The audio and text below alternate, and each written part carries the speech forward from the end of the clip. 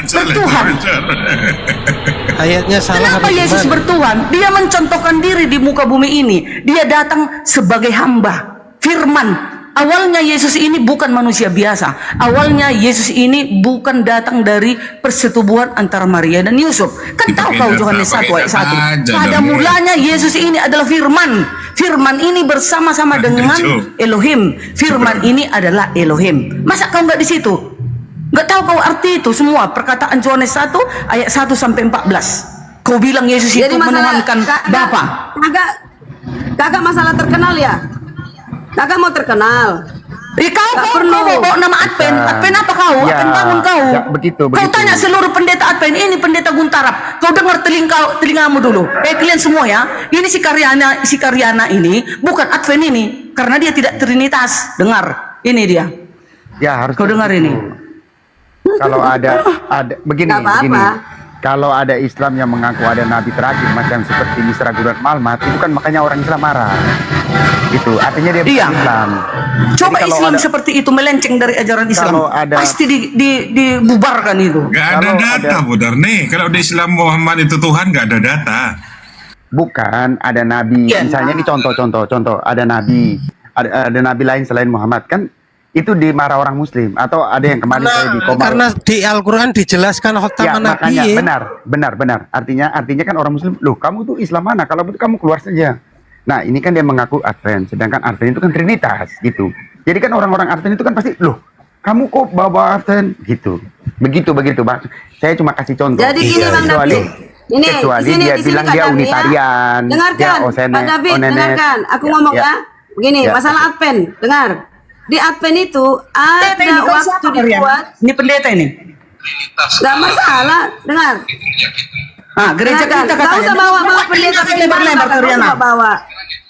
Dasar. Kalau kamu mau pendeta, kamu jangan bawa Advent. Ini pendeta sekolah ini kau sekolah kau. Tapi sebelumnya ada satu hal yang saya harus. Berarti kakak membawa pendetamu. Jangan bawa pendetamu. Iya dong, pendetaku, dia pemimpin kami di organisasi Advent, pendeta yang memimpin. Kau siapa kau? Supaya dapat menjelaskan Lanjut. umat Tuhan. Ini pemimpin. Ini lagi pemimpin tertinggi. Ini si Guntarap. Dia dengar kau. Kau siapa kau gembel-gembel kau? Ibu Karyana tidak masalah, tidak percaya Trinitas, tapi itu jangan bawa Advent. Ya udah, jangan Bunda Karyana ini Advent dari dulu.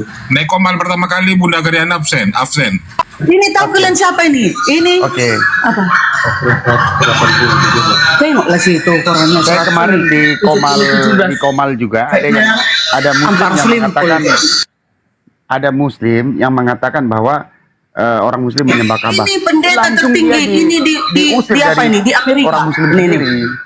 Itu. Kamu jangan ngaku-ngaku Muslim. Pendeta Jonathan Guntarap. Kau siapa kau Karyana? Gembel. Ini. Kau bisa kayak gini kau mengajar kau Trinitas.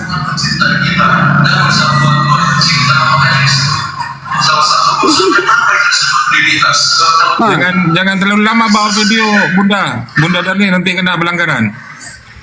Tutup aja. Ya, perdengarkan suaranya. Dukung aja. Kak Darni Tritunggal. Dukung Kak Darni Tritunggal. Dukung. Enggak, berarti bagi Bunda Darni ini Yesus ini adalah Bapak itu sendiri, Bunda Darni. Di bumi dia udah jelas. bukan Bapa, dia di bumi. Dia firman Bapa yang menjadi manusia. Kan sudah berkali-kali aku bilang sama kalian. Nanti setelah kembali ke surga, maka dia kembali kepada sang firman itu. Makanya ada Yohanes 1 ayat 1 sampai 14. Pada mulanya Yesus ini adalah firman bersama-sama dengan Elohim. Firman itu adalah Elohim menjadi manusia turun ke bumi. Di bumi dia bukan Bapa. Di bumi dia firman Bapa menjadi manusia daging. Biar bisa dia berinteraksi dengan ciptaannya. Makanya nanti kelak menghakimi dunia ini kan siapa? Yang wujud ini, wujud Yesus. Saya tidak tahu apakah Dr. Rononuwo ini ada. Ya, makanya tunjukkan kalau Bapak itu adalah Yesus itu sendiri, tunjukkan di mana datanya, dan Tritunggal itu ada di Belanda, silakan. siapa yang menghakimi dunia kelak di akhir zaman? Bukan itu yang saya tanyakan. Bapak atau utusan? Tunggu. Siapa yang menghakimi kelak di akhir zaman? Bapak, utusan atau manusia? Iya, kalau atau di akhir nabi? zaman memang Yesus yang datang ke bumi, tapi bukan di. Aku tanya, di zaman, siapa ya. yang menghakimi kelak di akhir zaman? Berarti Bapak atau pensiun. manusia atau nabi? Berarti Bapak pensiun. Bapak itu tak kelihatan loh, semua itu sudah diberikan kekuasaan, duduk di sebelah kanan Elohim, ya. Maksudnya bukan duduk ada di kiri, ada di kanan, tetapi kekuasaan penuh kepada siapa? Wujudnya. Nanti kita manusia kan diubah seperti jelas kok ya, Bunda manusia Karyana, yang tak bahwa berdosa. sang Dengar anak itu dulu. duduk di samping kanan Bapak kan gitu kan? Iya, Gimana sih? maksudnya duduk di samping kanan Bapak bukan maksudnya ada di kiri, ada di kanan. Di kanan itu kekuasaan penuh. Semua kekuasaan penuh kepada Yesus itu yang nampak, yang wujudnya itu. Wujudnya kan Yesus. Makanya yang menghakimi Yesus, yang menyuruh para malaikatnya untuk mengumpulkan segala bangsa dari 4 Yaudah. penjuru bumi. Siapa? Yesus. Saya kasih ke Bunda Karyana, lagi, silakan jawab, bantah Bunda Karyana. Saya pinjam dulu kursinya Bunda Aulia ya. Nggak apa-apa. Memang Tuhan menerima gembel-gembel. Bukan orang yang berjas keren, bukan. Saya pinjam Yesus dulu. menerima orang kecil yang hina, yang gembel-gembel. Ya, Oh, Pak silakan. Josman gembel. Silakan, Pak Josman ini silakan. gembel itu diterima Yesus. Bukan yang Boleh saya- berjas-jas, berkoren-koren. Iya, Ibu Karyana, lagi Ibu orang Darni. asing. Ya biar tahu kalian ada Ya, lagi silakan, orang silakan, asing silakan, yang silakan. percaya Roh Bicara, Kudus. boleh ikut ngomong aku, Ibu Darni, Ibu Karyana. Ya silakan. Satu-satu. Iya. Saya setuju dengan Pak David dan Ibu Darni yang mengatakan bahwa gereja Advent itu adalah Katolik. Sama dengan Katolik. Kenapa? Karena pada tahun saya ambil itunya ya, saya ambil referensinya ya. Karena pada tahun 1981, Neil C. Wilson, Ketua General Conference President of Seventh-day Adventist Church, dalam dalam majalah Adventist Review Maret tanggal 5 tahun 1981 halaman ketiga, dia menulis begini. Terdapat gereja universal yang lain yang Bunda betul-betul Aulia ada lagi Bunda. Halo. Bentar. Baik. Saya setuju dari Bu Darni ya dengan Pak David tadi barusan. Kenapa? Gereja Advent itu memang gereja kepercayaannya sudah menjadi Katolik. Karena pada tahun 1981 Ketua Dari Jenderal dulu Katolik. Sebentar Ibu Karyana, sebentar dulu Ibu Karyana. Karena tahun 1981 Ketua General Conference Neil C.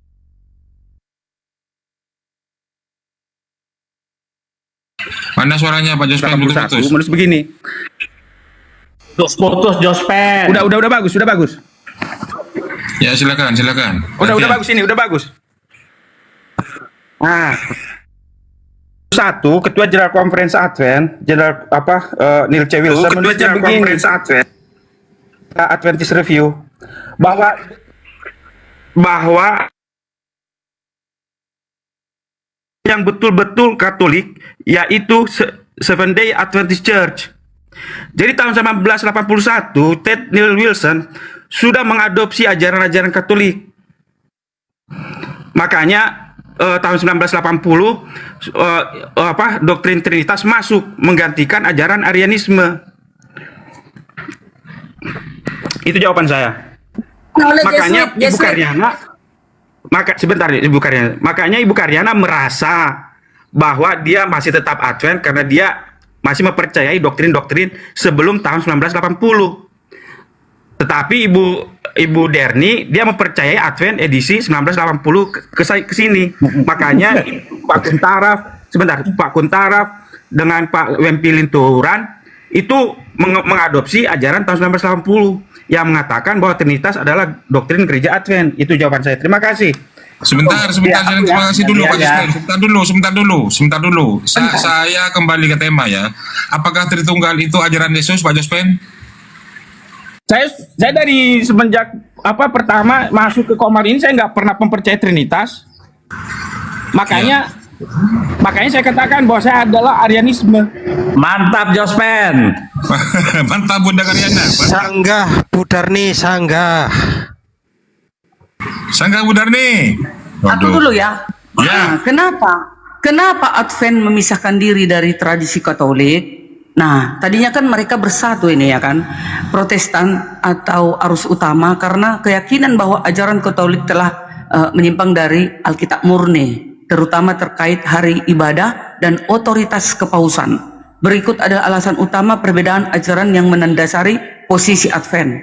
Hari Sabat hari ketujuh Sabtu, ya. Pandangan Advent. Advent percaya bahwa hukum keempat dalam 10 perintah Allah mewajibkan ibadah pada hari Sabat, hari ketujuh atau Sabtu, bukan Minggu. Alasan keluar, mereka menganggap perubahan hari ibadah dari Sabtu ke Minggu itu gereja Katolik sebagai penyimpangan terhadap perintah Elohim. Itu makanya orang Advent keluar dari ajaran Katolik. Awalnya sama, tapi karena lalu kenapa keluar? Satu, yang mengampuni dosa itu adalah siapa? Itulah paus yang dibilik. Nah itu satu, diprotes. Itu, tapi Trinitas itu tetap sama. Tetapi kenapa dikatakan Trinitas? Bukan 3 Tuhan. Satunya Tuhan, itulah Elohim. Elohim ini mempunyai pribadi Bapa, Yesus dan Roh Kudus. Hakikatnya yang bertiga adalah Elohim. Begitu. Berarti pribadinya lebih dari pribadi ganda ya?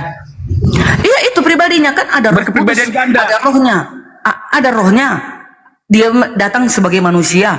Itu dia maksudnya, bukan 3 Tuhannya, bukan.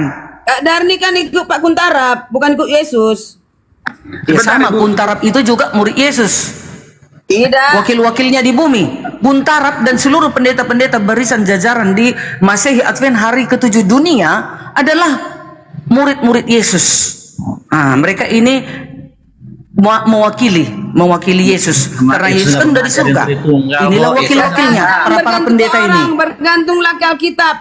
Bergantunglah ke Bible, jangan bergantung sekarang ke pendeta. Kalau nggak ada petinggi, bagaimana kita mau bergantung? Kita bergantung kepada pemimpin dong. Hormatilah pemimpin-pemimpinmu, gitu katanya loh. Kita harus menghormati para pendeta kita. Sebentar. Ya. Sebentar Yana, Ibu Derni, boleh saya bicara motong sebentar? Silakan. Begini Bu, tahun 1980-an ada sebuah gereja namanya gereja The Church of God. Mereka mempercayai bahwa Roh Kudus itu adalah kuasa dan Bapa dan Anak itu adalah pribadi yang terpisah tetapi memiliki kodrat ilahi, ya. The Church of God. Kemudian seiringnya dengan berjalannya waktu, The Church of God kemudian mengubah doktrinnya itu menjadi Trinitas. Kemudian mengubah namanya menjadi The Church of Communion, the Grace, komunitas kasih karunia Allah. Jadi gereja itu berubah dari The Church of God menjadi The Communion of Grace, ya, gereja komunitas kasih karunia. Doktrinnya dari binitarian menjadi Trinitas, kemudian dari hari Sabat menjadi hari Minggu. Jadi ketika gereja mengubah doktrin Trinitas, itu ada kemungkinan akan mengubah hari perbaktiannya menjadi hari Sabat, hari Minggu. Itu satu. Yang kedua, kemudian mereka mulai mengikuti perayaan Natal, perayaan Paskah, dan itu sudah mulai dirasuki, udah mulai memasuki gereja-gereja yang lain. Dan itu udah masuk ke dalam gereja-gereja, beberapa gereja, ya. Jadi maksud saya di masa depan adalah mungkin kalau sudah mengubah doktrin Trinitas menjadi Trinitas, kemudian mungkin bisa jadi akan berubah menjadi perbaktian kepada hari Minggu, perayaan Paskah, perayaan Natal, itu udah bisa jadi. Makanya mengapa saya mengutip kutipan dari N.C. Wilson tahun 1981 dari Adventist Review Maret tanggal 5. Dia menulis begini: di sana terdapat gereja yang betul-betul Katolik dan universal yang lain, yaitu gereja Advent hari ke-7, Seventh Day Adventist Church. Silakan cari. Semenjak itulah gereja pendeta-pendeta Advent termasuk Kuntara, termasuk Wimpilenturan mulai mengajarkan Trinitas dan ajaran bapak-bapak gereja. Kalau Anda bertanya, sebentar sekali, terakhir. Berarti awalnya nggak ada ya Jospen ya? Awalnya nggak ada. Sebentar. Nah, jadi tanyalah pendeta-pendeta yang hampir mau mati yang sekarang, yang udah bau tanah, yang tamatan tahun 50, 60, 70, mereka akan mengatakan gereja Advent tidak pernah mengajarkan Trinitas. Itu jawaban saya. Terima kasih. Silakan Pak Yosef. Ini sejak 1534 coba cari tahu Kak arti Jesuit. Dari sinilah lahirnya berpisah Katolik dengan Advent. Tapi ini yang tidak masalah Sabat berpisah, masalah Natal berpisah, dalam hal Tritunggal tidak berpisah ini. Cari Jesuit. Jesuit adalah ordo religius pria terbesar. Oh, Ibu nggak boleh. Dalam gereja Katolik. Ibu Karyana nggak boleh begitu. Didirikan. Ibu Karyana nggak boleh terlalu terbuka. Iya, nggak boleh terlalu terbuka di. Ya kan dibukanya tadi dibilang Kak Darni, kau siapa gembel-gembel kau kata karena aku tahu sejarahnya. Ini yang masih diterima. Masalahnya gini, Bunda Karyana, Pak Jospen. Diterima dari Katolik. Bu Darni ini bukan Tritunggal. Sebentar, Bu Darni ini bukan Tritunggal, dia seolah-olah JO. Yesus Bapak itu datang melengkahi para pendeta, itu maksudku Karyana. Makanya Kak periksa Anda itu Jangan bukan lagi kau Tritunggal, bilang Bu Darni. Advent Anda mulai hari JO ini. itu. Kau keluar Ormas dari kau. Advent kalau kau tak mengimani Trinitas. Doktrinnya ada. Waktu kau dibaptis juga kau harus terima itu. di Indonesia 19 Bentar, Nggak gimana boleh ini? seperti itu. Nggak boleh suka-suka hati kita Kaki melanggar kau mau peraturan naik. organisasi. Kita harus sepakat dengan apa yang dikatakan pemimpin kita. Kalau kau mau Gantian, keluar, kan kalau itu kau ya. menolak, Kan itu jangan kau gantian bilang dulu. kau Kan itu. mewakili Advent. Ya, jadi begini. kalau dalam- Sebentar Ibu Darni. Gantian, Saya ingin Jos. komen. Jos, gantian. Gini. Jadi kalau dalam organisasi Advent dia punya doktrin sudah jelas. Nah, jadi kalau Karyana ini memang sudah tidak di dalam doktrin Advent dia. Ya, dia menemukan Makanya- begini Dia- saudara, kalau di Advent itu kenapa Anak udah cocok mualaf, udah cocok Gini, asyhadu gini. kau adikku. Ini Cocok kau asyhadu. ini kelebihan Advent kelebihannya ada diskusi setiap Sabat. Diskusi itu selama setengah Ya, jam. olah Ya. sahabat Kita sebelum itu khotbah. bebas menyelidiki Alkitab. Itu kelebihan Advent. Makanya ada Advent juga berbagi-bagi. Terbagi-bagi. Kalau nggak salah ada Ada dividian. 1.500 juga tuh pecahannya. Tuh. Iya, ada juga yang tak percaya kepada Roh Kudus. Ada. Nah itu. Jadi itulah, mereka Kak. itu Jangan- sudah jangan, melenceng Kakak. sendiri-sendiri, pemikirannya sendiri.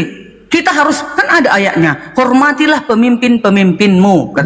Ibu Darni, saya potong Ibu Oh. Darni. Silakan. Betul kita menghormati pemimpin, tapi lebih kita hormati lagi adalah kitab suci karena itu adalah perkataan Allah. Betul. Ketika seorang pendeta, ketika seorang ulama, ketika seorang pemimpin agama, entah itu pendeta, doktor, profesor dari tamatan dari manapun itu, yang tahu bahasa Ibrani, bahasa Yunani, bahasa apapun itu, kalau dia bertentangan dengan firman Tuhan, jangan pernah dengar. Iya. Oke. Tidak tertutup Karena- kemungkinan kalian punya Advent. salah. Karena Jangan saya lagi kalian bilang Advent. Kalian Karena saya cari bukan tuh muridnya pendeta. Nama gereja kalian jangan bilang Advent lagi, supaya jangan mempermalukan para pendeta yang sudah capek-capek belajar teologi. Datang kalian menghancurkan dengan kalian berdua, begitu. Contoh. Jangan bilang lagi kalian apa agamamu, kalau kata Bang Arif Advent, jangan kalian bilang lagi. Ya enggak? Betul Apa nggak itu salahnya? Bang Yosef? Apa salahnya? Nggak salah itu. Billy. Nggak salah ibu Kan karena udah salah. Nggak ada Sekarang salah. contoh, Islam lah. Masuk Contoh Islam. organisasi Advent. Ajarannya sudah Kalau benar. Kalau organisasi Advent sekarang kan memang Tritunggal. Nah, Ya. jadi kalau kalian yang mungkin kalian paham Advent yang kalian berdiskusi dengan Islam, akhirnya kalian sudah mulai berubah cara berpikir kalian bahwa Tuhan itu satu. Betul. Tidak ada Tritunggal kalau di dalam pemikiran bebas. Tapi kalau dalam doktrin Advent harus terikat Tritunggal. Tapi begini Yosef, begini Yosef. Kami tahu apa bukan Trinitas, anti Trinitas, bukan karena diskusi di komal-komal Muslim. Jangan kau bilang begitu. Kami tahu karena kami belajar ajaran pendahulu Iya, bukan. gereja dulu dan Alkitab. Saya baru 1 tahun saya main TikTok, Sebelum itu jauh sebelum itu masih bapak saya udah paham saya. Bapak saya bilang memang Advent ada kesalahan. Bapak saya walaupun pendeta. Gimana Pak? Begini. Nah saya, tapi kita tetap Advent. Karyana Gitu. sama, papa saya mantan pendeta Advent, om saya pendeta Advent, Max Manangkalangi, bisa dicari itu, yang buat gereja Advent di Tikala Manado. Oh, Itu Max om Kalangi. Max Kalangi. Iya, iya. Itu kan peting apa di Uni Timur ya. Iya, jadi Beda lagi dengan Robert Walean. Kenal Robert Walean dulu? Udah mendiang. Itu kedatangan Tuhan. Ada dulu dia pergi ke puncak gunung Wah, nggak Salak. usah terlalu melebar. Ya beda. Jadi Iya. gini, kita di Advent juga berbeda. Kakak harus menghargai, walaupun kita memang sama-sama di Advent. Karena Papa kita saya- berdiskusi beda pendapat nggak apa-apa. ya papa Gitu saya loh, Pak. Advent, dia keluar, dia nggak percaya Paulus. Dia bilang ini Paulus bertentangan dengan Taurat. Dia bilang, kenapa? Raja Daud bilang Taurat sempurna, dia bilang Taurat tidak sempurna. Papa saya Pak anti Paulus. Sampai Berarti akhir kamu dia meninggal. belum mengerti. Wah, belum dia mengerti pendeta sekolah, ajaran woi. Dia sekolah di Unai, woi. Maksud Paulus Dia sekolah di Unai. maksudnya itu Wah. nggak perlu Taurat, tapi yang paling utama adalah Yesus. Kalau udah Oh, berarti utama boleh Yesus, berarti boleh dia berzina. setia. Oh enggak dong. Dalam Kalau hal sudah itu kan dia kita yang bersama. utama Yesus, Pak enggak Darmi, berzina, dalam enggak hal itu kan membunuh. kita sama. Dalam hal Tritunggal kita salah berbeda. Dalam hal ini kakak aku setuju. Jadi nggak bisa. Itu. Sekarang gini, pas yang gue bilang Mana salah segala perkara. Kemana baik. Jaspen? Terpental mungkin. Gak biasanya Jadi kita- jaringan itu, jaringan biasanya Jospen. Makanya aku Firman kadang yang lucu. berwani. Heran aku nengok para pendeta. Seandainya ada pendeta Advent keluar katanya contoh. Ya, tapi di telinga aku belum pernah aku dengar ada pendeta Advent keluar ya. coba Gara-gara lihat. ajaran itu enggak. Lihat, Malah Advent. lebih kuatnya aku lihat. Aku Ya, aja kuat, apalagi pendeta. Banyak. Banyak pendeta. Banyak. Ah, berarti belum memaham betul dia siapa, bagaimana Elohim itu Tapi gitu. kakak bilang aku apa gembel. Buktinya aku tahu. Ya, kau Robert kan Walean termasuk tahu, gembel semua lah. tahu. Karyana, Tahu saya, dengar kau Kak. Karyana. Semalam pemilihan ketua BWA sekota Medan. Aku mau ngintip-ngintip di mana si Karyana. Mungkin Mana ada aku di Medan? Kau pintar. Aku jemaat. Iya, elah. Mana lah dikenal aku di Medan? Di veteran aku kak. Yang aku di jemaat di jalan MTH. Veteran itu udah kota Medan, itu udah kota Medan. Kalau pemilihan ketua-ketua BWA, mereka harus ikut ada Aku orang sinomat Jakarta kak. mewakili SMA di dari Jakarta. gereja Aku masing-masing. Advent. Tanyalah. Aku tamat SMA Salemba. Advent Jakarta Pusat. Astaga, woi, Apa? lu Salemba, gua di Jatinegara, PAJ gua. Ya, dari semua keluarga aku di Keramat Pulau di Salemba. Aku dibaptis di MT Haryono. Dulu aku di Tamrin. Lu tahun berapa? Iya, di Salemba. Saya tahun 91 saya di apa? Tamat SMA. Oh, berarti tuan. Ini ada typing lagi. Pendeta terkenal karena perpuluhan. Oh salah ya. Ya saya sudah Tidak. menyaksikan. Puluhan itu nggak ada dipegang pendeta. Inilah seharusnya saya bendahara di gereja, tapi saya tolak. Saya lebih suka Enggak, mengurus-ngurus. salah pengertian itu. Bukan. Kalau ada uangmu kau berikan. Jangan kau istri 4 boleh. Perpuluhan kau celit. Kami Kau pakai terorganisir. berlian boleh. Istrimu nanti 4 semua pakai berlian. Kau bayar perpuluhan kau celit. Itu penyesat namanya. Itu. Jadi jangan bilang pendeta itu berbahagia. Berapalah gaji pendeta? Aku tahu gaji pendeta. Hanya 6 juta kotor. Anaknya 4. Di situ semua. Kami distrik Medan Barat ada sekitar 450 kakak keluarga. Nanti kalau sakit atau melahirkan atau apapun kemalangan, pendeta itu pasti bawa pisang, bawa jeruk. Dari situ, dari 6 juta, anak 3. Kalian jangan kayak gitu, jangan kalian ejek-ejek para Nggak pendeta ada itu. pendeta yang Suci kaya. mulia. Kalau ada pendeta yang kaya berarti nggak benar. Nggak ada pendeta Advent kaya, nggak ada. Ya. Tapi perpuluhan itu memang bukan buat pendeta. Kalau di dalam Enggak. Torah itu buat orang Lewi, anak yatim, para janda, dan orang asing. Wah, pendeta nggak berhak menerima perpuluhan. Oh, Ada kalau di gajinya. kami ya Tentu. pendeta lah berhak. Siapa lagi? Ya kan kalau menurut Taurat nggak boleh, dalam kitab Taurat nggak boleh. Yang berhak menerima perpuluhan. Kan itu untuk orang-orang Lewi, orang-orang Iya. Lewi. Itu pengurus-pengurus mewakili Tuhan lah ibaratnya. Sejak kapan pendetamu orang Lewi? Nah sekarang di modern ini, kau cari sekarang orang Lewi mana ada lagi lah. Wah, Billy. ada. Sekarang nggak ada. Ini sudah zaman Ada modern. orang Lewi. Jadi Orang Lewi orang-orang Lewi sekarang diibaratkan para pendeta. Mereka lah yang Nah, itu mengatur, namanya yang memimpin mengambil umat-umat kemuliaan orang agar Lewi. berjalan Jangan di jalan yang kemana-mana. lurus yang benar. Udah Gimana melebar, sih kau? melebar. Enggak, masalahnya memakai kalimat perpuluhan. Sementara Nah, kalimat Mas, perpuluhan ada di dalam Taurat. Coba kalau Ya memang kalimatnya itu bahagian pencaplokan, mereka itu nggak perpuluhan. masalah. Ya, itu Pendeta kan- nggak bekerja kalau di Ya kami kalau di pendeta dalam itu nggak kerja loh, Taurat itu Ansor. perpuluhan itu bukan untuk pendeta. Betul. Kalau di dalam Taurat Betul. harusnya pencaplokan nggak apa-apa, pencaplokan silahkan pakai apa nama apa terserah. Jangan perpuluhan, itu namanya mengklaim punya Yahudi kalau begitu. Betul. Punya anak yatim. Iya, lanjut. Itu pun bukan uang, itu hasil ternak dan hasil tanam itu kan. Bang Bin? Betul. Iyalah. Sekarang harus uang. Gimana sih benar nih? Ayo. Iya, pendeta kami itu tidak boleh bekerja. Pernah ada pendeta di Tanah Karo, diam-diam dia menjual susu kepada umat. Langsung dia apa? Dipindahkan. Nggak boleh. Mereka hanya khusus berdoa untuk umat-umatnya. Ada yang sakit dilawat, ada yang kemalangan dilawat. Pokoknya yang bagian-bagian menderita, urusan pendeta untuk menguatkan mereka. Jadi mereka tidak diperbolehkan berbisnis dan berdagang. Jadi dari mana uang mereka, dari mana makan mereka? Ya tentu dong dari perpuluhan sesuai dengan Maliaki 3 ayat 10. Nah, jadi para pendeta ini kan pekerjaannya mulia. Maliaki 3 ayat 10 bunyinya apa? Biar ada perbendaharaan, ada makanan di Bawalah rumah. segala persembahan perpuluhanmu ke Mana? Kita baca. Kemana? Ke gereja. Ke perbendaharaan. Kan ke gereja kami sampaikan. Kami Organisar, menyampaikannya saudara. di gereja dulu. Teksnya. Kita diorganisir. Terorganisir. Oke, Artinya Maliaki berapa? tidak ada langsung ke pendeta. Maliaki berapa? 3 ayat 10. Digaji. Berapa? Maliaki 3 ayat 10. Kita lihat teks aslinya. Paling mantap ini. Lari lagi ke yang lain. Maliaki 3, ya nggak apa-apa daripada engkau diajar sama Darmi nanti dengan biar Darmi mengaku lah. Takut gua, nggak takut gua berdasarkan Alkitab aja. Kau kan Advent tapi nggak Tritunggal.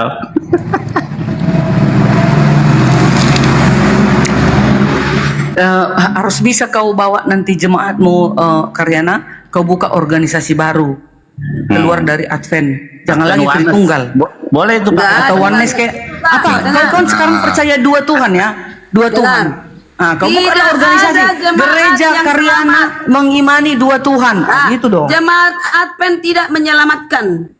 Oke? Memang Namun Budak ini malah tiga Tuhan. itu adalah enggak satu Ya, Tuhan kami. Kami Esa, Tuhan kami Esa. Elohim. Siapa itu? Elohim di dalam wujudnya Yesus pribadinya. Bukan Yesus. Elohim itu pribadinya Bapa, Yesus dan Roh Kudus. berarti kakak yang sama dengan Islam. Kakak yang sama dengan Islam. Yahudi terus yang diambil. Kakak yang satu. Kasihan. Elohim jadi manusia, Bang Joseph. Ya enggak lah, Hasem bukan manusia. Iya, Hasem memang bukan manusia. Tapi dia boleh datang kan ke bumi. Ayatnya Bagaimana bukan cara dia. dia supaya bisa disentuh oleh manusia? Ayatnya bunyinya gini, Dia Pak datang Yomer. sebagai manusia dong. Yomer Hasem mitok HS kol devarim atem shomim satu rupa, tidak hanya suara, tidak ada badannya Tuhan itu. Jadi kan nanti Billy, orang Yahudi ada ayatnya ku baca. Inilah Tuhan kita yang kita nanti-nantikan katanya. Dengan bagaimana wujudnya kalian lihat Tuhan kalian itu? Di Yahudi. Billy. Ada ayatnya di dalam Yesaya. Inilah Tuhan yang kita nanti-nantikan. Marilah kita bermasmur Kita katanya. lihat dulu ayatnya ya, bagaimana Torah menentang semua paham yang dipahami oleh Kristen soal apakah Tuhan itu ada rupanya. Kita lihat dalam Ulangan 4 ayat 12 bunyinya begini bunyinya.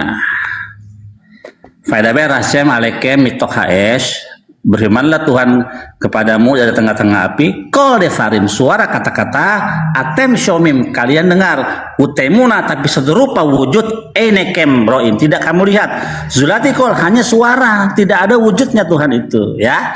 Itu dalam kitab Ulangan.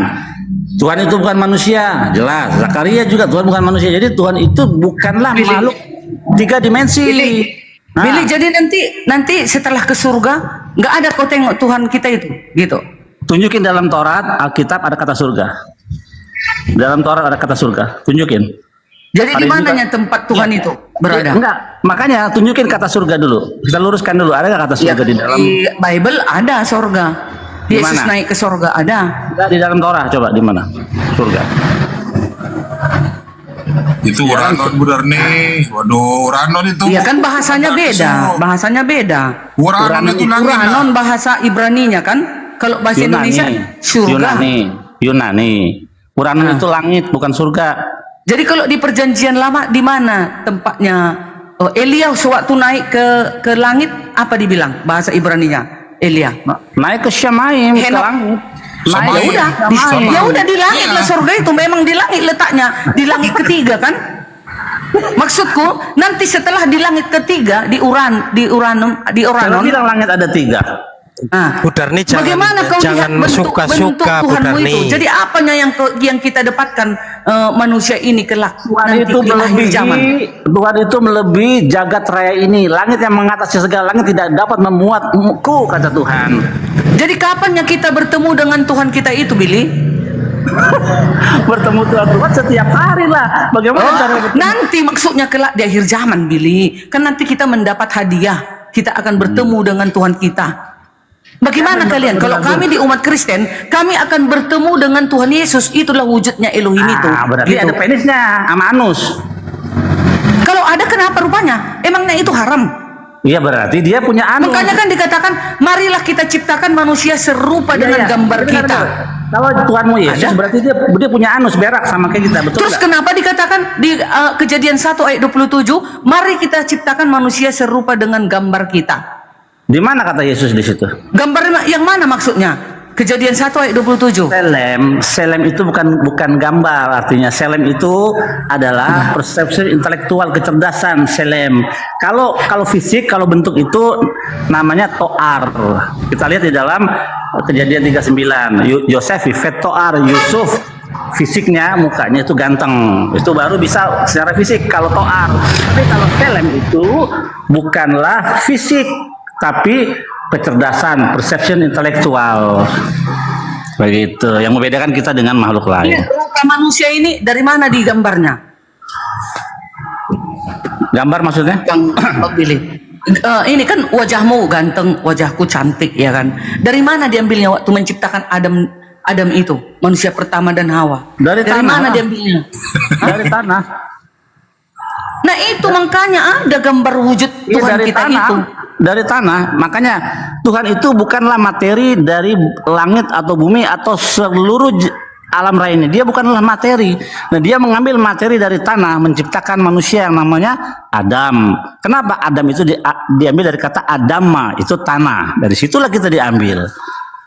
Tuhan itu tidak punya hidung atau punya anus. Konsekuensi kalau Tuhan itu punya anus, dia berak seperti Firaun.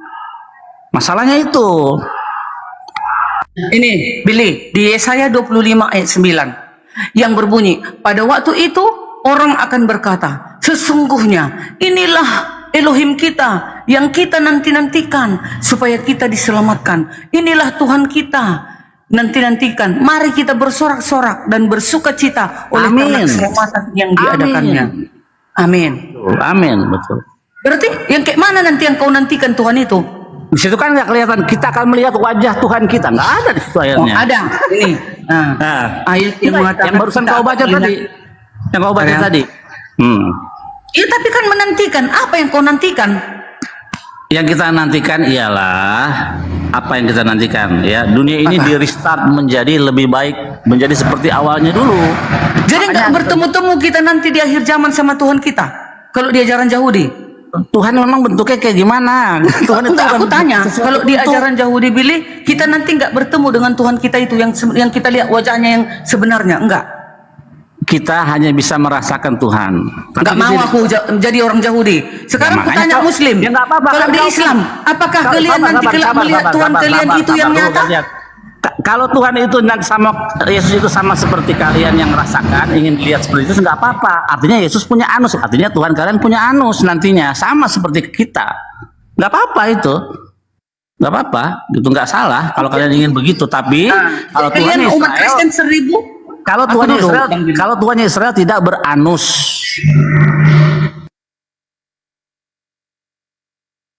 Jelas ya, di Yahudi nanti nggak melihat Tuhannya di akhir zaman.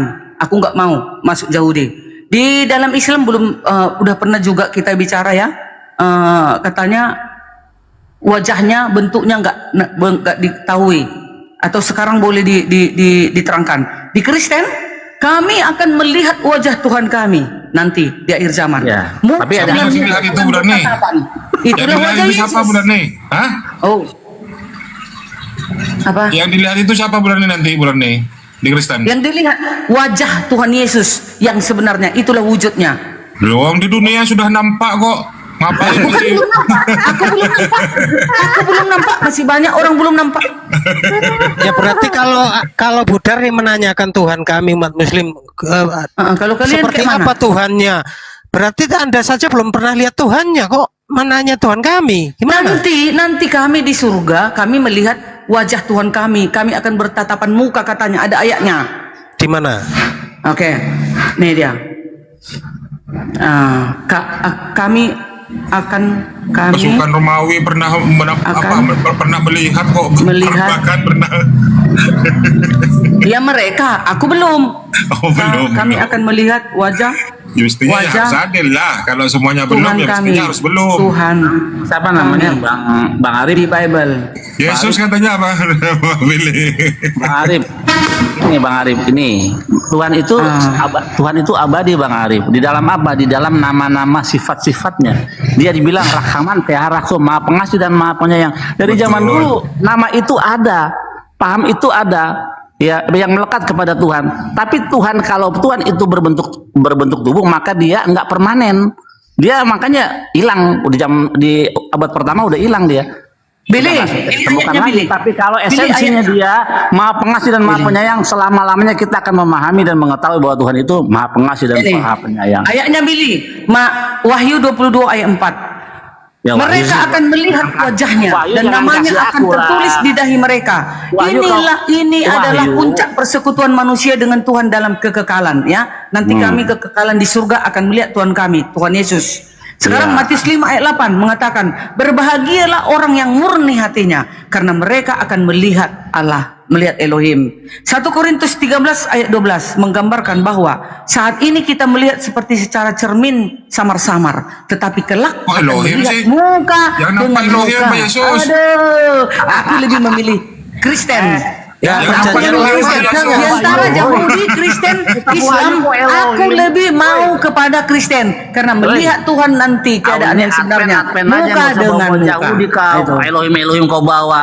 Perjanjian Nggak lama ada nggak yang Elohim. seperti itu? Perjanjian lama tadi yang dibaca perjanjian baru melulu sih. Perjanjian baru itu siapa? Perjanjian lama coba ada nggak yang seperti itu melihat Yesus? Di perjanjian lama karena manusia berdosa tidak mampu melihat wajah. Waduh, jangan lama berdosa. Nanti kita Berarti mau perjanjian masuk baru udah nggak menjadi berdosa. menjadi tubuh kemuliaan sama seperti Yesus, maka kita bisa melihat wajah Tuhan kita yang sebenarnya. Itu di perjanjian baru nanti, Ya, di kekekalan Oke. itu kita akan melihat Oke, Tuhan kita gini. dong. Saudara-saudara, kita berdasarkan dalil aja. Kebetulan tadi kakak baca di Matius, coba Matius 25 ayat 31, artikan dulu kak. Betul. Tahta Sampai Bapak dan tahta sampai anak ke di bawah. situ. Ada 2 tahta, Bu Darni. Mak ayat, berapa? Matius 25 ayat 31 penghakiman terakhir. Siapa Ya. itu, siapa bapak, siapa anak? Coba. Oke, Apa artinya? baik. Baca sampai ke bawah ya. Apa artinya? Matius ya, ntar ya. Matius 25 ayat 31. Ya, sabar. 25 ayat 31 penghakiman terakhir ya. Apabila anak manusia datang dalam kemuliaannya dan semua malaikat bersama-sama dengan dia, maka ia akan bersemayam di tahta kemuliaannya. Lalu semua bangsa akan dikumpulkan di hadapannya, dan ia akan memisahkan mereka seorang daripada seorang, sama seperti gembala memisahkan domba dari kambing.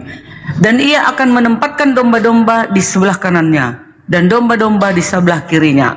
Dan raja itu akan berkata kepada mereka yang di sebelah kanannya, mari hai kamu yang diberkati oleh Bapakku, terimalah kerajaan yang telah disediakan bagimu sejak dunia dijadikan.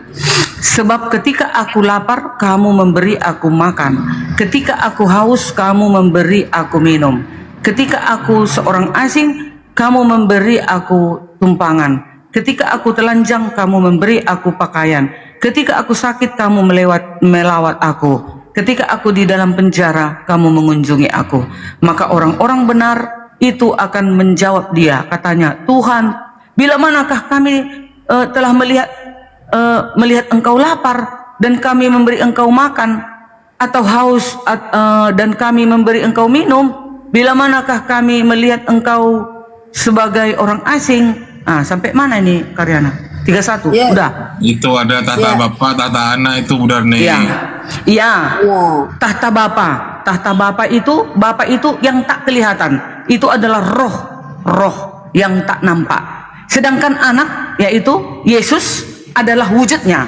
Nah, itu dia maksudnya. Ada berapa? Satu yang kita lihat kan cuma Yesus. Yang mana Yang tak nampak itu? Yang disembah ya Yesus. Yang Itu tak yang nampak nampak, tadi itu itu yang apa? wujudnya. 34 Kak. Oke, 34 baca ulang. 34. Oh, 34.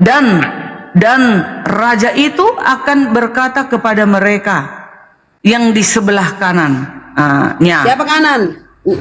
Di sebelah kanannya. Siapa itu Mari. yang itulah katanya?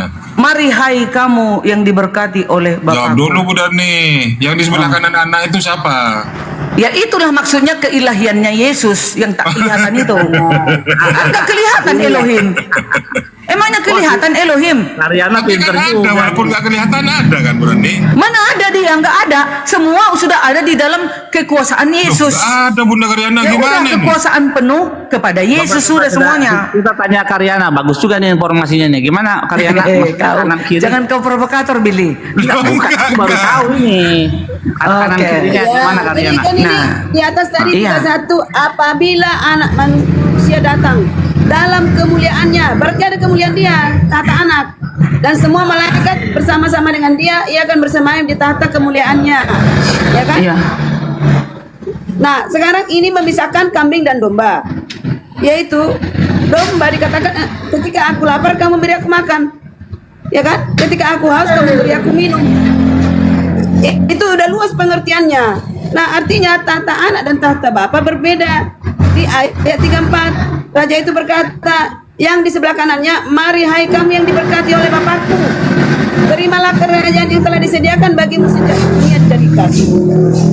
Jadi ada dua tahta di situ, Kak Darni. Tapi Kak Darni mewakili dari dari pendeta Kuntarap, ya berarti itu yang kakak doktrin dari Kuntarap, bukan mendengarkan firman ini. Ya Gitu. justru karena aku melihat firman ini maka mengatakan karena Elohim itu kan nggak Kakak kita lihat. doktrin saya melalui Ya, Alkitab. apa kau lihat kelak Elohim? Kau kutanya kau melalui Karyana. Bible. Apa nanti kau lihat di mana ada ayatnya melihat Elohim di sorga kelak di akhir zaman? Di mana? Jadi Mana gini Kak, datanya? ayat 45 sebentar. Enggak, Ayat sekarang 45 kutanya mengatakan, kau. Coba tunjukkan data di mana nanti kelak orang-orang yang sudah diselamatkan ke surga akan melihat Elohim. Mana datanya? Mana? jadi tahta kerajaan. Mana datanya? Bikinlah. Biar ku baca. Anak Yesus bersujud Yang kepada dilihat Bapaknya kan di sorga. Yesus kan? Yang dilihat Ada kan dua Yesus. tahta Bu Darni. Tidak. Dua tahta kan? Tidak. Itu dua tahta untuk menyatakan bahwasanya Yesus ini adalah duduk di sebelah kanan, kekuasaan penuh itu maksudnya. Jadi nggak ada kita lihat nanti di kiri, nggak ada lagi dilihat yang sebelah manapun. Waduh. Hanya kita lihat yang efeknya. wujudnya. Sebentar. Inilah efeknya ayat 45 sampai 46. Inilah efeknya ketika kakak melarang-larang orang yang hina, yang saya gembel tadi ini. Ku baca ya, ini saya gembel nih, hina. Maka ia akan menjawab mereka, aku berkata kepadamu, sesungguhnya segala sesuatu yang tidak kamu lakukan untuk salah seorang Karyana dari yang paling hina itu karyanya paling hina. Kamu tidak melakukannya juga untuk aku, Ampa Anam. Dan mereka ini akan masuk ke tempat siksaan yang kekal. Kakak kena siksa kekal. Tetapi orang benar dalam hidup Siapa yang kekal menyiksa? itu, Kak. Siapa yang menyiksa? Elohim atau Yesus? Ya ini Tuhan. Siapa Tuhan yang menyiksa? Elohim atau Yesus, Kakak Karyana? kambing saya domba. Kakak kambing saya domba. Mana Kakak- siapa yang menyiksa nanti, Karyana? Elohim atau Yesus? Hah? Siapa? Yang menyiksa? Siapa yang menyiksa nanti Menurut di akhir kakak zaman siapa? penghakiman? Menurut kakak siapa? Siapa? Menurut Siapa? siapa? Kita pinjam kursinya Bang Ansor ya. Enggak, sekarang yang kau baca di Alkitab ini, siapa kelak yang menyiksa di akhir zaman? Yesus atau Elohim? Yang diutus Bapak siapa? Yang diutus yaitu anak. Hah? Yang Apa diutus. kerjaan Elohim itu? Apa kerjaan Elohim? Terlalu besar pekerjaan Bapak. Oh, makanya kau batal kau. Makanya nanti yang menyelesaikan semua pekerjaan itu adalah siapa? Wujudnya Yesus. Memang Tuhan katakan. Oh, kau orang itu yang makanya tidak kau semenjak kau seperti berbicara Karyana sama yang Bang kakak Juma, ulangi. sama Bang Arif jadi error otak kau itu. Oh. Aduh. Assalamualaikum Bunda. Aku semua kalian. Bang Juma juga bilang aku error. Kakak bilang error nggak masalah. Yang penting aku berdasarkan dari firman Tuhan, oke? Thank you, selamat datang Bang Juma. Jadi sudah jelas ya, Ya, yang menghukum semuanya. kelak siapa? Yesus ya, nggak ada yang lain ya, nggak ada Bukan para Yesus. nabi Aku bilang menghakimi ya. utusan. Ya, Mana yang ada menyiksa Yesus? Bapak Yesus ya. Tadi. Wih. Yang Tadi, memasukkan apa ke kerja penjara Bapak? juga Yesus kan, Utusan. ke dalam gua, ke dalam Wih.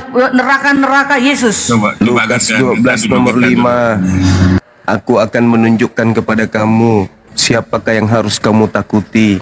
Kata Yesus, takutlah kepada Bapa yang setelah membunuh, Bapa mempunyai kuasa untuk melemparkan manusia ke dalam neraka. Sesungguhnya aku berkata kepadamu, takutilah dia.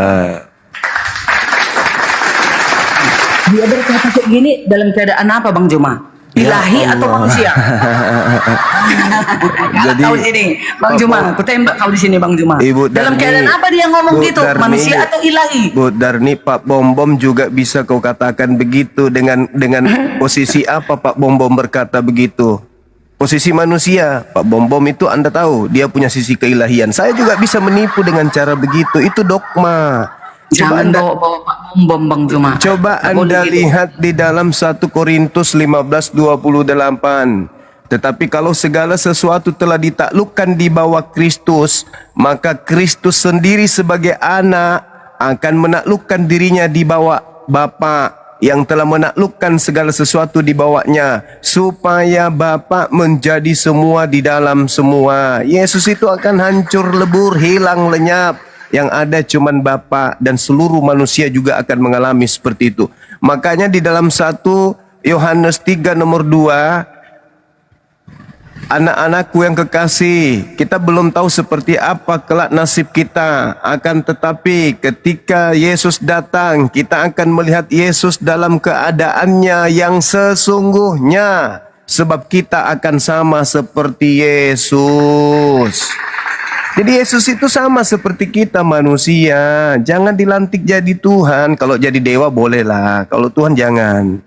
Begitu Bu Darni. Kenapa Bu Darni begini Ini polanya? kupotong Bang Juma ini. Kupotong Bang Juma ini. Yesus Sabar, sama sedikit, seperti Sabar, sedikit, kita. 10 detik. Gantian Bunda. Kenapa bisa Bu Darni seperti ini? Dibilang Yahudi kagak, dibilang Katolik bukan. Kenapa?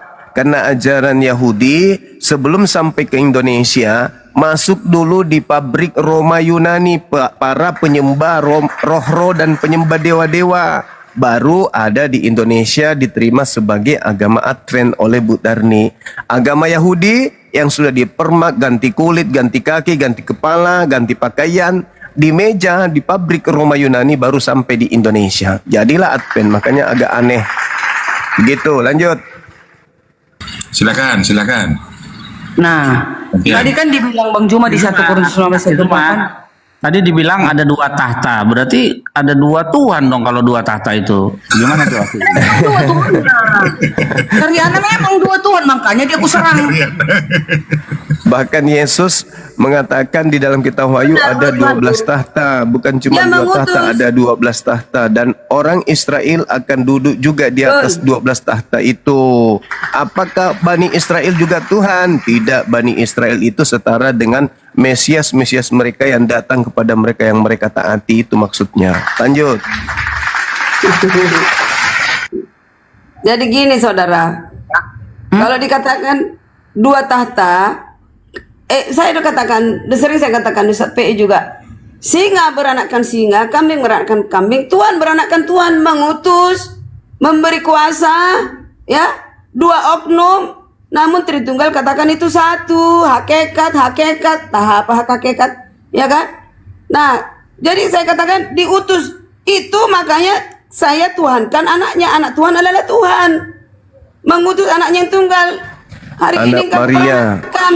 Anak Tuhan Maria mengatakan, adalah inilah anak Mesias, anak Allah yang diurapi. Untuk apa bilang diurapi kalau itu dia sendiri?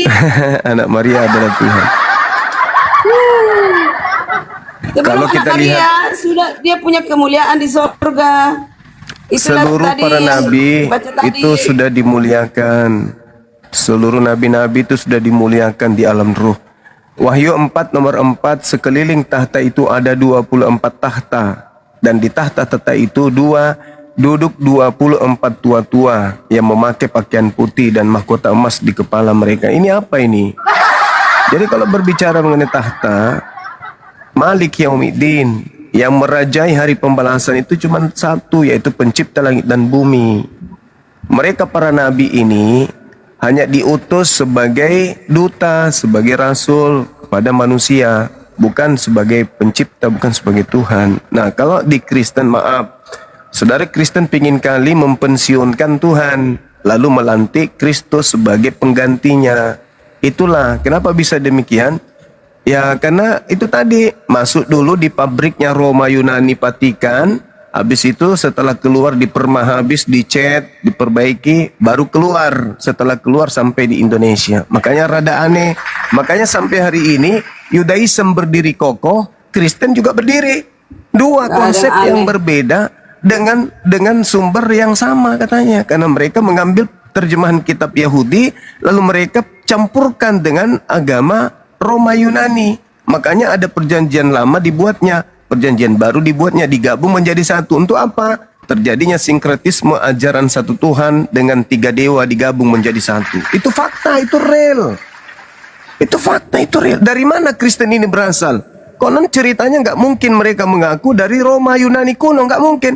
Pasti nyerong dia ke kiri, yaitu ke Yahudi. Tetapi kalau kita lihat akarnya, Paulus ini mengatakan di Kisah Para Rasul 17, apa yang kalian sembah selama ini yang kalian tidak kenal, itulah yang aku ajarkan. Siapa? Yesus. Jadi Yesus ini adalah nama yang dipakai oleh Paulus untuk menggantikan dewa-dewa orang Roma Yunani. Sehingga prosesi ibadah mereka masih tetap aja tertuju kepada dewa nenek moyang mereka dalam nama Yesus. Sehingga Yesus itu mereka lantik setinggi-tingginya untuk menyaingi Tuhannya Yahudi. Itu fakta, itu real. Itu real. Makanya Ada orang dari- Kristen itu diajarkan baik Advent atau apapun itu disehakikatkan antara Elohim, Hasem dengan Yesus Kristus ini. Bu Darni, kenapa dia berkata begitu? Karena dia manusia. Padahal dia itu adalah Tuhannya Yahudi. Kan irasional, sudah menabrak logika sehat.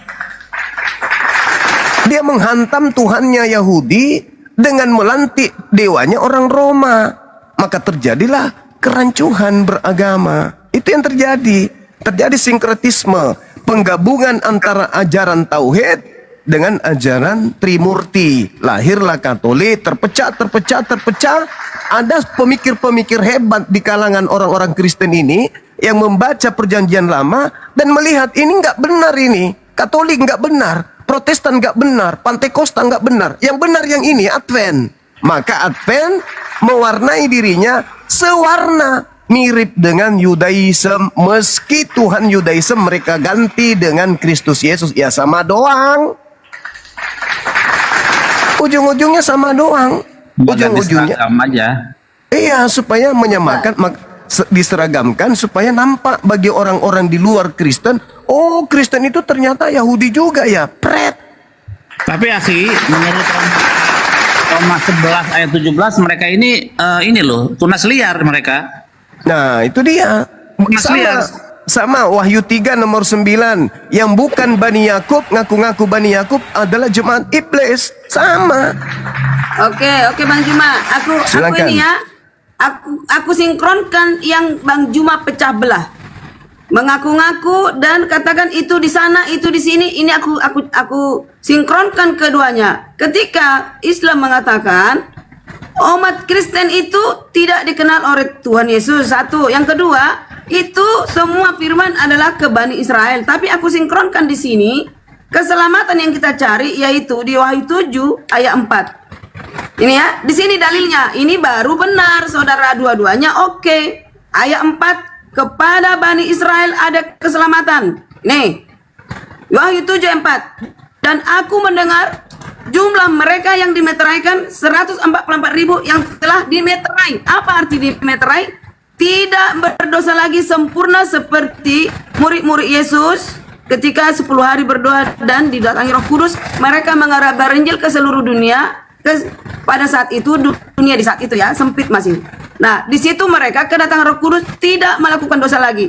Ini ya, 144.000 ini untuk Bani Israel yang benar-benar Israel secara badani. Telah dimeteraikan dari semua suku keturunan Israel. Ini udah pernah aku baca Bang Juma. Bang Juma lupa terus.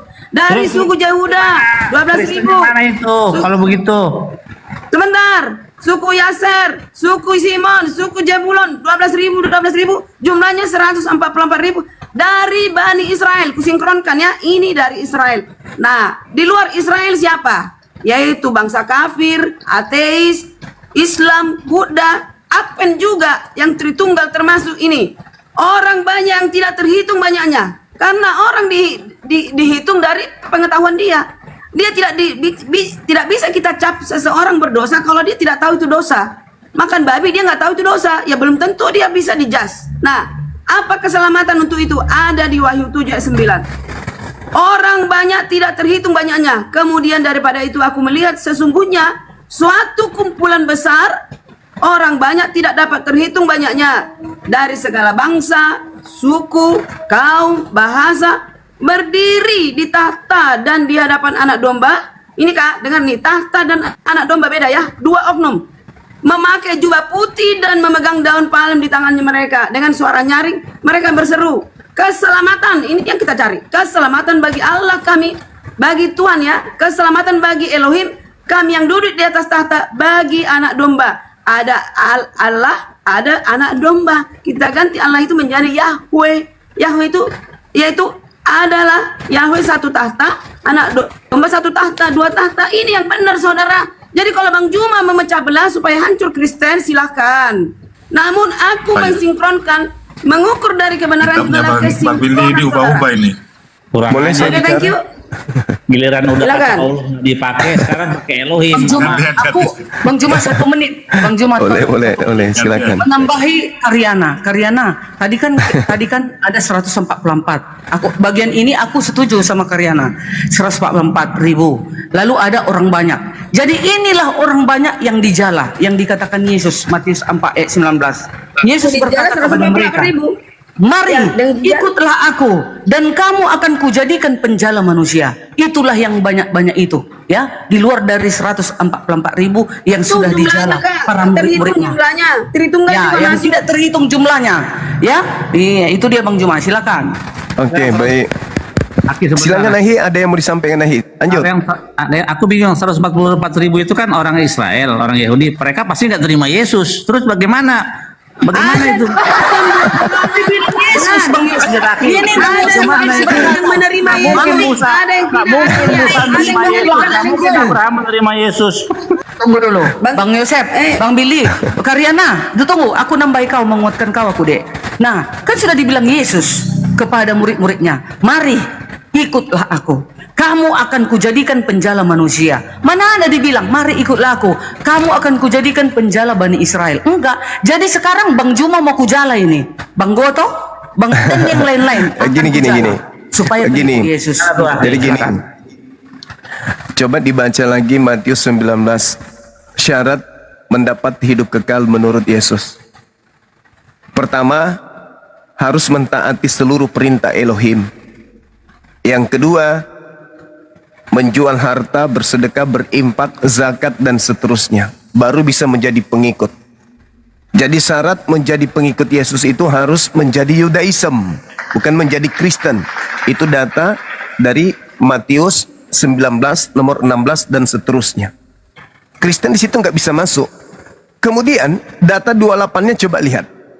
Aku berkata kepadamu sesungguhnya pada hari penciptaan kembali, apabila anak manusia bersemayam di atas tahta kemuliaannya, kamu yang telah mengikuti aku.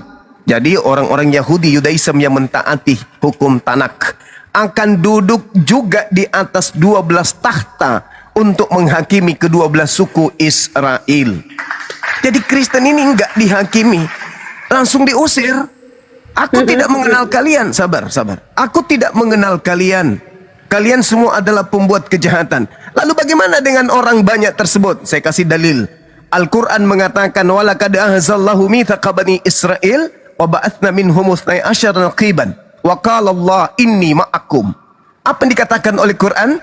Allah benar-benar telah mengambil perjanjian dengan Bani Israel, dan Allah telah mengangkat 12 orang pemimpin di antara mereka Bani Israel. Lalu Allah pencipta langit dan bumi berfirman kepada mereka, aku bersamamu wahai ma'akum. Sungguh jika kalian mendirikan sholat ibadah, menunaikan zakat perpuluhan, beriman kepada rasul-rasulku, percaya kepada mereka dan membantu mereka, serta meminjamkan kepada Tuhan pinjaman yang baik, pasti akan aku hapus dosa-dosamu dan akan aku masukkan kamu ke dalam surga yang di bawahnya mengalir sungai-sungai. Maka siapa yang kufur di antaramu setelah itu, sungguh dia telah tersesat di jalan yang lurus. Lalu bagaimana dengan orang yang baik? Nabi Muhammad Nabi Muhammad SAW diutus kemudian setelah finali ajaran Tuhan kepada Bani Israel, tidak ada pengurangan, tidak ada penambahan.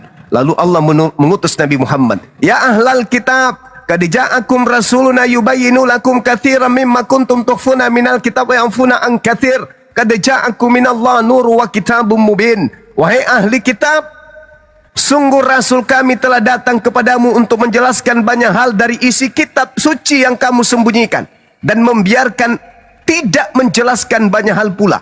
Sungguh telah datang kepadamu cahaya dari Allah dan kitab suci yang jelas. Yahdi bihi man ittaba ridwanahu subulas salam. Dengan kitab suci itu Allah menunjukkan kepada orang yang mengikuti ridanya kepada jalan keselamatan, mengeluarkannya dari berbagai kegelapan menuju kepada cahaya dengan izinnya, dan menunjukkan kepada satu jalan yang lurus. Jadi orang banyak ini yang dimaksud di situ adalah orang yang mengikuti para nabi, bukan yang membengkokkan ajaran nabi. Yang tadinya satu Tuhan menjadi 3 Tuhan, yang tadinya sabat menjadi minggu, yang tadinya dia kemudian diutus sebagai rasul menjadi Tuhan, dan seterusnya. Bukan itu. Justru yang membengkokkan itulah yang diusir ke dalam api neraka jahanam. Enyahlah daripadaku, aku tidak mengenal kalian. Kalian semua adalah pembuat kejahatan. Kemana perginya pembuat kejahatan? Ya ke neraka. Kemana lagi? Ayo. Jadi jelas di sini tidak bisa ada Kristen yang bisa mengklaim bahwa orang banyak yang dimaksud di depan takhta itu adalah Kristen yang diselamatkan. Nggak bisa. Nggak bisa. Contoh, di dalam kitab Yesaya, itu tidak boleh kemudian orang-orang yang tidak bersunat, pemakan babi, masuk ke dalam kota Bait Suci, ke dalam kota Yerusalem. Tidak boleh. Masuk ke sinagoge tidak boleh. Jadi bagaimana mungkin pemakan babi, orang yang tidak bersunat, bisa satu kawanan dengan domba Bani Israel? Nggak mungkin. Tidak bisa satu gembala mereka, karena mereka beda bulu, beda kulit, beda tanduk, beda muka, beda kepala. Beda Tuhan juga. Sekian, silakan. Oke, ini dikatakan Bang Juma benar. Tidak bisa, memang harus diinjili dulu, harus dibersihkan dulu, diputihkan dulu. Baru dia dipisahkan menjadi domba. Beda dengan kambing. Gitu. Domba yang diselamatkan, kambing yang ke neraka. Udah benar. Tapi jangan selalu mendominasi kepada nabi-nabi. Apa bedanya nabi-nabi yang lain? Sama. Jadi Darmi ini kambing apa Nanti kita- domba? Darmi kambing apa Aku domba? pengikut Yesus. Aku domba dong. Pengikut Yesus kan? Yesus, Menuruti Yesus juga hukum-hukumnya. kadang disebut anak domba. Yang disebut domba itu cuman Bani Yakub, Yeremia 50:17. Pengikut Itu Yesus tergantung juga konteksnya, kambing. Bang Juma. Domba. Tergantung Oh, konteks. nggak bisa tergantung konteks, nggak boleh. Yang mendapatkan Ketika gelar dia katakan anak domba itu, berbanding dengan Bapa, ya nggak bisa. ya. Dua Ketika agama di dikatakan atas Tuhan sabar. berbanding dengan Dua- manusia. Jadi begini. Dua Bang Juma. agama di atas muka bumi ini, dua kepercayaan di atas muka bumi ini yang memanggil Tuhannya dengan sembahannya dengan panggilan Bapa. Yudaism dan Aku juga baru ngomong, Bang Juma. dan juga siapa? Roma Yunani. Mereka memanggil dewa mereka juga dengan panggilan Pater. Itu jelas itu. Nah, orang Yahudi memanggil Bapa itu karena kedekatan, bukan karena mereka anak Tuhan, karena kedekatan saja. Amsal 3:11-12. Sedangkan kalau di Roma Yunani, mereka memanggil dewa mereka dengan panggilan Bapa karena memang dewa-dewa mereka kadang turun ke bumi menghamili makhluknya sehingga lahir anak separuh dewa, separuh manusia. Itu konsep. Tetapi berbeda definisi. Begitu, Iya. Ibu. Jadi Iya, orang jadi Yahudi gini. yang disebut domba, di luar Oke, Yahudi gini. bukan domba, itu fakta. Itu istilah Silakan. istilah domba di zaman dahulu karena di Israel itu banyak domba, dan ketika Isa digantikan menjadi domba, ya itu sehingga itu menjadi istilah di dalam Alkitab. Nah, ketika dikatakan Yesus anak domba, itu berbanding dengan Bapa di surga. Anak Bapa, anak domba, ya kan? Ketika dia dikatakan Yesus Tuhan berbanding dengan manusia, ya Tuhannya manusia. Di situ sebenarnya. Jadi sinkron kan? Yeremia 50:17 yang mendapat gelar domba itu Bani Yakub. Udah titik, jangan ditambah-tambahin. Ngapain Yesus menyuruh agar menjala manusia, Bang Juma? Sama muridnya? Manusia yang dimaksud ini Bani Israel. Hanya Ya manusia rupanya Bani Israel. Lah, Bani Israel yang dimaksud. Yesus berpesan kepada ke-12 muridnya agar jangan ke bangsa lain, titik. Tetapi pergilah kepada domba-dombaku yang sesat dari Bani Israel. Kalau Bani Israelnya ada di Papua, ya pergi ke Papua. Tapi hanya untuk Bani Israel. Itu pengakuan Yesus. Alamak. Kenapa dipaksa sesuatu yang Seluruh keluar? manusia yang ada di muka bumi ini bagaimana? Kan, Selamat, gitu. kan sudah dikatakan tadi. Apa kata Yesus? Aku memang harus pergi. Sebab kalau aku tidak pergi, kenapa kalau tidak pergi? Ya baca kemudian di dalam Yohanes 16 nomor 13. Yang datang itu siapa? Ahmed. Baca dalam bahasa Ibrani. Coba itu. Yohanes 16 nomor 13. Roh kebenaran itu bernama apa? Bergelar apa? Ahmed. Berdasarkan Al-Quranul Karim di dalam surah As-Saf ayat 6. Apa yang dikatakan? Wa iskala Isa bin Maryam ya bani Israel inni rasulullahi ilaikum musaddiqan lima baina yadayya minat Torah wa mubasysyiran bi rasuli yati min ba'di ismu Ahmad. Yohanes 16 nomor 13 Ahmad. Adalah lebih baik jikalau aku pergi, sebab kalau aku tidak pergi maka roh kebenaran itu tidak akan datang, dan kalau ia datang dia akan memuliakan aku. Dia tidak berkata-kata dari mulutnya sendiri. Apa yang dikatakan adalah apa yang didengarkan, itulah yang disampaikan. Siapa dia? Ahmed. Terjemahkan Yohanes 16 ke dalam bahasa Ibrani, karena Yesus menggunakan bahasa Ibrani atau bahasa Aram, maka tertulis roh kebenaran di situ adalah Ahmed.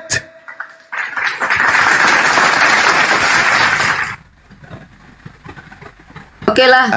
Ahibili kebenaran bahasa Ibraninya apa, akhi? Emet. Subhanallah. Roh kebenaran akan datang mengajarkan segala sesuatunya, hukum-hukum, keadilan dan penginsapan dunia akan dosa. Kenapa dia datang menginsapkan dunia? Karena dunia sudah dicemarkan oleh iblis dengan melantik Tuhannya Yahudi menjadi manusia terkutuk di atas tiang salib.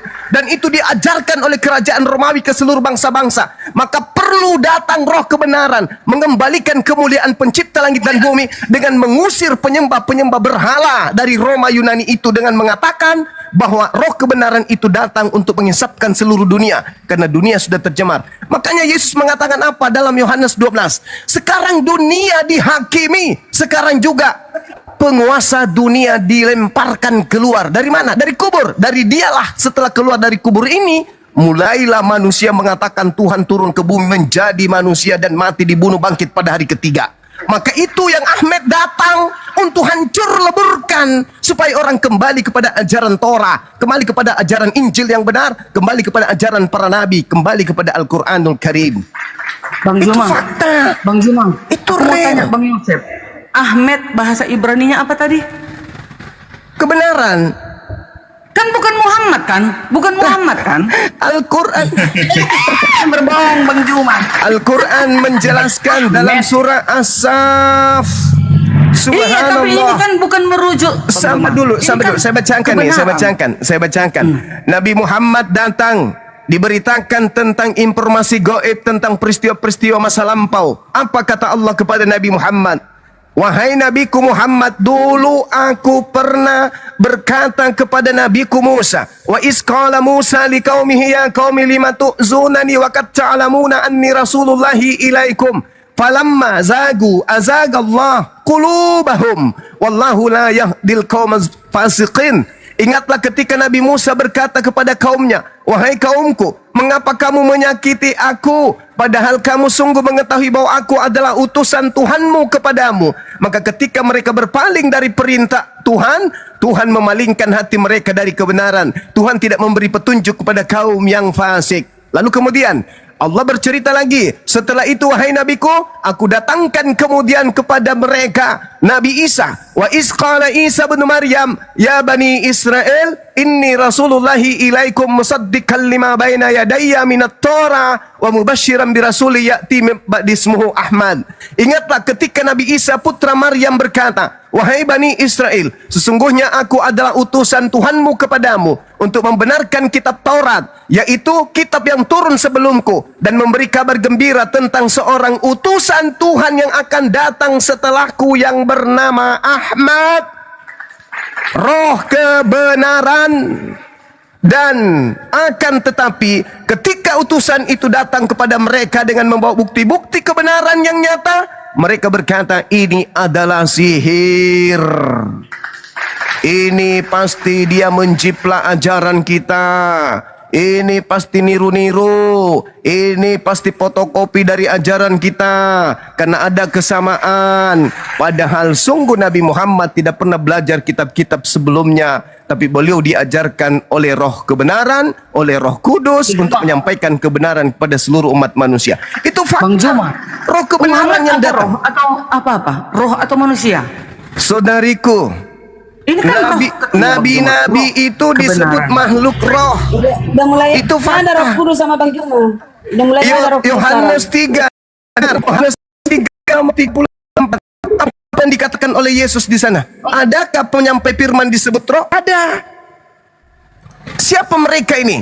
Sebab siapapun yang diutus oleh Elohim, dialah yang menyampaikan firman Elohim, karena Elohim mengaruniakan rohnya dengan tidak terbatas. Nabi Musa diberi roh Elohim untuk menyampaikan kebenaran, maka Musa disebut roh kebenaran. Daud diberi roh kebenaran, nabi-nabi diberi kebenaran, maka mereka disebut makhluk roh yang membawa kebenaran kepada manusia. Kenapa bisa demikian? Karena roh mereka bukan roh setan. Roh mereka adalah roh dari Tuhan. Nabi-nabi ini diberi kebenaran untuk apa? Apa tujuannya? Untuk membimbing manusia, karena manusia itu sudah ditakdirkan memiliki musuh besar namanya iblis. Supaya manusia itu tidak jatuh ke dalam iblis, sebagaimana Adam alaihissalam diperdaya oleh iblis, maka Tuhan kita mengutus nabi-nabi untuk menjaga kita dari jalan iblis. Itulah tujuannya. Makanya ikuti ajaran para nabi. Bagaimana teknisnya Tuhan ke Nabi? Coba jelaskan Bang Juma.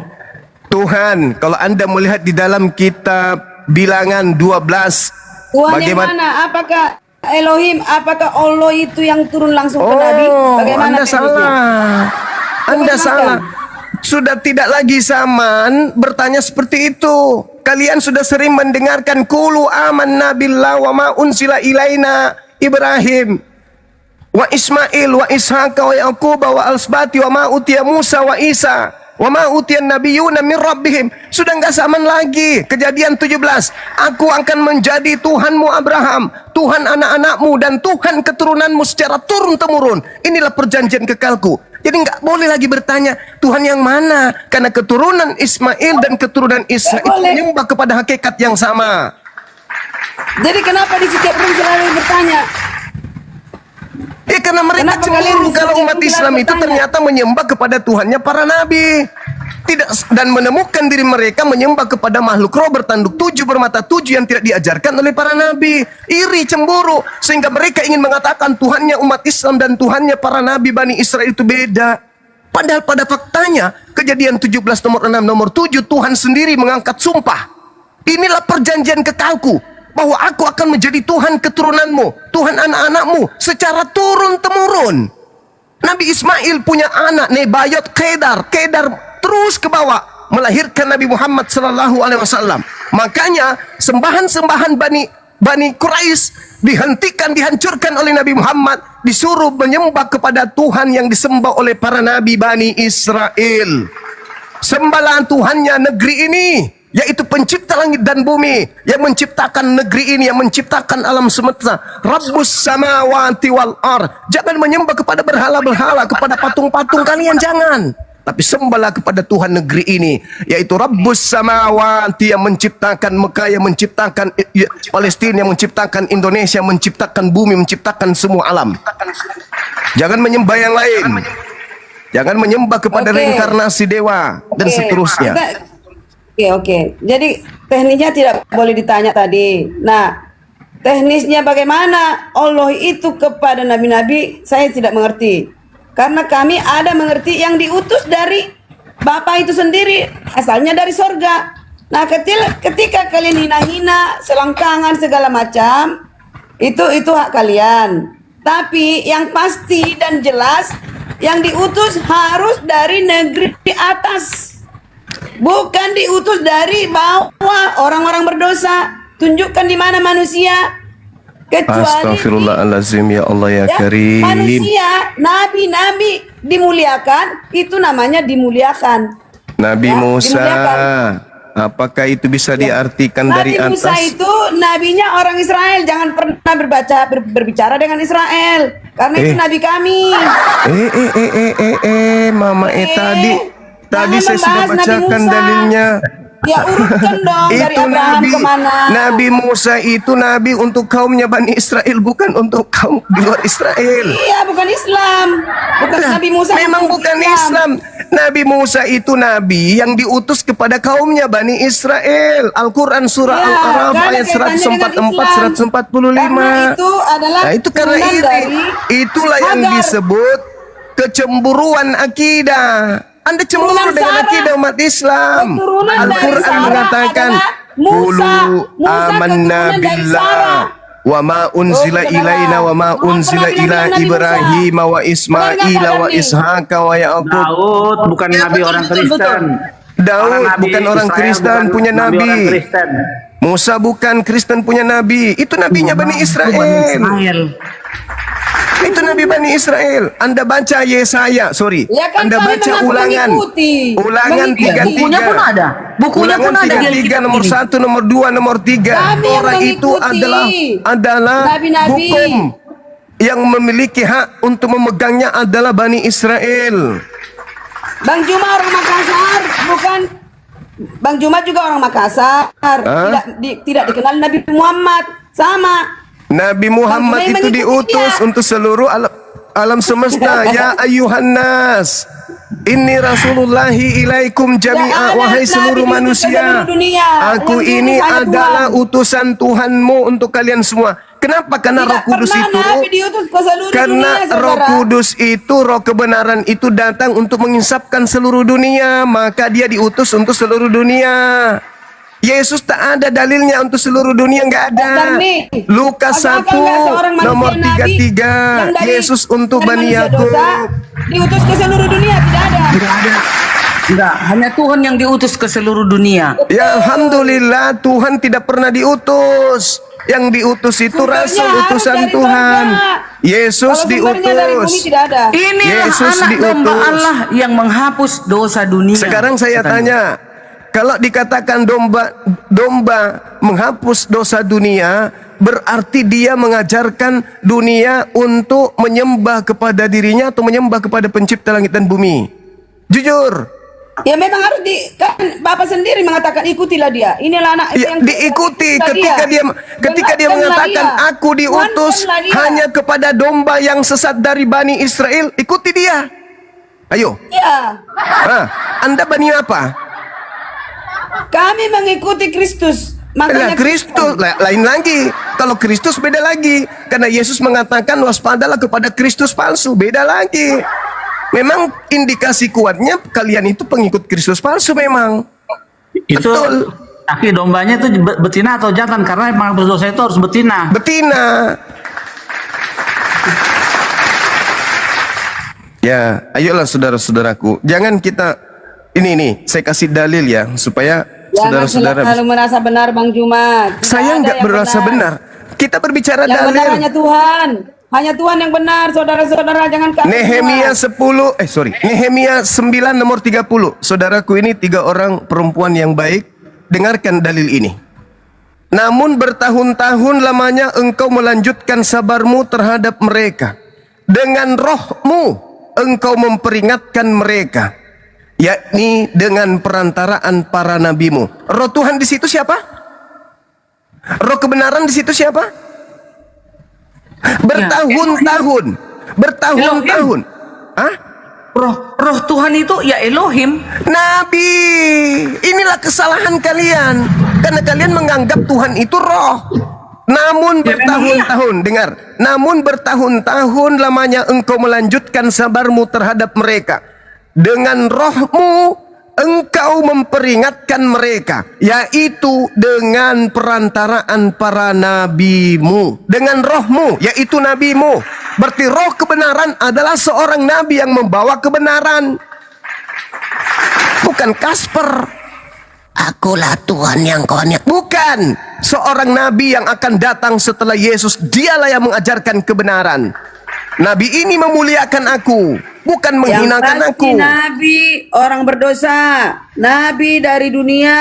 Yang kupercaya harus yang dari sorga sumbernya, baru kupercaya, saudara-saudara. Roh Tuhan Tidak itu ada. dari mana rupanya? Roh Nabi Tuhan itu dari semua mana? dimuliakan, katanya itu disempurnakan. Roh Tuhan itu dari nabi-nabi. mana? Nih, ku baca lagi nih. Semua Ku baca dari lagi. sebelah tangan. Ku kasih lagi data Tapi kalau samamu. sumbernya dari sorga, baru aku percaya. Oke, thank you. Bilangan 12 nomor 6. Dengarlah firmanku ini, jika di antara kamu ada seorang nabi, maka aku Tuhan menyatakan diriku kepadanya dalam penglihatan, aku berbicara dengan dia dalam mimpi. Anda percaya dalil ini? Anda percaya? Nabi kemana, merujuk kemana, Bang Juma? Bang Juma, Nabi Anda, Muhammad tunggu dulu, pernah tunggu dulu. Anda didatangi percaya? Allah. Anda percaya nggak dalil ini? Juma. Anda percaya Bang nggak? Juma, dengan dalil ini kapan Nabi Muhammad didatangi Allah? Nabi Tadi nggak boleh Muhammad tanya, Sallallahu Pak. Alaihi Nggak boleh Wasallam sama keadaannya seperti Nabi Musa. Rahasia. Pencipta langit dan bumi tidak pernah nuzul kepada Nabi Musa, tetapi Tuhan menyatakan dirinya melalui suara. Nabi Muhammad menerima hal yang sama. Roh kebenaran datang kepadanya. Qul nazzalahu ruhul qudusu min rabbika bil haqq. Katakanlah kepada manusia bahwa Roh Kudus yang telah mengajarkan firman Tuhan dari Tuhanmu dengan kebenaran. Kok ada Yesus, Rasul sama kalian? Roh Kudus itu kalian dapat dari Quran, tidak ada dari bahasa Yunani. Sejak kapan? Coba Ibu Karyana, orang Kristen di luar Indonesia tidak mengenal Roh Kudus. Sejak kapan Roh Kudus ada Orang sama Kristen kalian? di luar Indonesia yang dia kenal itu adalah Holy Ghost. Bang Pneuma Juma, Hotheos. berarti Tritunggal. Di Indonesia Mari, baru anak ayam. orang Kristen kenal kata Roh Kudus karena ngambil dari Al-Quran. Udah lah, nanti aku bilang sama si Edis sudah ada Roh Kudus Berarti sekarang sama Islam. saudari saya Edis, ini ilmunya masih sekarang Roh minim Kudus sekali sudah ada sama rupanya. Islam. Sudah benar mereka, aku bilang aja gitu. Jangan Rupanya lagi Edis kamu Ibu bilang-bilang Karyana gitu. ini minim ilmu. Roh Kudus itu bahasa yang muncul dari Quran, tidak ada dalam bahasa Yunani. Kitabmu bahasa Yunani, dari mana Roh Kudus ini kalian ambil? Kecuali cocokologi oke. Oh, cocokologi. Ada dua nih. Holy Ghost, Pneuma Hotheos. Mana Roh Kudus dalam bahasa Yunani? Tunjukkan ke saya. Ketawa, menertawakan diri Ayo sendiri. jawab dulu Billy.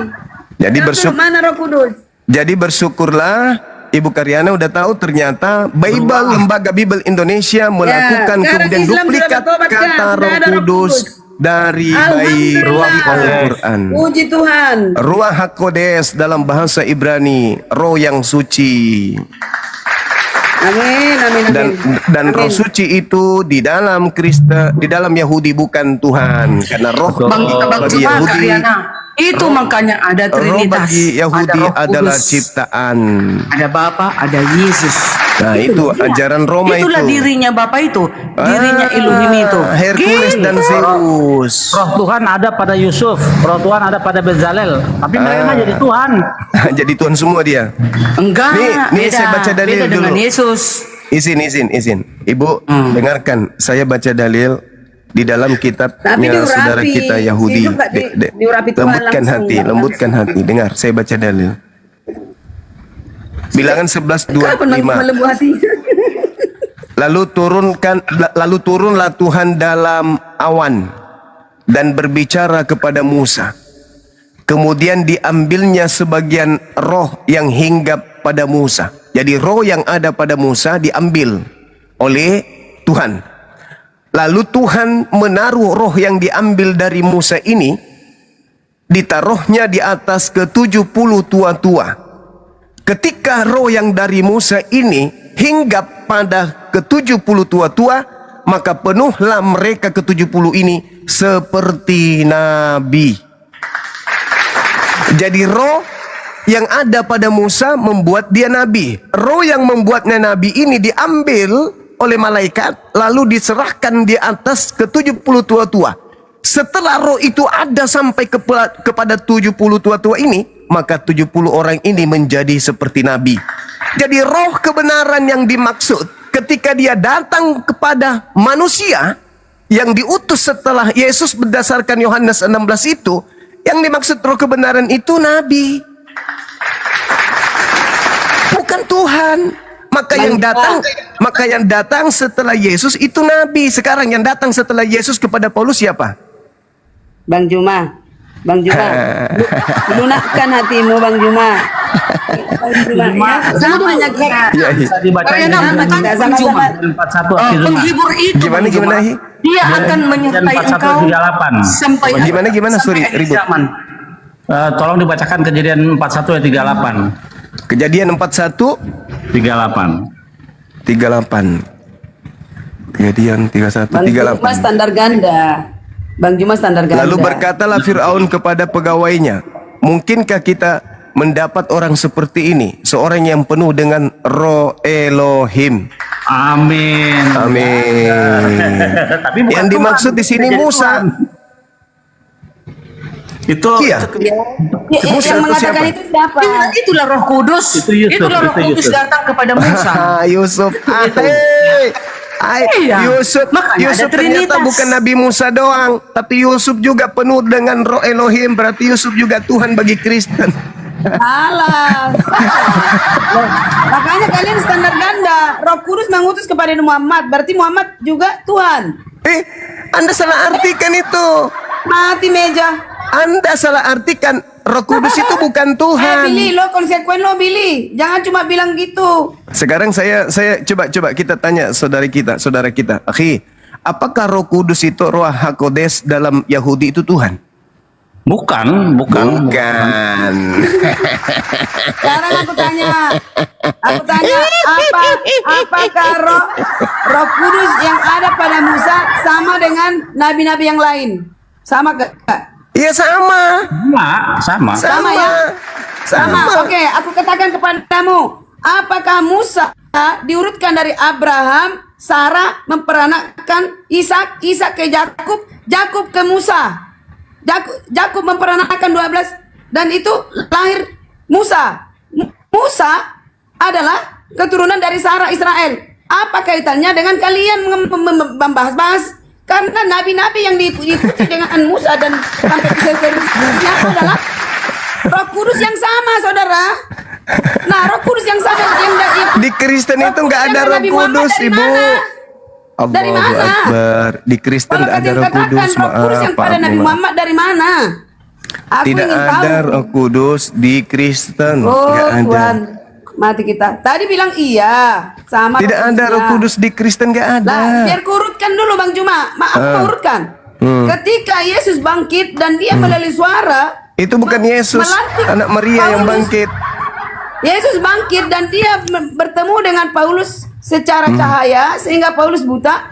Paulus membuat kekristenan. Apakah itu kami mengikuti yang dikatakan Paulus? Apakah itu tidak Roh Kudus yang sama? Bukan. Saya jelaskan boleh? Boleh saya Silakan. jelaskan? Silakan. Yesus di Bukit Zaitun berkumpul dengan 11 muridnya. 11 murid Yesus berkumpul dengan Yesus di Bukit Zaitun. Kalau kita melihat murid-murid Yesus, jelas sekali ke 11 muridnya itu ada kemudian disebutkan murid-murid tidak termasuk Paulus di sana. Itu pasti tuh. Jadi murid-murid Yesus ini 11 nama itu bukan Yudas. Di Bukit Zaitun Yesus berpesan kepada ke-11 muridnya. Apa katanya? Waspadalah. Ada Matias, 12 Bang Juma, ada Matias yang dipilih oleh murid-murid, bukan yang dipilih Yesus. Itulah Bang Juma nggak tahu Alkitab. Nama-nama murid Yesus di situ tidak memilih ada setelah Paulus. naik ke surga. Tidak ada Paulus. Yang dipilih Sabar Yesus dulu, yang benar, sabar dulu. bukan Matias. Saya kan ingin membuktikan bahwa yang datang kepada Paulus itu bukan Yesus. Kan gitu.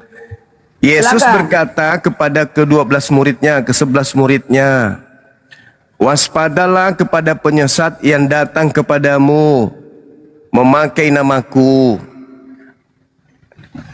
Dia akan menyesatkan banyak orang. Jadi kalau ada orang berkata ada Mesias di sini, ada Mesias di sana, jangan kau percaya. Merujuk ke Paulus. Dari mana? Tunggu dulu. Sabar Aneh. dulu. Sabar Aneh. dulu. Sabar dulu. Kita buktikan Bu Karyana. Kita buktikan pelan-pelan. Ke-11 murid ini mendengarkan nasihat dari Yesus. Kalau ada orang berkata ada Mesias di sini, ada Mesias di sana, nasihat Yesusnya jangan percaya. Besoknya, 2 hari setelahnya, seminggu, sebulan, setahun, bertemulah mereka murid ini dengan Paulus. Kata Paulus kepada ke-11 murid, "Hei, aku bertemu Mesias ketika aku ke Damsyik." Mereka ke-11 murid mengingat pesan Yesus ketika di Bukit Zaitun. Apa nasihat Yesus kepada ke-11 murid? Jika ada orang berkata ada Mesias di sini, ada Mesias di sana, jangan kau percaya. Maka 11 murid ini setelah mendengarkan Paulus berkata bertemu dengan Mesias ketika ke Damsyik, apa yang murid lakukan? Percaya atau jangan percaya? Lagian beda-beda itu. Karyana. Percaya, karena mereka Belum janjian akhir dengan zaman. Berarti 11 murid sudah disesatkan kalau percaya karena nasihat Yesusnya. Jangan percaya kalau ada orang berkata ada Mesias di gurun, ada Mesias di bilik, jangan Bang Juma. kau percaya. Jangan kata Yesus. Bertanggungjawablah dengan Ke-11 kesesatan murid, umatmu. ke-11 Bang murid Juma. ini turun dari Bukit Zaitun, berjalan mereka ketemu Paulus. Paulus mengatakan, "Hei, aku bertemu dengan gurumu ketika aku menuju ke Damsyik. Ketika aku di dalam bilik, aku bertemu dengan gurumu." Murid-murid ini nasihat gurunya apa? Percaya atau jangan percaya? Itu kedatangan nanti akhir zaman. Bang Juma, beda-beda.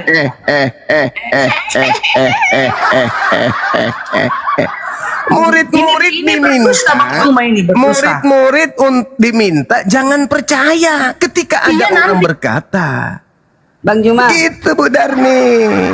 Bang Juma pikir gelar gurunda itu harus Bang Juma pertanggungjawabkan kepada orang Jawab yang aja, nggak usah 300 nyerang menonton. pribadi. Pertanggungjawabkanlah Jawab itu aja dengan nya. kesesatan yang Anda Jawab. ajarkan. Ibu, jangan nyerang Kalau benar pribadi. Anda, diberkatilah Anda. Kalau Anda salah, Ibu, Anda bertanggungjawabkan nanti di neraka. ketika Yesus Terima kasih. duduk di Bukit Zaitun bersama 11 murid, mereka mendapatkan nasihat.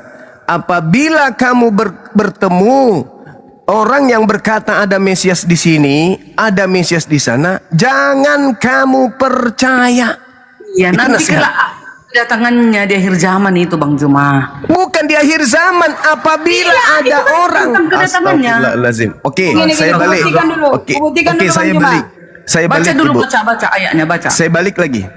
Murid bertanya kepada Yesus, "Guru, apa tanda kedatanganmu? Dan apa tanda akhir zaman?" Oke? Apa tandanya kedatangan Yesus? Kedatangan Yesus tandanya apa?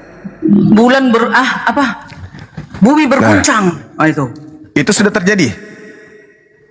Ya belum. Jadi yang datang kepada Paulus siapa? Itu yang datang ilahinya Yesus, dia memilih Paulus.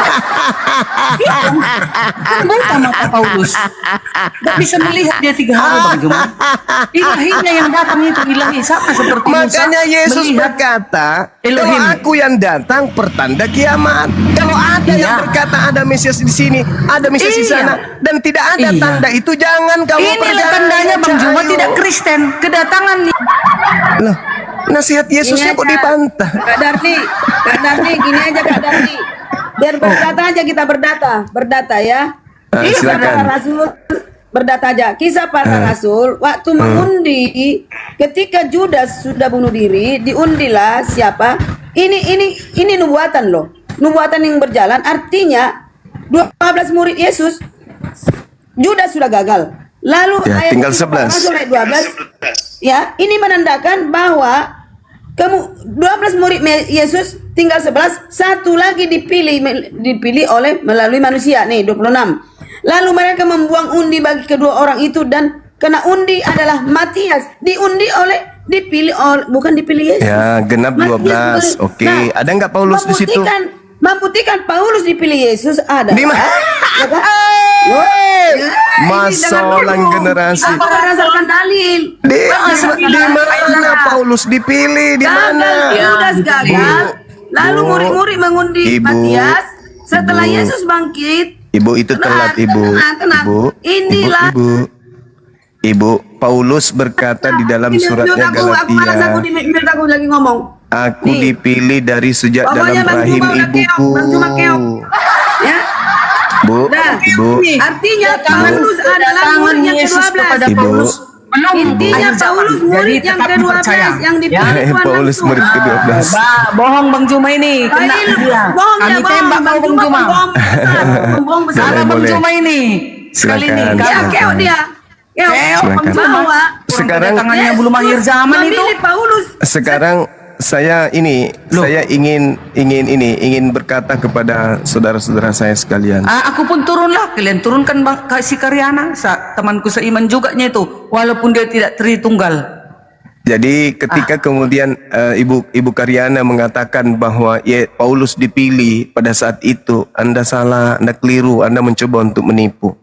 Paulus berkata dia dipilih bukan saat itu. Paulus dipilih sejak dalam rahim ibu. Sejak dalam rahim ibu, Paulus itu sudah dipilih. Tapi dipilih menjadi A atau B kita tidak tahu. Kenapa? Karena di dalam kitab Mazmur diterangkan bahwasanya orang-orang jahat, pendusta-pendusta, orang-orang fasik itu sudah dipilih dari sejak dalam rahim ibunya. Mazmur 58 jelas dikatakan sejak lahir orang fasik telah menyimpang. Sejak dari kandungan ibunya pendusta-pendusta itu sudah sesat dari dalam rahim nih. Paulus mengatakan aku dipilih dari sejak dalam rahim. Jadi jangan cocokologi, nggak bagus. Paulus sendiri mengatakan waktu dia yang telah memilih aku sejak kandungan ibuku. Jadi Paulus itu sudah dipilih dari sejak dalam kandungan ibunya. Sebagai apa? Ya sebagai orang fasik. Kok naik turun aku dibuat itu. Makanya di dalam Mazmur 58 itu Tidak jelas. gini saudara, Bang Juma, tidak pernah dikatakan di Alkitab dipilih yang negatif untuk orang fasik. Dipilih menjadi hamba Tuhan. Ibu, Tidak pernah dituliskan di Alkitab yang buruk-buruk Nah, seperti inilah itu. kalau susah kalau bantah dalil. Mazmur 58 nomor 3. Nanti aku diturunkan. Sejak lahir orang fasik telah menyimpang. Sejak dari kandungan pendusta-pendusta telah sesat. Dari dalam kandungan aja sudah pendusta. Paulus mengaku di dalam Galatia 1:15. Tetapi waktu ia siapa? Enggak tahu. Yang telah memilih aku sejak dalam kandungan ibuku. Dipilih sebagai apa ente? Kalau ente Apa dipilih. ditulis dipilih? Untuk apa ditulis dipilih? Artinya positif, bukan negatif. Bang Juma bohong. Kalau Paulus Bohong. itu dipilih menjadi orang benar dari sejak dalam Jangan kandungan. bikin aku host. Kalau dia dipilih sejak dalam kandungan sebagai orang baik, maka Paulus tidak akan mungkin menjadi musuh Yesus. Tidak akan mungkin dia menganiaya murid Yesus sebab dia telah dipilih menjadi orang benar dari sejak dalam rahim ibunya. Tapi kalau dia dipilih sebagai penyesat, maka betullah Bang itu. Juma salah. Bang Juma salah. Dia, ingat, mau gimana pun takdirnya, takdir Paulus mau membunuh apapun, kalau dia bertobat, tetap menjadi pilihan. Terkait Itu makanya dengan dituliskan di bertobatnya Alkitab, Paulus. Dari kandungan aku sudah dipilih. Terkait dengan Kak Darni bertobatnya paham nggak, Kak Darni? Paulus. Kak Darni paham ya? Matius, kita baca Kalau dari Matius kandungan 12. sudah dipilih. Kalau Kristen mau udah paham. sejak apapun dia, Gantian. berarti sudah Jangan ngomong dipilih. semua, gantian. Terkait Gantian, dengan gantian. bertobatnya Paulus, Yesus pun sudah nubuatkan. Cuma Angkatan 80% jahat, tapi salah terus kubuat. angkatan jahat. Bang Juma ngomong 80%, aku 20%, aku yang benar. Apabila roh Ngomong. jahat keluar dari seseorang, ia pun mengembara ke tempat-tempat yang tandus mencari pemberhentian, tetapi ia tidak mendapatnya. Lalu ia berkata, iblis ini berkata, aku akan kembali ke rumah yang telah kutinggalkan itu. Maka pergilah iblis ini dan mendapati rumah kosong, yaitu orang yang bertobat tadi, bersih, tersapu dan rapi teratur. Lalu iblis ini keluar dan mengajak 7 roh lain yang lebih jahat daripadanya, dan masuk kembali dan berdiam di situ. Maka akhirnya keadaan orang tadi yang bertobat itu lebih buruk daripada keadaannya semula. Demikian juga akan berlaku atas angkatan jahat ini. Siapa angkatan jahat? Orang Farisi. Siapa yang bertobat pada masa Yesus? Paulus. Lalu setelahnya ngapain dia? Mengatakan hukum Tuhan itu tinjak. Tuhan turun ke bumi menjadi manusia. Tidak boleh lagi menjadi hamba Tuhan. Itu ajaran Paulus setelah dia. Makanya Paulus sendiri mengatakan, ada utusan iblis di dalam tubuhku untuk menggojo aku.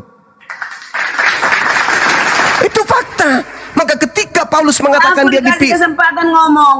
Coba Oke. aku dikasih kesempatan. Oke. Kelihatan Saya semua simpulkan. kebohongan Bang Juma. Saya simpulkan. Apakah di Bukit Zaitun ada Paulus hadir di situ? Ada, karena Enggak lah. pada saat itu dia masih Saulus. Yang satu bilang ada, yang satu bilang nggak ada. Yang mana yang betul? Tidak ada Kak Darni. Tidak ada. Paulus dipilih setelah Tidak Yesus ada. naik ke Oke, surga. tidak Iya, ada. betul. Aku tidak sama ada dengan kan? Karyana. Oke, tidak ada kan? Tidak 12 ada. dengan Matias. Nggak ada. Oke, Matias yang dipilih murid-murid. Oke, Yudi. oke, tidak ada kan? Tidak ada. Ketika murid-murid ini bertemu dengan orang asing bernama Paulus dan mengaku bertemu dengan Mesias di gurun, apa nasihat Yesus kepada muridnya? Percaya atau jangan percaya?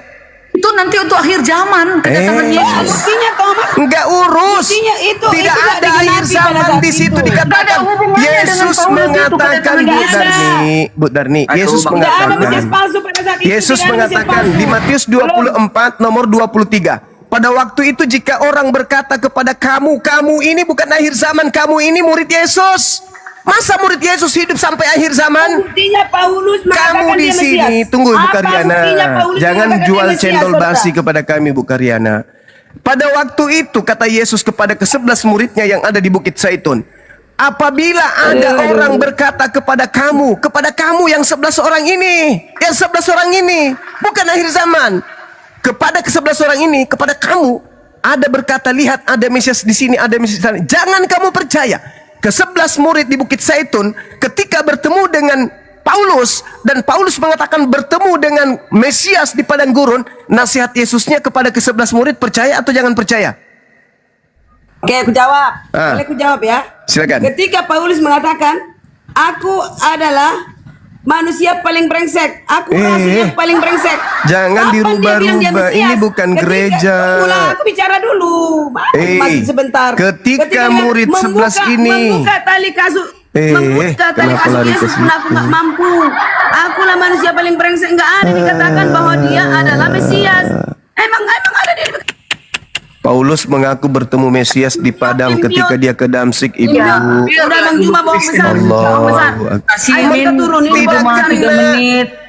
Tidak kena, Bu Darni. Tidak pernah Paulus mengatakan dia Ini Mesias. pertanyaan ketika ke-11 murid turun dari Bukit Zaitun lalu bertemu dengan Paulus, di mana Paulus mengaku bertemu Mesias ketika ke Damsik. Nasihat Yesus kepada ke-11 murid, Bertemu percaya bukan atau berarti jangan dia percaya? Mesias. Berarti Bang Juma salah. Kalau di hakim Bang Juma sudah dihukum. Ya? Kalau Yang di ketemu pengadilan, dengan Bang Juma- Paulus mengaku Bang Juma, akulah aku- Yesus yang kau aniaya, itu Mesias atau bukan? Nggak bisa Bang Juma lawan orang politik saya loh. Mengerti arti kata-kata. Kapan Paulus mengatakan dia seorang Mesias? Bertemu bukan berarti dia Mesias. You know? Aduh. Di situ Nanti kita- dikatakan apabila ada orang berkata lihat Mesias ada di sini, Mesias Mana ada di ada sana, dia jangan bilang kau dia percaya. Mesias. Paulus mengatakan dia orang brengsek. Bahlul Bahlul. Maaf ya teman-teman Kristen kalau teman-teman kita yang mewakili kalian mengecewakan kalian. Inilah penyesat itu memang harus kuat untuk mempertahankan kesesatan. Ke-11 murid mendapat nasihat kalau ada bertemu dengan orang siapapun orangnya,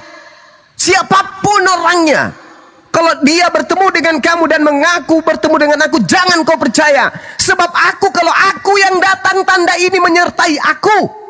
Matahari menjadi gelap, bulan tak bercahaya, bintang berjatuhan, kuasa langit berguncang. Aku akan nampak di tengah langit, seluruh manusia akan melihat aku. Itu tanda kalau aku yang datang.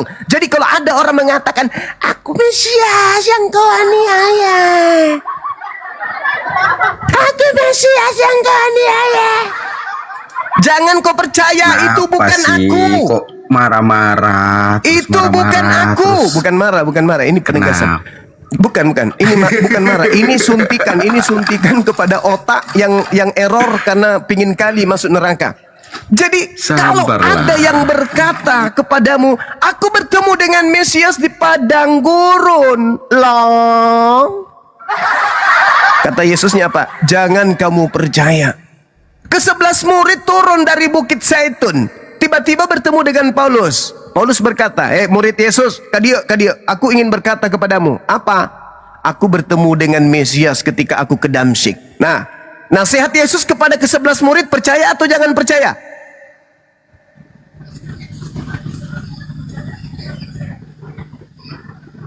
Apa yang dia katakan? Itu untuk akhir zaman lah. Pret. Begitu kuat kalian memegang kemudian cara-cara iblis yang menyesatkan. Kata Yesus, waspadalah kepada penyesat, planos, pembohong, penipu yang datang kepadamu memakai namaku dan berkata, akulah Mesias. Nah, yang datang kepada Paulus mengaku apa? Akulah Yesus yang kau aniaya. Kata Yesus, percaya atau jangan percaya? Jangan percaya. Sebab setelah Yesus terangkat, menurut Yohanes 16, yang datang setelahnya bukan Yesus. Yang datang setelah Yesus terangkat menurut Yesus adalah Roh kebenaran, Roh Ahmad yang datang. Pahami itu? Ada tertulis, nggak ada tertulis begitu. Di Alkitab Bang Juma. Yohanes 16 nomor 13. Baca dalam bahasa Yesus sehari-hari, bahasa Ibrani. Bahasa Ibrani. Bahasa Ibrani. Kebenaran bahasa Ini Ibraninya apa? Oke, Bang Juma, yang Ya. kita percayai, yang kita akui sekarang ini kan yang saat ini bahasa Indonesia. Kitabnya terjemah. Jadi Bisa kalau nggak kita gitu? disesatkan Bisa nggak? dalam bahasa Indonesia, ikuti aja gitu. Bukan disesatkan. Jadi Lalu gini, apa? Bang Kenapa Juma, takut ke bahasa aslinya? kita bahas yang ada aja. Gimana? Bang Juma? Itu jemaat sekolah minggu. Bukan. Yang tertulis aja secara letterlek itu yang kita bahas. Iya, kita udah bahas itu. Kita udah bahas roh kebenaran. Tapi izinkan ilmu pengetahuan itu terurai. Yohanes 16:13 jelas dalam bahasa Yesus, bahasa Ibrani itu menyebut nama Hamed. Ya tunjukkan aja. Siapa yang bisa menunjukkan? Silakan. Ada yang buka kamera boleh? Ya, Bunda Natalia. Bunda Khadijah. Silakan. Dinda minta tolong dibuka Yohanes 16. Kang Dito, monitor Kang Dito. Kang Dito. Bang Billy. Makanya gini Bang Juma, gini, ketika berdiskusi dengan Kristen, kan Kristen ada yang saat ini di Indonesia, cobalah kita diskusi dengan Alkitab yang saat ini kita pegang, gitu loh maksud saya Bang Juma. Sorry, nggak mau. Kok sorry ye, kenapa nggak mau? Biar Yesus ada itu diskusinya loh. Yesus itu orang Ibrani, bukan orang Indonesia. Itu Bang Arum. Ayo, ayo, coba. Kok itu Emet, bukan Muhammadnya? Memang bukan Muhammad disebut dalam Al-Quran. Yang disebut dalam berarti Al-Quran nggak ada itu adalah Ahmad. Betul itu. Iya, Wa iz nggak ada qala kait- Isa bin Maryam ya bani Israel inni rasulullahi ilaikum musaddiqan lima baina yadayya minat Taurah wa mubasysyiran bi rasuli ya'ti min ba'di ismuhu Ahmad. Ini kan ejaan Arab. Kalau ejaan Ibrani gimana? Bahasa Yesus. Namanya kan Emet di situ, nggak ada. Nah, kan jelas dikatakan kok di Ya, situ. berarti kan Ebe di situ- Elkisipo Roha Ahmed Ro Ahmed Hu Yadrik Edem Elkel Ahmed Ahmad disebut di situ kok. Mau lari Nggak, kemana? Muhammad. Emet. Sama ajanya itu. Aduh, Sama-sama. parah, parah. Muhammad sama. Jangan Naruto sama Naruto sama-samakan. Indonesia sama ya. Kalau dikatakan dalam bahasa Quran, dia datang setelahku, yaitu namanya Ahmad. Ba'dismuhu Ahmad. Ternyata roh kebenaran yang datang setelah Yesus itu dalam bahasa Ibrani disebutkan Abel Kishibo Roh Hamed Hu Yadrik Edem Elkel Hamed. Bukan Paulus, tapi Hamed. Naruto sama Naruto sama orangnya bang. Hamed Namanya itu itu. merujuk kepada Bang. oknum. Hei, yang datang roh setelah kebenaran. Yesus, menurut Yesus itu Hamed. Siapa Hamed roh ini? kebenaran. Paulus. Roh kebenaran. Roh kebenaran tuh gini Bang Juma. Roh kebenaran nih, roh kebenaran itu kan roh yang mendatangi Paulus. Tuh. Yang mengajarkan Mama Paulus Mama, kedatangan roh gimana? kebenaran. Au. Masolang generasi. Ada ayatnya itu. Bukan Yang mana? ada ayat. Yang mana, Afi? Yang sebenarnya itu diketik oleh Bang Billy barusan. Roh Kudus mendatangi Paulus, ada ayatnya nggak? Oh, kita minta dalil itu. Coba mana dalilnya Roh Kudus datang kepada Paulus? Bukan Roh Kudus, tapi berbentuk cahaya kan? Berbentuk cahaya. Kisah para Rasul 9. Masolang generasi. Masolang generasi. Itu yang tertulis kok. Gimana? Aduh. Kan itu udah tertulis, Bang Juma. Bang Juma ini mau membantah Alkitab mulu loh. Padahal tertulisnya begitu. Abel Kesibo Kesibo Roh Hamed Hu Yadrik Edem Elkel Hamed. Itu dalam bahasa Ibrani. Terus dikatakan Iya. ala Kita kan nggak Asyir. pakai itu. Yes, Kita nggak pakai yes, itu, ma, Bang hiber. Juma. Kita nggak Behu. pakai itu. Ya, Gimana bagaimana ceritanya Yesus menggunakan bahasa itu kok? Ada aja. Ahmed, betul. Ahmed. itu Emet. Bukan Ahmed. Ya memang bukan Muhammad yang disebutkan dalam Al-Quran surah Asy-Syura. Naruto sama Naruto sama. Dengar pernyataan Nabi Isa di dalam Al-Quran, dengarkan. Wa iz qala Isa ibn Maryam ya bani Israil inni Rasulullahi ilaikum musaddiqan lima baina yadayya minat Taurah wa mubashiran bi rasuli ya'ti min ba'di ismuhu Ahmad. Betul. Falamma ja'ahum bil bayyinati qalu hadza sihrun mubin. Tuh, Ahmad. Yesus menyebut itu dalam bahasanya, bukan Yunani. Bahasa sehari-hari Yesus itu ya bahasa kaumnya. Bahasa Ibrani, bahasa suci. Bahasa Aram, bahasa sehari-hari, bahasa pengantar. Nah, Yesus bernubuat, menyampaikan, adalah benar jikalau aku pergi. Sebab kalau aku tidak pergi, maka roh kebenaran itu tidak akan datang. Tetapi kalau ia datang, dia akan mengajarkan kepadamu segala sesuatu tentang hukum-hukum, tentang keadilan, dan tentang penginsapan dunia akan dosa. Dunia diinsapkan. Apa buktinya? Nih contoh. Di dalam Kejadian 12, nomor 3. Aku Tuhan akan memberkati siapapun yang memberkati engkau Abraham. Dan aku Tuhan akan mengutuk siapapun yang mengutuk engkau Abraham. Dia datang menginsapkan dunia. Kalau Indonesia ini penuh dengan umat Islam, maka Indonesia ini akan diberkati oleh Tuhan. Kenapa? Karena Kejadian 12:3, Tuhan akan memberkati siapapun yang memberkati engkau Abraham. Umat Islam 24 jam melakukan ibadah pemberkatan kepada Nabi Abraham alaihi salam non-stop. Jadi kalau Indonesia penuh dengan umat Islam, maka dunia, bagian Indonesia diberkati oleh pencipta langit dan bumi.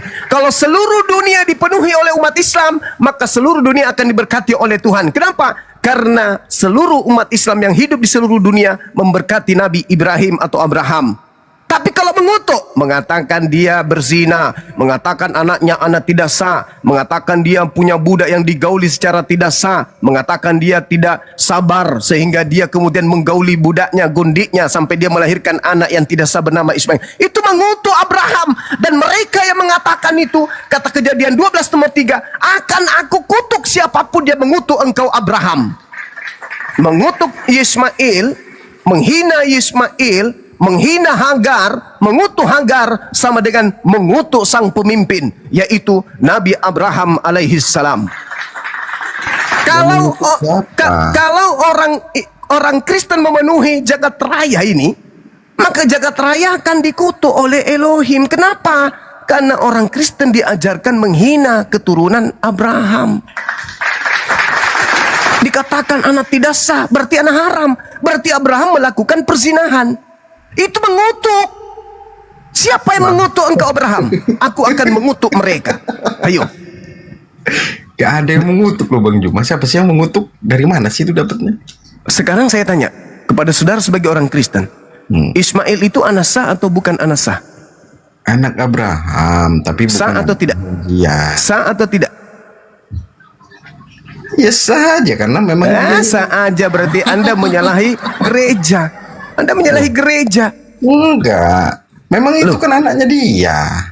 Hei, Anda baca Galatia 4. Di situ Paulus mengatakan bahwa Hagar dan anaknya itu adalah budak. Dan keturunan Ismail itu adalah budak menurut Paulus. Budak emang bukan anak sah. Budak juga anak sah kok. Kan nah, orang Kristen mengatakan Ismail itu bukan anak sah. Ya, saya bukan mereka kok. Beda nah, itu dia. Makanya saya juga tidak mau minta Anda untuk mewakili itu. Yang pasti siapa yang mengutuk anaknya Abraham sama dengan mengutuk Abraham. Dan itu konsep keyakinan, itu konsep agama. Oke? Nah sekarang kami umat Islam nih, kita kan berbicara roh kebenaran itu ketika ia datang dia akan menginsapkan dunia akan dosa. Nah kalau orang Kristen menyebar ke seluruh dunia dan mengatakan bahwa Abraham punya anak tidak sah, berarti dunia akan dikutuk oleh Tuhan karena mereka telah mengutuk Abraham. apakah itu akan mengisapkan dunia akan dosa? Tidak, justru membuat dunia makin berdosa.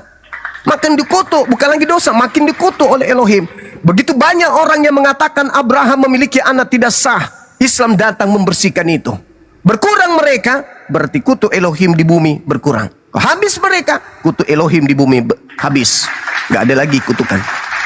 Itu buktinya. Jadi roh kebenaran yang datang adalah Ahmad, Muhammad, Ahmad. Terima tidak terima, suka tidak suka, ikhlas tidak ikhlas, silakan tahun depan Anda rubah kitab saudara, jangan tulis roh kebenaran. Tulis aja di situ roh apa yang Anda suka, yang penting jangan Ahmed di situ. Gini, Bang Juma. Ahmed itu kan bahasa Ibrani. Artinya roh kebenaran. Artinya atau kan kebenaran. Oke. Ya nggak salah itu. Tapi kan kebenaran Nabi sudah Muhammad datang mengajarkan kebenaran. kan Ada nggak persepsi ajaran Nabi Muhammad yang tidak benar? Satu aja. Ya gini Bang Juma. Nggak bisa Anda tunjukkan. Sebentar, jangan sampai. Ajaran Nabi Muhammad mengajarkan kebenaran.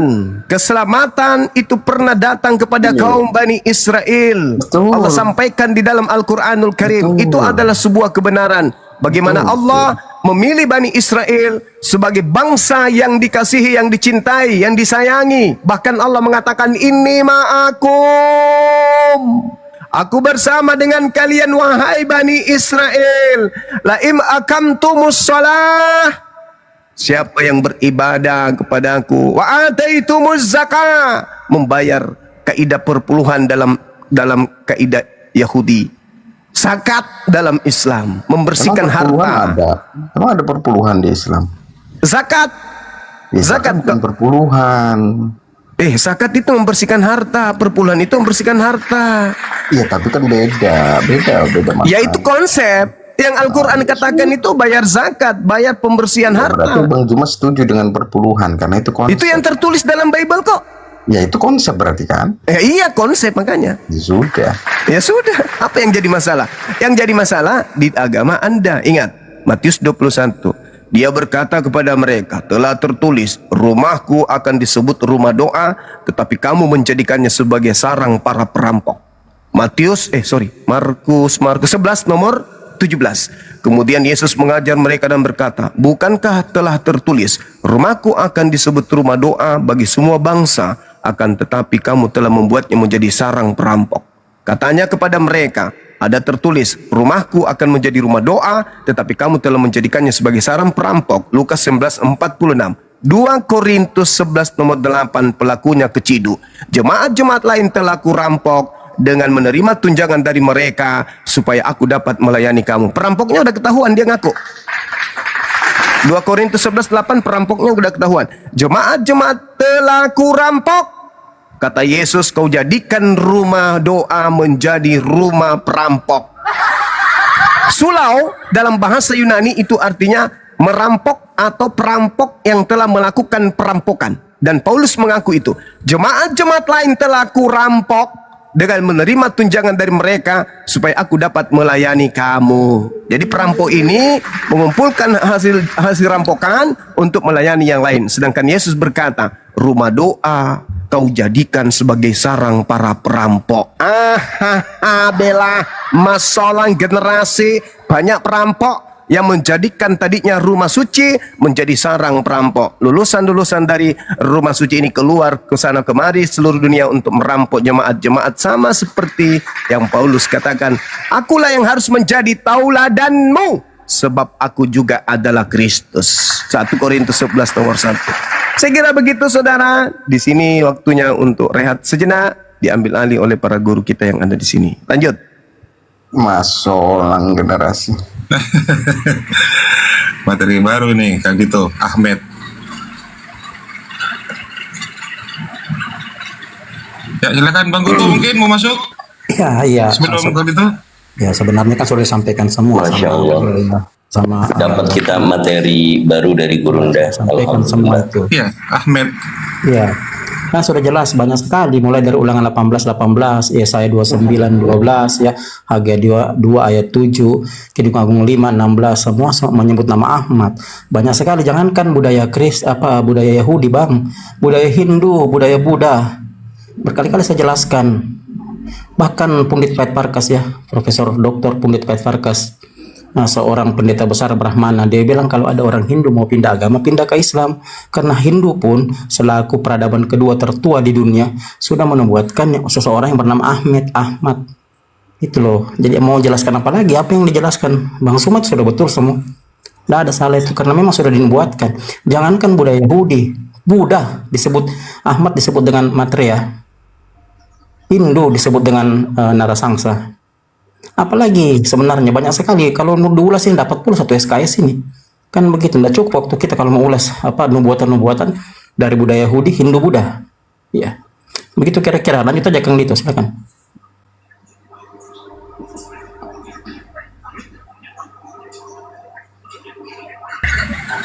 Ya, sebentar, saya lagi pelajari dari terjemahan Ibrani ke Inggris maupun Ibrani ke Indonesia.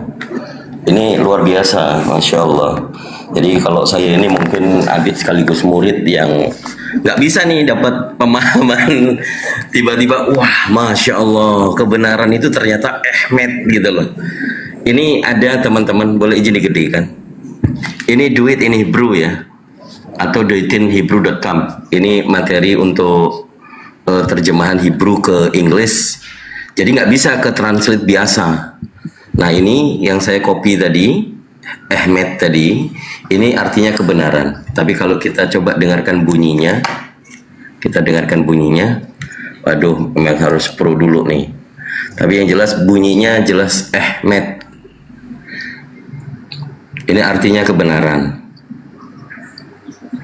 Jadi kalau dalam hal ini memang yang dirujukan tadi terkait Yohanes ini, saya cek versi-versi yang lain. Masya Allah.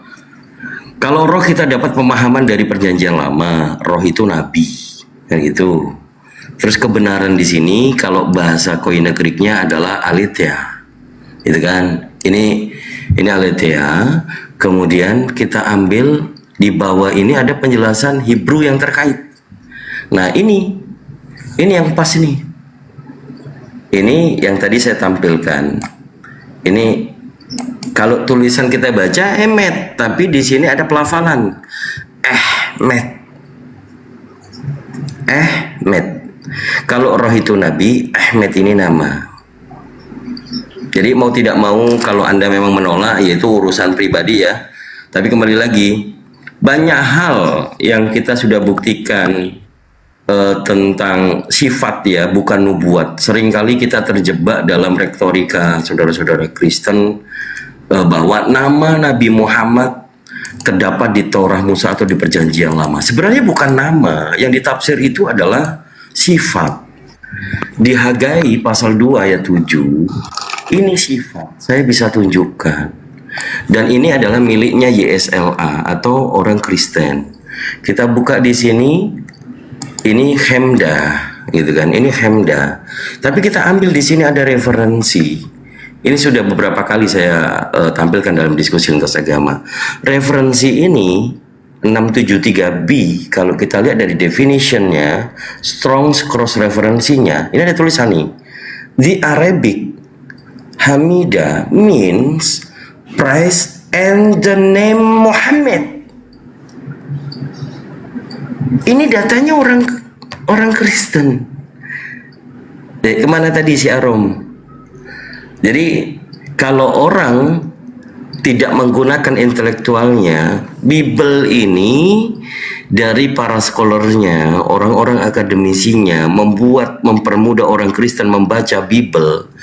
Ini referensi dari Hagai. Tertulis ini nama Nabi kami, Allahu Akbar. The name Muhammad. Satu lagi, kalau teman-teman tahu yang dimaksud oleh guru-guru kita, Ustadz Kenama, kemudian Zakirnet, tentang Kidung Agung.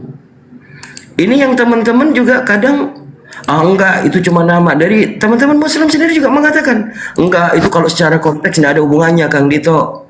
Tapi kita bicara sifat, segala sesuatu padanya menarik. Ini bunyinya, pelafalnya Mahmud.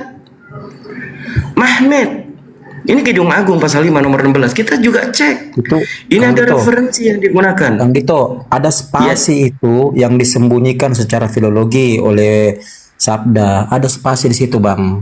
Tempo hari saya bongkar itu kan. Coba Abang klik 04236 coba, atau 04261 coba, yang ada kata di bawah padanya menarik. Coba Abang. Abang dikocat barakallah fik. Lanjut. Ya, coba 04261 coba abang ke bawah ya. Abang coba itu di situ 04261 coba Abang klik ya. Di situ ada spasi, Bang.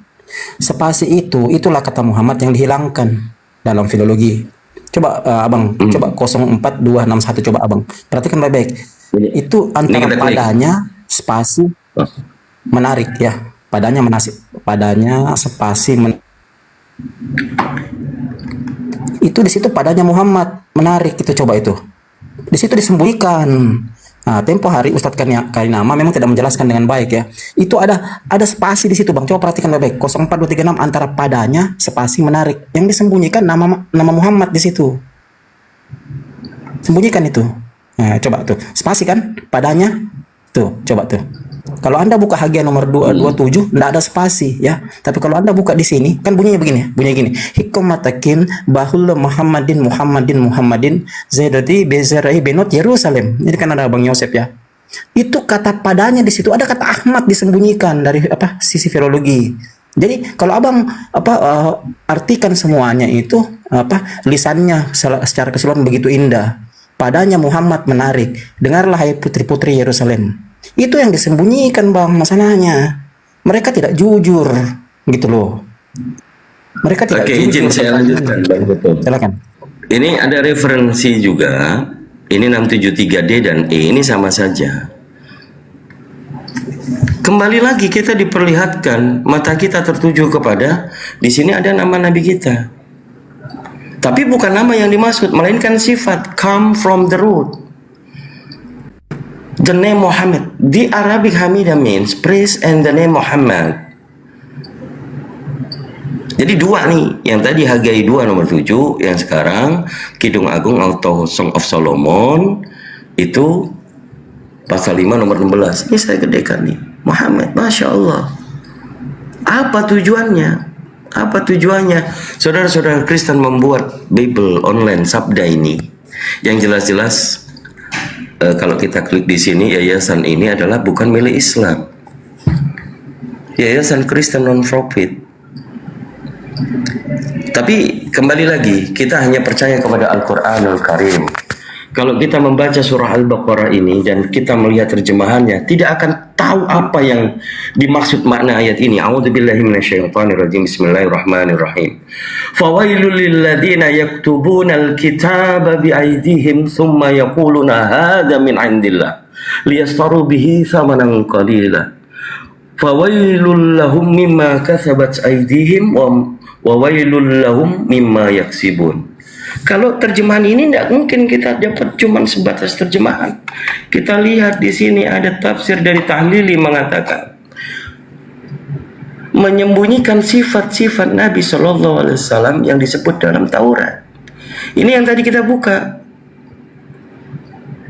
Jadi Maha benar Allah dengan segala firman-Nya bahwa Al-Quran ini kalamullah, petunjuk dari Allah yang Maha mengetahui. Tidak ada semua manusia yang berhasil menyembunyikan dan itu tidak dideteksi oleh Allah, karena Allah Maha mengetahui.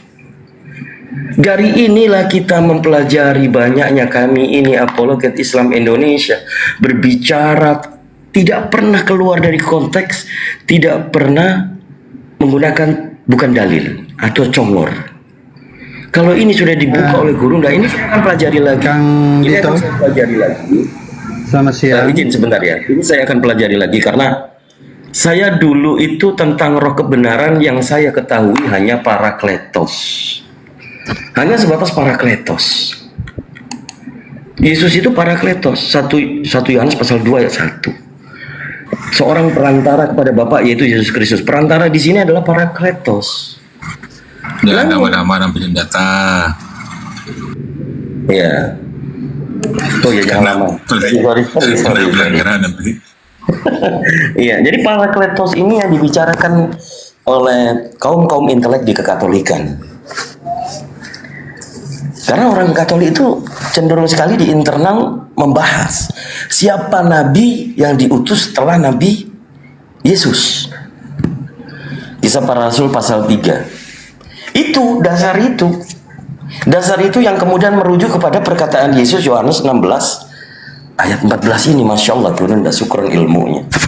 Mudah-mudahan buat berkah kita, adik-adiknya, murid-muridnya, untuk menggaungkan bukan kita minta remis dalam Bible atau perjanjian lama ini terdapat nubuatan, bukan nubuatan, tetapi ciri-ciri sifat-sifat. Kita sudah tampilkan Hagai pasal 2 ayat 7. Iya, kena beneran saya, Ustaz Arif. Itu kan? Itulah Benar. pentingnya. Apa aku bilang? Itulah pentingnya. Apa aku bilang kan? Izin saya baca ayat suci Al-Quran boleh ya? Silakan Gurunda. Bismillahirrahmanirrahim. Alladzina yattabi'una ar-rasul nabiyyal ummiyal ladzi yajidunahu maktuban indahum fit Torah wal Injil ya'muruhum bil ma'ruf wa yanhahum 'anil munkar. Orang-orang yang mengikuti Rasul, yaitu Nabi Muhammad, Nabi yang ummi, yang tidak bisa membaca dan menulis, yang kemudian mereka temukan namanya tertulis di dalam Taurat dan Injil yang ada pada mereka. Dia menyuruh mereka pada yang ma'ruf, mencegah dari yang mungkar, menghalalkan segala yang baik bagi mereka, mengharamkan segala yang buruk bagi mereka, dan membebaskan beban-beban serta belenggu-belenggu yang ada pada mereka. Adapun orang-orang yang beriman kepadanya, memuliakannya, menolongnya, dan mengikuti cahaya terang yang diturunkan bersamanya, yaitu Al-Quran, mereka itulah orang-orang yang beruntung. Jadi ini menjawab terkait dengan apa yang saya sampaikan tadi, khususnya dalam kitabnya saudara Kristen, bahwa ada nama beliau. Itu kita sudah buktikan dalam Yohanes 16 nomor 13. Jadi kalau ditanya sama mereka orang-orang Kristen, mana ada namanya Nabi Muhammad di dalam kitab Injil? Nah, yang mereka katakan Injil kan itu pernyataan-pernyataan Yesus, itulah Injil menurut kaidah mereka. Kalau kita adalah firman Tuhan yang datang kepada Nabi Isa alaihissalam. Ternyata tertulis dalam Yohanes 16 nomor 13. Dah, selesai. Lanjutkan. Silakan. Oke, jadi gini, saya masuk sedikit dulu. Jadi gini, kawan-kawannya, itu pentingnya kita belajar gramatikal. Ya. Jadi ilmu gramatikal itu adalah ilmu pemaknaan kata-kata dalam tata bahasa. Kalau kita mengkaji dua frasa ya, roh, kebenaran, itu dalam bahasa Indonesia, Bang, itu menggunakan kata sambung untuk menerangkan antara roh dan kebenaran. Frasa roh dengan frasa kebenaran. Apa kata sambungnya? Contoh, roh penyampai kebenaran. Roh itulah kebenaran. Contoh, roh pembawa kebenaran, roh dalam kebenaran. Jadi keterangan frasa roh ya itu akan nyambung dengan kata kebenaran. Nah, kita perlu belajar leksikal, kita perlu belajar denotasi, kita perlu belajar konotasi. Jadi ketika dikatakan roh kebenaran ya dalam gramatikal bahasa Indonesia, kebenaran itu menerangkan kata roh. Jadi apa itu? Nah, roh itu adalah penyampai apa? Kebenaran. Roh pembawa kebenaran. Roh itulah kebenaran. Roh dalam kebenaran. Ini yang kalian tidak pernah pelajari karena kalian minim disiplin ilmu. Itu yang masalah, Bang. Makanya sering saya angkat ini ilmu gramatikal supaya kalian mengerti bahwa bahasa Indonesia penting kita pelajari dengan baik untuk membahas narasi itu. Apalagi kalau kita membahas narasi tulisan, kita tidak boleh melupakan disiplin ilmu karena doktrin dan dogma. Lepaskan iman dulu, baru kita masuk disiplin ilmu untuk mengkaji narasi. Sering sekali saya sampaikan, padahal ilmu gramatikal ini ilmu yang paling gampang kita pelajari karena kita ucapkan sehari-hari. Kalau dikatakan roh kebenaran, berarti dia roh penyampai kebenaran, roh pembawa kebenaran, roh itulah kebenaran. Makanya abang belajar itu supaya abang mengerti ya, terutama yang kawan-kawan Kristen ya, bahwa kita tidak bisa melupakan disiplin ilmu, terutama gramatikal untuk mengkaji satu narasi. Nah itu mungkin sedikit dari saya, Bang, supaya kita paham dari disiplin ilmu. Silakan. Ya, bagi penonton yang masih bertahan di 2.700 sih, hampir 3.000, mohon bantuannya untuk serentak tap-tap layar teman-teman, di posting ulang bagi yang belum posting ulang, karena di sini pelanggarannya sudah 4 kali, bahkan salah satunya ini tetap merah ini, kena pembatasan. Silakan teman-teman serentak tap-tap layar dulu, gedor layarnya, tap-tap layar teman-teman, sampai 1M, yuk. Bisa Sahabat lanjut. Dewi Bayi, barakallah fik, sehat selalu. Semua teman-teman yang ada di bawah, yang di YouTube, sehat selalu. Nyimak paparan-paparan kami, catat yang penting, dan pertahankan akidah dari rongrongan serangan-serangan para misionaris. Allahu Akbar. Lanjutkan. Allahu Akbar. Silakan Rames. Kalau mau masuk, Rames. Ya, saya Silakan tanggapi ya. buka mionya. Nah, siap. Selamat siang saudara semua, apa kabar? Saya ingin menanggapi tentang pernyataan Kang Dito tadi mengatakan bahwa merujuk kepada sifat. Nah, sedangkan tadi dibacakan oleh Bang Suma mengatakan tentang nama. Nah, Kang Dito, ini harus sepakat sama Kang Dito dengan Bang Suma dulu. Nama yang dirujuk atau sifat? Nah, kalau sifat tentang terpuji saudara, saya ingin tahu dari semua utusan Tuhan, apakah mereka tidak dijuluki dengan kata terpuji? Atau mungkin tentang ketundukan, sifat tunduk, apakah dari semua nabi tidak tunduk? Atau umat-umat sebelumnya tidak tunduk? Jadi itu hanya merujuk kepada satu sosok, yaitu utusan Anda, junjungan Anda. Ya mungkin nanti saudara tolong tanggapi itu. Nah, saya ingin bertanya tentang keimanan saudara. Ditanggapi Itu dulu dong. tentang itu Baru saya tanggapi yang tadi ya. Nah, nanti saudara memberikan alasannya ya. Nah, sekarang saya bertanya kepada Bang Suma khususnya. Bang Suma, Rasul Allah mendapatkan kalam wahyu dari Allah lewat Jibril. Nah, kalau kita telusuri saudara, berarti penyampaian ini itu malaikat, ya kan? Malaikat yang menyampaikan wahyu tersebut. Saudara, di dalam kitab Injil itu pun ada malaikat datang kepada Maria. Tapi kami tidak mengatakan bahwa Nabi Maria itu adalah sebuah utusan Tuhan. Bahkan kepada para gembala tidak dikatakan utusan Tuhan. Nah, bahkan mungkin di kitab Anda juga ada malaikat datang kepada Maria. Tapi Maryam saudara, apakah dikatakan utusan Tuhan atau bagaimana? Tolong jelaskan hal itu, silakan. Ya, baik. Yang pertama, terkait dengan kata Ahmad. Itu merujuk bukan kemana-mana. Merujuknya kepada dia yang datang setelah Yesus. Menurut Yesus, titik. Yohanes 16 nomor 7. Adalah benar jikalau aku pergi, sebab kalau aku tidak pergi maka Ahmed tidak datang. Titik. Jangan kau melebar. Jangan melebar. Aku memang harus pergi, sebab kalau aku tidak pergi, kebenaran ini tidak akan datang. Jadi yang datang itu bukan Yesus setelah aku pergi, yang datang itu Ahmed. Itu yang pertama. Yang kedua, terkait Nabi Muhammad SAW, memang betul di Al-Quran dikatakan malaikat Jibril datang kepada Maryam, betul. Tapi Maryam tidak diberikan kemudian tugas untuk menerima firman dan menyampaikan firman itu kepada manusia.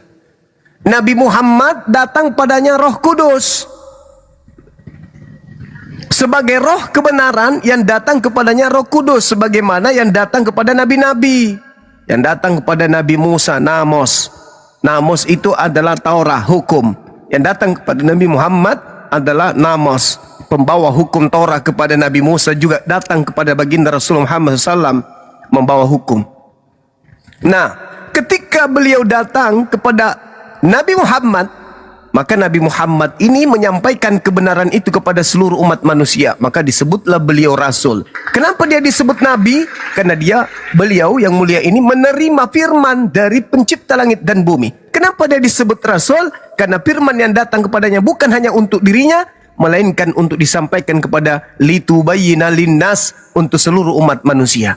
Itu jelas itu. Makanya Lukas, Markus, Matius, Paulus, in the gang itu tidak masuk dalam kategori nabi, bukan rasul mereka itu, tetapi hanya penulis yang kemudian diangkat derajatnya menjadi rasul oleh orang-orang barat. Demikian.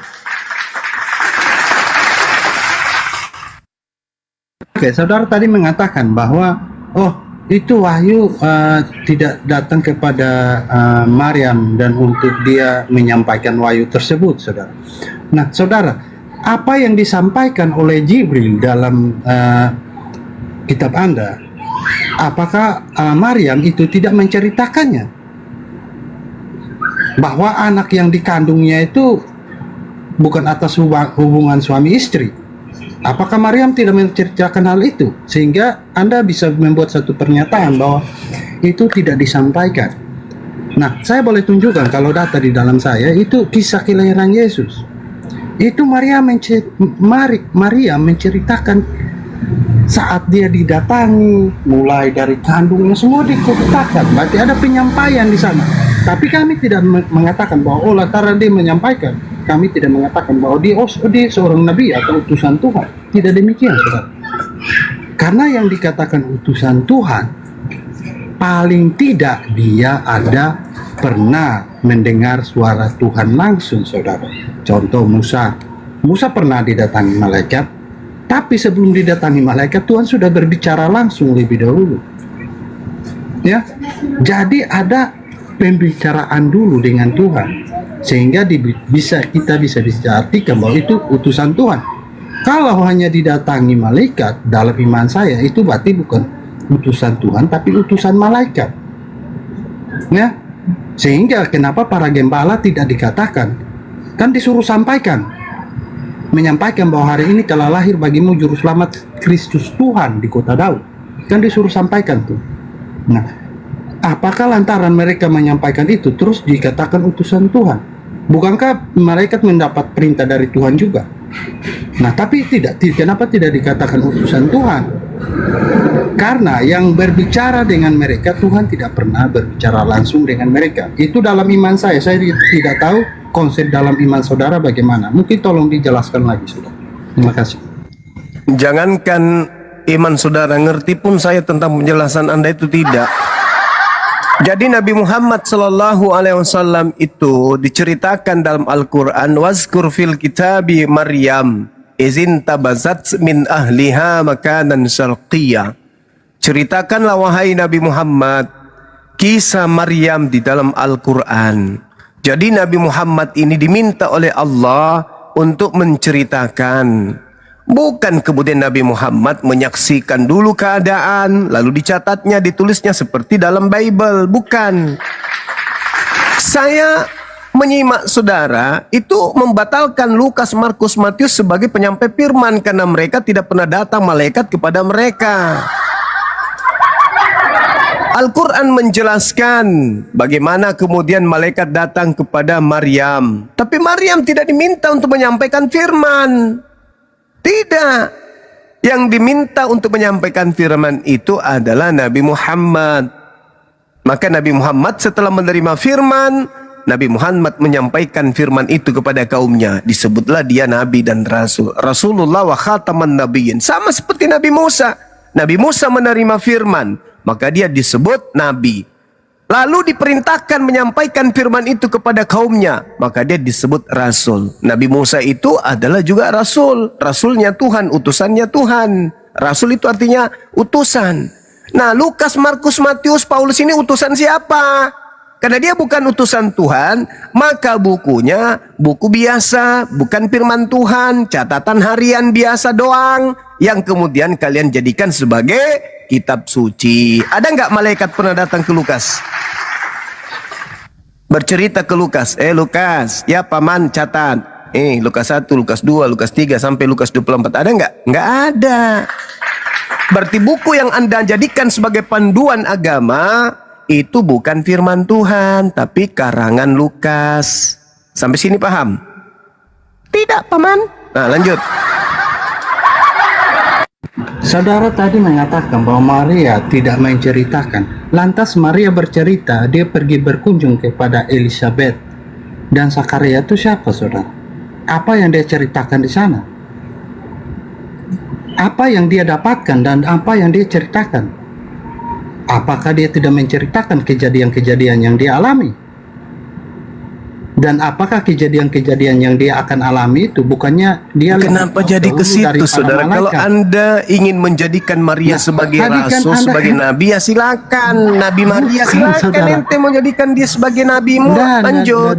Yang saya pertanyakan di sini adalah, apakah Lukas, Markus in the gang itu datang padanya malaikat memberitakan firman Tuhan? Pauluslah dulu, 13 kitabnya, Langoa. Yang paling hebat kah? Yang paling gembung? 13 bukunya itu apa dari malaikat? Oke, saya tanggapi ya. Nah, kalau Paulus, Lukas, dan para murid, kalau Lukas kan dia memberikan kesaksian dari saksi-saksi mata. Apakah mereka ini datang padanya malaikat? Sebentar saya jawab dulu. Lukas ini menuliskan pertanyaan saya di situ, apakah mereka Paulus in the gang itu mendapatkan pewahyuan dari malaikat? Oke, saya jawab ya. Apakah mereka mendapat pewahyuan dari malaikat? Ya. Enggak, kalau dapat ya enggak. Lalu dari mana kitabnya ini? Dari mana kitabnya? Dari mana kitabnya ini? Dari mana kitabnya? Mereka menuliskan kejadian yang mereka saksikan dari firman Tuhan yang menjadi manusia itu. Ngomong apa ente? Siapa yang menjadi narasumber? Dari malaikat. Siapa yang menjadi narasumber? Kalau dari malaikat, sebentar Bang Suma. Kalau dari malaikat saja, berarti tidak bisa disebut utusan. Tidak bisa disebut utusan. Bagaimana dengan kalau Musa di dalam kitabmu? Musa berbicara langsung dengan Tuhan juga. Malaikat yang datang kepada Nabi Musa. Ada suara Tuhan juga. Malaikat yang datang kepada Nabi Musa. Sekarang pertanyaannya, apakah penulis Bible Perjanjian Baru ini dari malaikat diterimanya? Bukan. Udah selesai, gugur sudah gugur. Sekedar ingin tahu aja, setelah gugur ternyata bukan penyampaian malaikat mereka catat. Setelah itu kita iseng-iseng aja nih ingin tahu, ternyata setelah gugur. Nah, pertanyaannya adalah 13 kitab Paulus ini Paulus terima dari mana? Malaikat tidak. Oke, dari firman Allah yang menjadi manusia tersebut. Ya, sekarang saya tanya sama Anda. Saya sudah jawab. Sekarang maksudnya gini, apa? Untuk membantah itu. Saudaraku, dengar. Paulus tidak menerima dari malaikat. Anda mengatakan dari firman Tuhan yang jadi manusia. Yesus menyampaikan firman itu sebelum penyaliban, sudah tamat firmannya. Yohanes 17:8. Segala firman yang engkau berikan kepadaku telah aku sampaikan. Jadi setelah Yesus menyampaikan segala firman, itu belum ada 13 buku itu. Nah sekarang segala firman telah Yesus sampaikan. Dan tidak ada 13 buku. Tidak ada buku Lukas, tidak ada buku Yohanes, tidak ada buku Matius, tidak ada. Mereka menulis hanya bercerita tentang keadaan Yesus dan murid-muridnya. Berarti bukan penerima firman dari Yesus. 13 kitabnya Paulus ini bukan dari Yesus. Kenapa? Karena Yesus sudah menamatkan segala firman yang diterima dari Bapa kepada kaumnya Bani Israel. Nah sekarang Paulus tidak dari malaikat, juga bukan dari Yesus. Lalu dari mana 13 bukunya ini? Paulus ini. Oke, saya jawab. Tolong Bang Suma jangan potong dulu. Kita nggak dapat poinnya kalau diskusi seperti itu, ya. Jadi Paulus itu dia mendapatkan penglihatan waktu dia sama tentaranya mengejar murid-murid Yesus. Itu dia mendapat penglihatan langsung dari Yesus. Nah, di sana dia mulai mendapat hikmah. Penglihatan dari Yesus itu. Bukan masalah penglihatan. Bang Suma ngomong saya diam loh. Sumber perkataan, sumber 13 buku ini dari mana? Kalau dibilang dari Yesus, kalau dibilang dari Yesus, Yesus sudah tutup buku. Yesus sudah tamatkan pengajarannya.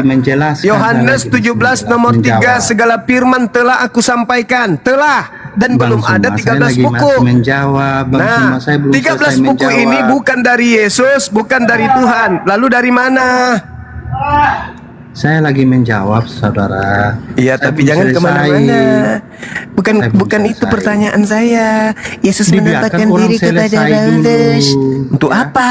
Nah, Untuk apa? itu tadi Untuk apa Paulus, saya dibiarkan sudah Anda menjawab, bercanda? ya. Kami bukan diundang di sini untuk mendengarkan materi Anda.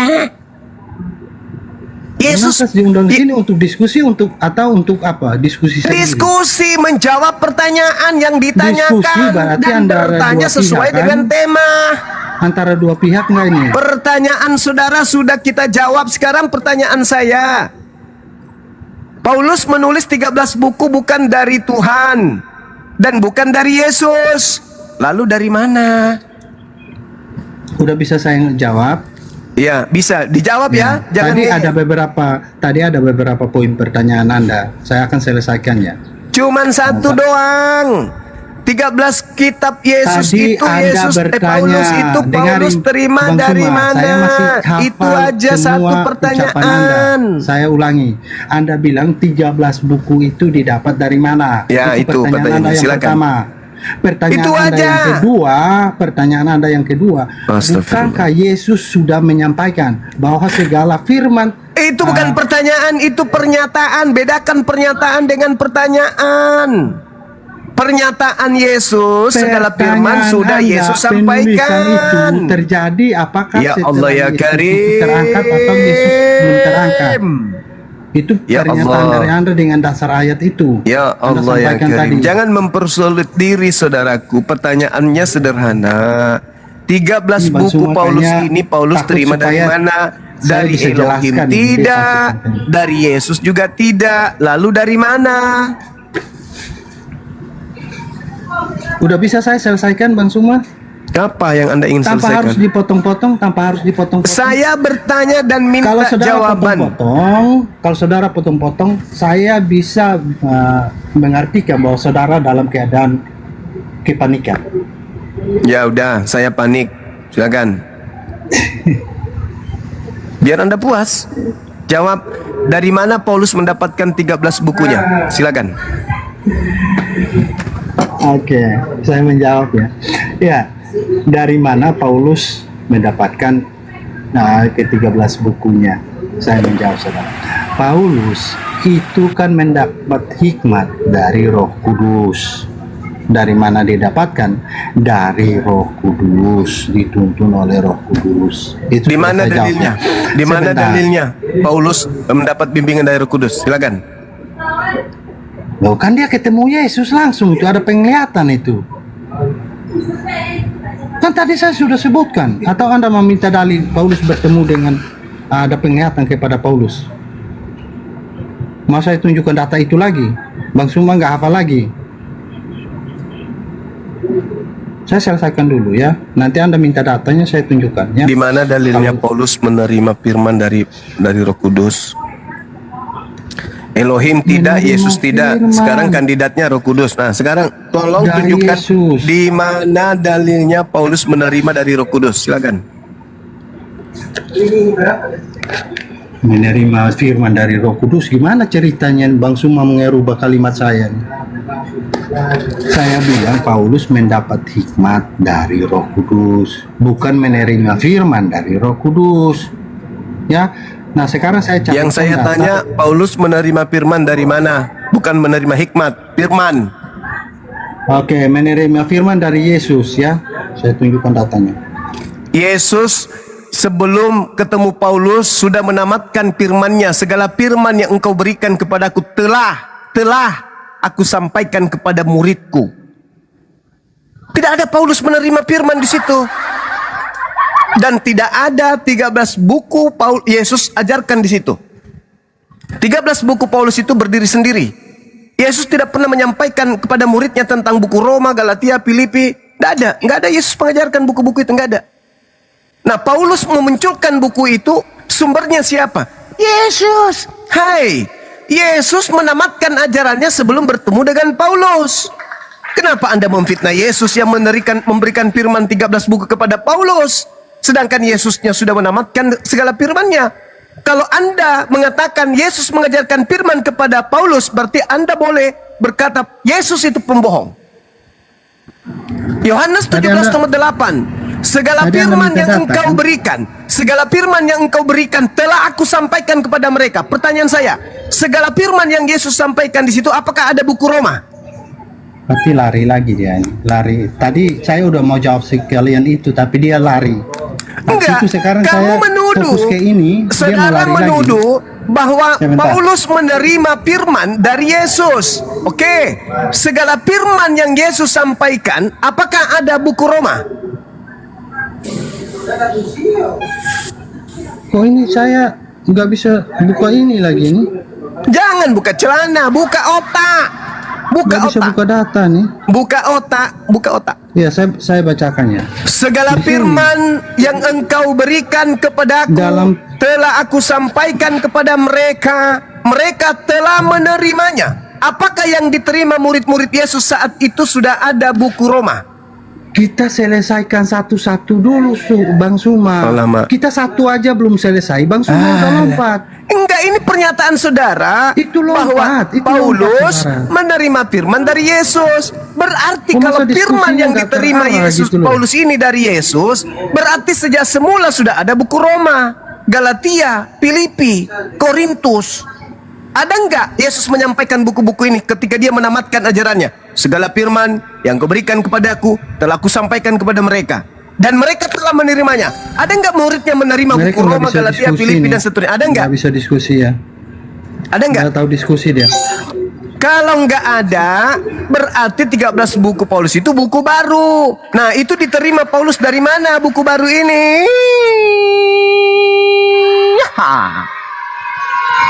Kalau nggak ada ilmu, jangan coba-coba naik di Komal Islam. Mending tidur, urut ucok. Beli minyak tawon.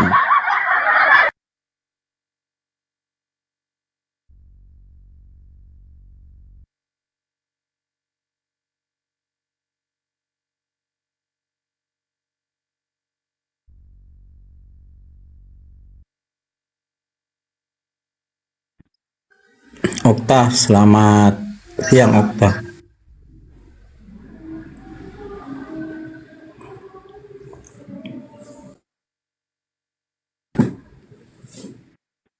Peringatan buat teman-teman 26 kita something. non muslim, tolong kalau kita naik di Komal itu jangan sok paten, sok hebat, sok pintar, sok menguasai, sok menggurui. Kenapa? Sama seperti kami ketika kami masuk di Komal-Komal saudara kita yang non muslim, ya kan ya, kami harus mempersenjatai diri kami dengan materi-materi, hafalan-hafalan, referensi-referensi, kisi-kisi. Sekiranya mungkin non-muslim saudara kami bertanya kepada kami. Nah, Anda juga harus kayak begitu supaya tidak menyakiti saudara hati kita yang non-muslim lainnya. Anda mewakili, mereka akan mencatat, mereka akan mendengarkan. Nah, ini ada wakil kita. Ada yang naik di atas untuk kemudian melawan umat Islam, berdialog, berdebat. Mereka mengharap kalian bisa memenangkan pertarungan dengan memberikan dalil. Tapi kalau lain ditanya, lain dijawab, jangankan kami, jangankan mereka, kami aja umat Islam kecewa loh. Ketika kami bertanya, jawabannya nggak nyambung, kecewa kami. Apalagi mereka saudara kita Kristen yang merasa dibela oleh Anda. Jadi kalau belum cukup ilmu, mending ke pasar, beli minyak galiga atau balsam galiga. Pakai urut ucok. Anda sibuk aja membesarkan itu daripada Anda membesarkan kemaluan Anda di sini. Mending kemaluan yang benar Anda besarkan daripada kemaluan Anda. Anda permalukan, Anda permalukan saudara-saudara kita Kristen yang mau belajar gitu loh. Selamat siang. Begitu saudara, minyak galiga itu jurusnya, obatnya. Jangan naik ke sini tanpa ilmu. Ditanya apa, jawabannya apa. Padahal narasinya sederhana. Yesus menamatkan ajarannya. Segala firman telah aku sampaikan. Mereka telah menerimanya. Pertanyaannya, yang diterima murid-murid ini, apakah sudah ada 13 kitabnya Paulus? Belum.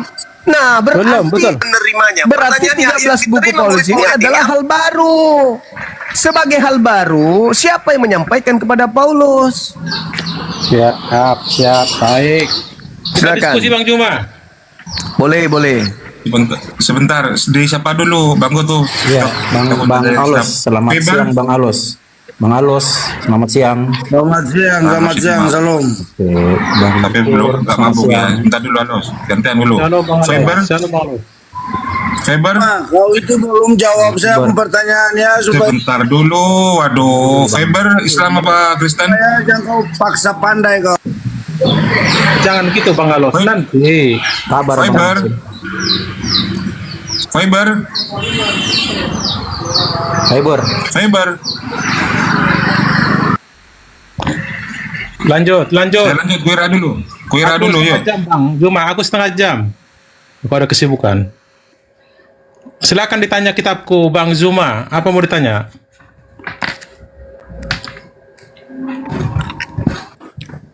Pertanyaan saya yang tadi, Bang.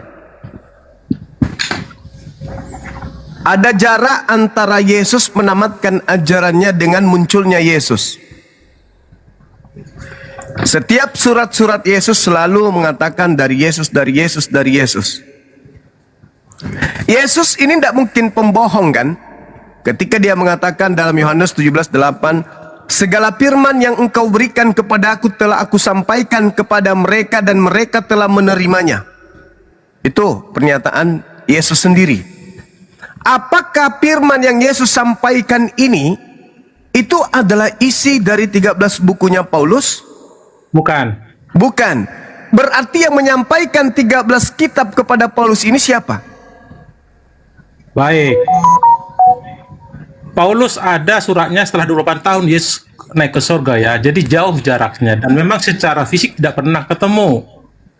Jadi Paulus itu adalah asal dari Saulus yang telah memperoleh surat dari para imam Yahudi supaya bagi siapa yang mengajar tentang kisah Yesus harus diselesaikan, dibonoe.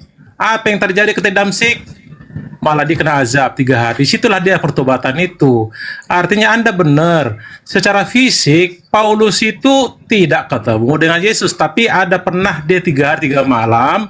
Proses ada buta. Karena niat dia untuk menghabisi semua. Termasuk Ananias sasaran empuk. Tapi jadi berubah. Makanya semua tanda tanya. Ini Saulus jadi ngapain? Tadi berapi-api. Mau matikan semua pengikut Yesus. Kok malah jadi dia mengajari. Artinya Saulus itu adalah pengajar ya, bukan nabi dia pengajar, pemberi tentang Yesus itu. Ada 13 bab yang Anda tanya, betul. Dia di mana berdakwah? Itu tulisan contoh di Roma. Tapi tentang kisah Yesus yang 20 tahun yang sebelumnya, bukan hari itu, beda zaman. Ketemu dia di daerah apa?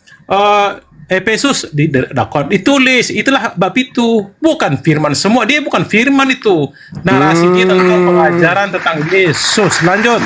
Iya. Jadi saudara-saudara kita Kristen harus sadari bahwa surat-surat Paulus itu bukan firman ya. Betul, yang ada firman yang ada huruf merah ketika dia bercakap-cakap dengan itu dia buka.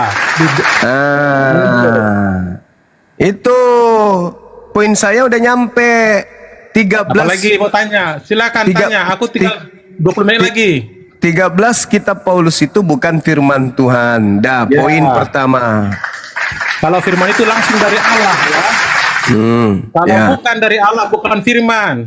Apalagi menggunakan pihak ketiga, itu bukan firman. Itu bertentangan dengan Yeremia 14:14 sama Yeremia 23:25. Bertentangan betul. Ya, oke. Nah, sekarang secara menyeluruh 4 kitab kanonik Lukas, Markus, Matius, Yohanes ini, ketika Yesus mengajarkan firman Tuhan kepada muridnya, apakah keempat kitab ini sudah ada? Belum. Belum juga. Ya, belum juga. Sama dengan Anda. Nabi Muhammad tidak pernah melihat Al-Quran, apalagi hadis. 190 tahun selisih. Lanjut. Berarti kita bisa mendapatkan kesimpulan penulis Bible, kitab kanonik ini itu tidak menerima langsung dari mulut Yesus, betul? Hanya Yohanes lah. Betul? Hanya Yohanes yang Yohanes juga anonim. tidak menerima langsung dari Yesus. Anda bisa baca dalam Yohanes 21 nomor 24. Yang 3 itu anonim Bang ya. Yohanes murid Yesus ya. Lanjut. Yohanes penulis Yohanes bukan menerima langsung dari Yesus. Anda bisa baca di Yohanes 21 nomor 24. Saya baca ya. Ya, baca dulu. Jadi 13 kitab Yesus bukan dari Yesus langsung. Yang 3 yang kanon bukan dari Yesus langsung. Tinggal 1 nih, harapan ini Yohanes. Coba baca Yohanes 21:24. Baik, kubacakan abangku ya, santai Ya. saja. Kata penutup di sini ya. Dialah murid yang memberi kesaksian tentang semuanya ini dan yang telah menuliskannya, dan kita tahu bahwa kesaksian itu benar. Dia itu siapa? Apanya? Dia di situ siapa? Dia sendiri si Yohanes itu. Hah? Yakin? Yohanes. Iya. Hah? Menurut abang kita Dialah diskusi. murid. Dialah murid yang telah yang memberi kesaksian tentang semua ini. Ini kau Kristen dari mana kau? Dan yang telah menuliskannya. Dan kita tahu bahwa Dan nanti kita bicara ini sampaikan demikian biar nggak digiling, Bang. Penjelasan ini. Bang, dengar dulu, Bang Alos, izin Bang. Iya dengar, iya saya paham. Kalau sampaikan nanti Anda nanti kita di luar kita bicara. Bukan Kristen ini. Aduh. Saya uji kau pengakuan iman rasuli, coba. dia sakit hati karena dikatakan 13 buku Paulus itu bukan dari Yesus, sakit hati. Dan 13 kitab kanon bukan dari Yesus juga. Tinggal 1 Yohanes. Dan ternyata di Yohanes 21:24 jelas juga itu bukan dari murid Yesus. Yohanes langsung yang menulis. Dialah murid yang memberikan kesaksian tentang semuanya ini dan yang telah menuliskannya. Dan kita tahu bahwa kesaksian dia itu benar. Kalau penulis Yohanes adalah Yesus, murid Yesus adalah Yohanes, maka dia akan mengatakan, akulah murid yang memberi kesaksian tentang semuanya ini dan yang telah menuliskannya. Dan kalian tahu bahwa kesaksianku itu benar. Itu kalau yang menulis buku Yohanes adalah murid Yesus. Tapi ternyata dia mengatakan dan dia mengatakan dan kita tahu bahwa kesaksian dia itu benar. Artinya 4 kitab kanonik itu juga bukan dari murid Yesus, 13 kitab Paulus juga bukan dari Yesus. Begitu saudara Alos. Jadi jangan emosi Alos. Kurangi isap Alos? Kebiasaannya biasa Alos? Santai aja Bang Alos. Siri, jangan suka isap siri Alos. Oke. Saya dengan Anda sama Bang Alos, mohon Kurangi izin ya, mohon isap maaf. Artinya aku menyampaikan demikian dulu. Gimana? Alos mau dengarkan kan? 4 kitab kanonik bukan Yesus, 13 buku Paulus bukan dari Yesus. Begitu saudara Alos. Jangan emosi. Apa yang ditulis oleh Paulus adalah kisah rohani semua, kecuali ketemu dengan Yesus ketika dia matanya buta. Di luar itu semua kisah dia tentang pemberitaan tentang Yesus. Karena dia telah pernah 3 tahun di Arab, ya, dibaca, ya, di Galatia 1:17. Paulus itu sebagai orang ajam pernah di Arab memberitakan tentang sambil belajar tentang Kristen itu. Jadi 4 penulis kitab ini bukan langsung Yesus ya. Kalau menurut saya ini, pendapat saya akui Anda. 3 sebenarnya anonim, tapi Yohanes itu ke sana. Tapi kalau Anda ngasih dalil itu dengan pemikiran Anda saya hargain. Lanjut. Nah, gitu Alos. Itu saudara kita dari Kristen cerdas. Jangan kayak Alos maksa kali dia. Makanya kurangi ini. Nggak boleh kita saling memaksa. Artinya kita harus hargai perbedaan pendapat. Begitu mengatakan bukan semua apa yang disampaikan oleh Bang Zuma itu salah. Ada benarnya. Jadi kalau nggak bisa aku jawab, itu akan saya bawa poin bagi saya. Akan kutanya ke pendeta Bang Zuma sama ahli-ahli begitu Alos. Jangan kebanyakan isap siri. Makanya begitulah jadinya. Nggak boleh. Apalagi menghujat nggak boleh. Iya Kang Dito kan? Betul, sepakat kita. Cuma Kang Dito, udah lihat aku lagi ngomong ini Kang Dito. Aduh, ini Kang Dito teman. Siapa menghujat? Saya tanya dulu. Saya tanya kau. Siapa yang menghujat? Cuma Alos kau mabuk salam benar kau. kan Nabimu memerintahkan untuk Kau masih mabuk kau Alos. Waduh. menghujat. Mabuk dia, mabuk. Nantilah Bang Alos. Siapa yang Kita di menghujat? mereka Itu kan nggak dalilnya. boleh kaki di atas. Kita harus sopan lah. Kalau saya menghujatnya mana? Nabimu buta huruf. Ya gini, kalau dikasih kita bertanya, baru siap-siap bertanya. Jangan langsung Alos, naik coba kaki kau lihat atas. samping. Ya kan Bang Goto, Di kan kanan, harus jangan begitu sampai kan Bang Goto. Bang Goto, kalau sekiranya kita ke rumah orang, jangan kaki kita di atas duluan, itu nggak sopan. Kita ikuti irama di sini. Kalau dikasih kita Ya, kesempatan harus memang bertanya ke begitu. Kang Dito, bisa. Baru kita bertanya. jangan belum permisi ngerocos.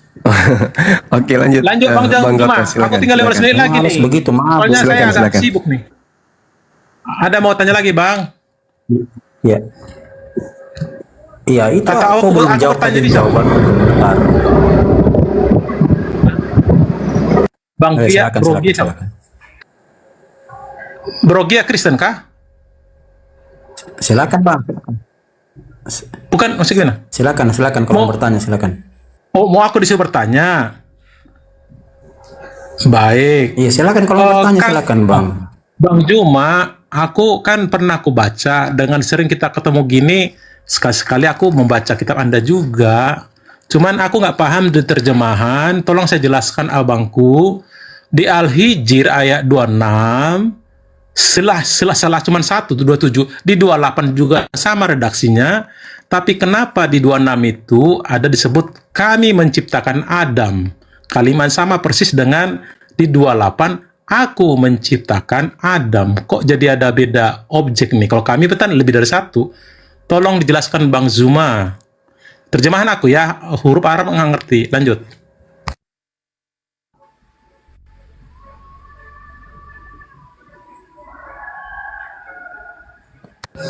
Bang Zuma. Ya, silakan Bang Zuma, itu diminta itu Al-Hijr. Kang Dito mungkin bisa buka datanya itu. Ya kan sudah berkali-kali jelaskan sebenarnya kata kami itu kata ganti orang pertama, tapi ya sudah Bukan itu paham. poinnya Bang Goto. Bukan itu Iya. Bang Goto. Kalau misalnya Al-Hijr ngomong aku menciptakan manusia, misalnya di Al-Ahzab kami menciptakan, berarti beda versi kan. Ini satu runut masih, celah cuman ayat 27 saja. 26 dengan 28 redaksinya sama, bedanya yang saya tanya, kenapa di 28 itu aku, sementara di 26-nya kami. Sama menciptakan manusia dari tanah hitam. Silakan Iya. ditanya. Bang, kan kata aku dan kami itu Bang, ada pautnya yang mengarah langsung kepada satu entitas, kan begitu. Kan ketika Presiden Prabowo berkata, misalnya, kami mewakili Bang Juma ya, kemana? Bang Juma. ya kami Yang aku tanya Bang mewakili. Zuma, bukan Bang Goto. Bang Goto kan pinter orangnya, orang Oh ya sudah. cerdas ini. Itu Bang beliau Juma, yang jawab. di mana? Silakan Bang Bang Juma nih. Silakan. Kerunda berarti masih nerima telepon itu, gue kira. Gak mungkin dia gak akan menjawab. Ya. Bang Pasti ada jawabannya. Kang Dito mungkin Kang Dito. Jawab, Jadi silakan, Kang Dito. Bang Arif, mohon maaf ya karena aku waktu harus keluar. Kukira beliau langsung jawab. Saya mau undur diri dulu ya. Makasih, selamat siang. Sama kemarin dengan Pak John ya. Pak John itu dia kabur semalam kan. Ketika kita debat itu dia membawa kata Tuhan datang itu dengan para malaikatnya ya. Di Al-Quran. Saya bilang begini sama Pak John belajar gramatikal baik-baik. Ketika saya menyampaikan data, karena dia mau cari remis kan, dia mau menyamakan antara keturunan Isa Al-Masih dengan Tuhan yang datang dalam Al-Quran ya, bersama malaikat-malaikatnya. Ternyata ketika disampaikan bahwa peristiwa itu tidak terjadi di bumi, langsung beliau kabur.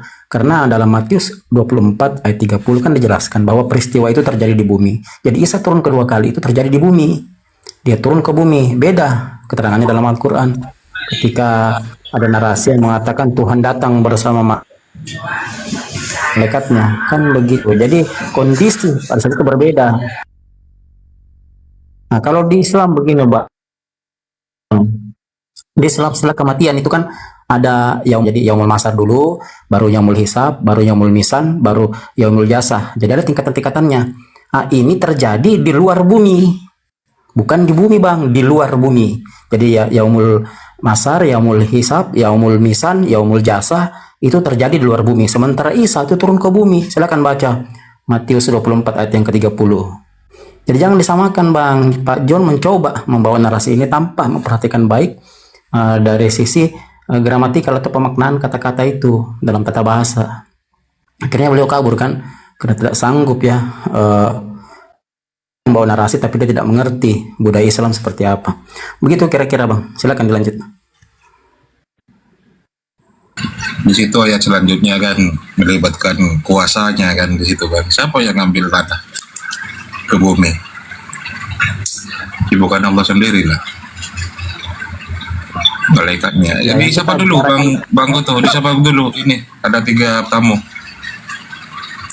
Oh iya, Bang apa ini? Bang Adi, selamat siang Bang. Bang Adi, selamat siang. Udah jawab. Bang Adi, bagaimana Bang? Abang dari mana? Dari Sulawesi Bang. Oke, Islam berarti Bang ya? Ya. Iya, mungkin ada Ini yang saya mau cuma disampaikan, mau Bang. menyimak Bang, belum mau bertanya. Oh iya. Islam ya? Kristen Bang. Oh, Kristen Bang Goto. Iya. Terus maksud saya Bro Jian? Bro Jian dibuka mute-nya.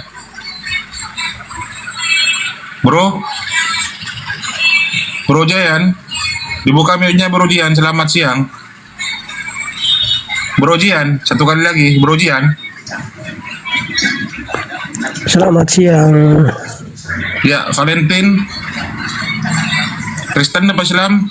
Valentin. Kristen. Oh ya. Silakan Bang. Abang mau Siapa bertanya, yang mau diskusi duluan ini?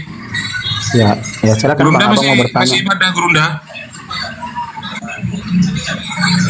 Gurin, Bang Sumanya kayak mana Bang Suma? Host, kenapa kita buka datanya hilang, host? Iya, enggak boleh sekarang Bang. Buka data nggak boleh.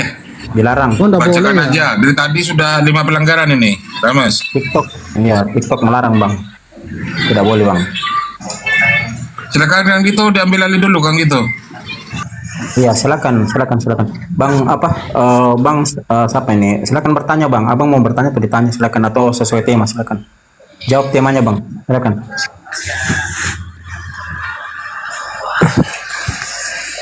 Silakan Bang.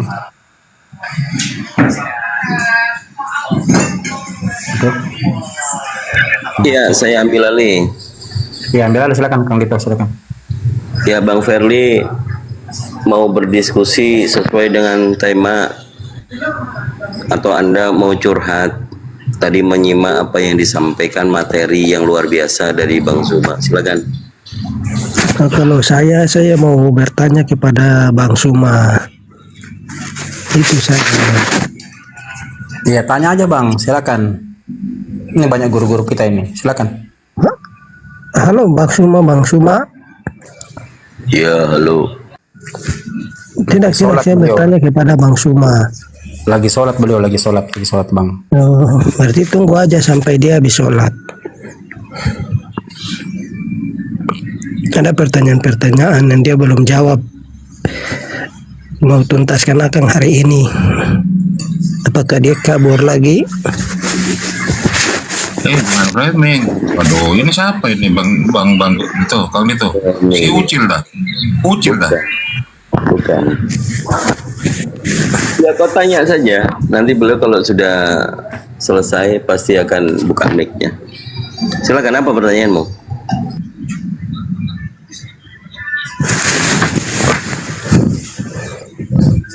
Kalau saya pertanyaan sih, di mana ayat Alkitab mengatakan bahwa malaikat Gibril itu adalah Roh Kudus? Di mana itu ayatnya itu, kata Bang Suma itu? Katanya malaikat Jibril itu adalah Roh Kudus. Saya mau tanya dia itu sampai kapanpun dia pergi, saya tunggu. Firly, kau bertanya itu sudah salah itu. Kau bertanya kepada umat Muslim, kau tanya Alkitab. Kau bilang di mana ada Alkitab menyebut Jibril Roh Kudus. Dalam budaya Islam, Bang. Dalam budaya Islam, Bang, malaikat Jibril disebut Roh Kudus. Tanyanya ke Al-Qur'an, bukan tanyanya ke Alkitab. Abang gimana sih? Baru Dia menjawab, dia mengatakan di Alkitab memang tertulis bahwa Jibrilnya itu di dalam Alkitab itunya Roh Kudus. Jadi saya mau tanya dia ayat Alkitab di mana dari perjanjian lama sampai perjanjian baru, di mana ayatnya? Paham, kalian tidak tahu. Kamu bawa polemik. Sesuatu yang materinya tidak bisa kamu cerna, kamu paksakan. Tidak, dia debat dia langsung. Kau dengarkan dulu. Kalau dalam materi diskusi lintas agama, Sudah jelas bahwa di original teks itu tidak ada kalimat kudus, roh kudus itu nggak ada. Yang ada itu hanya ada di dalam Al-Quran, Rohul Kudus. Tidak, saya tidak Gimana? masalah dengan kalian. Tuh saya tunggu saja Bang Suma sampai kapanpun dia datang. Oke? Kayak mana sih? Coba gue tanya samamu dulu. Yang diterjemahkan ke bahasa Indonesia Roh Kudus itu apa? Tidak, saya tidak perlu dengan tentang kalian. Ini ucil nih kan itu. Saya sampai kapanpun semua. Semua aja. Oh, ucil. Ya udah, kau turun dulu, gantian yang mau. Ya, saya turun dulu. Udah. Kalau dia sudah Udah. Halus aja naikin. Kita mau tanya berapa botol sudah dia. Ya udah, Adi Badawi monitor. Adi Badawi. Dia hanya mau menyimak kan gitu, nggak mau dia bertanya katanya. Ya. Justru begini, kalau kita menyimak ya, kenapa orang-orang Kristen itu memperpolemikkan suatu narasi sama dengan orang-orang yang tidak sebarisan itu. Tidak menyimak dalam perdiskusian atau gagal paham. Pada waktu kita membawakan dalil dalam diskusi lintas agama, mempertanyakan kemudian memberikan suatu penjelasan yang benar. Roh Kudus itu tidak ada di dalam Bible. Secara original teks yang merujuk kepada linguistik. Assalamualaikum. Waalaikumsalam. Raja Doha, Kristen atau Muslim? Kristen, Bang. Kalau Kristen, Anda bukannya dilarang untuk menyamai, mengucapkan salam agama orang lain? Salat toleransi itu, Bang. Oh, gambrul itu namanya. Waalaikum. Ya, apa yang Anda mau diskusikan? Kalian pun kan kalian bahas-bahasnya Alkitab, Bang. Apa bedanya? Sekian lama diskusi lintas agama ini ada, masih ada orang seperti Anda bertanya seperti itu. Ini Tritunggal ini mana ada tertulis di Al-Quran ini, Bang? Ya memang tidak ada. Lucu-lucu aja ini ya. Makanya tadi aku, Bang, suratkan Assalamualaikum, ya kan? Enggak masalah kan, Bang? Iya, kita jawab waalaikum. Bagaimana Nabi Muhammad SAW pada waktu itu dalam hadis diterangkan, pada waktu ada orang Nasrani dan orang Yahudi mengucapkan salam kepada baginda, baginda menjawabnya dengan waalaikum. Ya gimana? Apa yang mau kau diskusikan? Mau bertanya ya, Bang. Apa tuh? Ya, soalnya silakan. Bertanya aja silakan. Biar apa dulu, biar tahu aku sebenarnya yang kalian sembah Allah atau Muhammad, itu aja. Aduh, diskusi sama orang begini kita tambah bodoh. Dalam Islam tidak pernah ada perintah menyembah manusia. Yang ada hanya menyembah satu-satunya Allah yang benar, yang kami yakini laisa kamitslihi syai'un.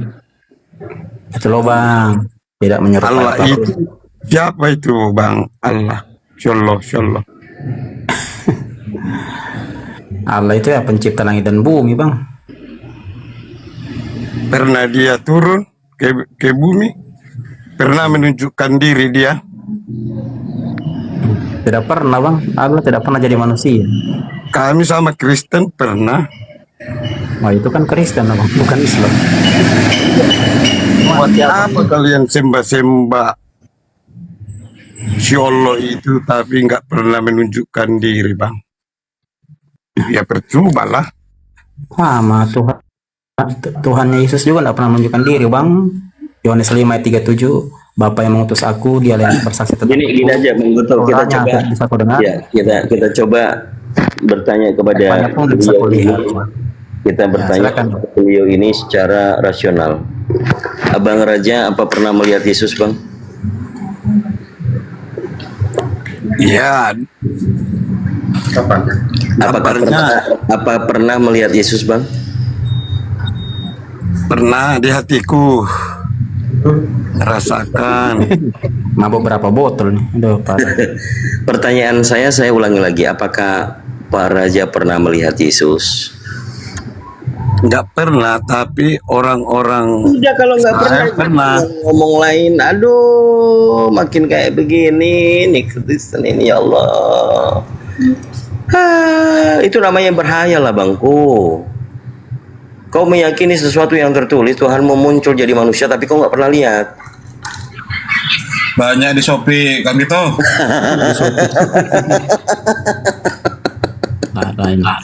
Udah ya Bang ya, jadi Abang nggak pernah melihat Yesus yang Anda tuhankan, yang Anda sembah. Jangan kau mengatakan umat Islam tidak pernah melihat Tuhannya. Kayak mana lah Bang ini, diputar diajak berpikir rasional pun makin beleng-beleng Anda. Iya. Lain kali kalau bertanya, dipikirin dulu Bang. Oh iya ya, aku nggak pernah Bang itu Yesus yang manusia itu maupun yang Tuhan. Ngapain kau percaya? Ya, ini yang lucu tuh. Ketika kita menyampaikan dalam bahasa-bahasa rendah saja, ya, mereka tidak mampu menelaah. Ya, kita uraikan dengan jelas dengan bahasa-bahasa apa yang kekuatannya rendah, ya, powernya rendah saja mereka tidak mengerti. Bagaimana kalau kita menggunakan bahasa-bahasa tinggi? Kan begitu, Bang. Jadi memang mindset mereka dikelola berdasarkan doktrin dogma. Kan begitu. Itu yang masalah itu. Ya cobalah Anda bertanya. Ya, Anda bertanya apa sesuatu yang mengedukasi begitu. Bukan ya, kasih saran lah, bisa bertanya sambil kasih saran. Kalian selama ini udah di prank Bang. Nah tuh, Anda berbicara, Anda tidak ngerti apa yang Anda bicarakan. Bagaimana mau diskusi gitu loh? Coba digunakan itu apa penalaran yang baik dalam berdiskusi, kan begitu. Ini apa, Tritunggal bukan ajaran Yesus. Kenapa ditulis kayak gitu Bang? Ya cobalah kau terangkan di mana beliau mengajar Tritunggal, coba kau kasih datanya coba. Memang nggak ada dibilang kayak gitu. Ya sudah, kalau nggak ada berarti benar itu. Jawab aja, kan ditanya itu. Tritunggal itu kan istilah itu Bang, satu tapi 3 sebutan. Ya itulah yang kau sampaikan datanya, kan begitu. Itu kan ada di belakang tanda tanya Bang. Ada tanda tanya, bukan tanda seru Bang, tanda tanya. Abang ditanya itu maksudnya gitu loh. Coba lihat baik-baik tulisan itu. Oh, makanya aku terangkan Bang, arti Tritunggal itu 3 sebutan tapi 1 orangnya Bang. Iya, itu gimana datanya? Di mana datanya itu begitu?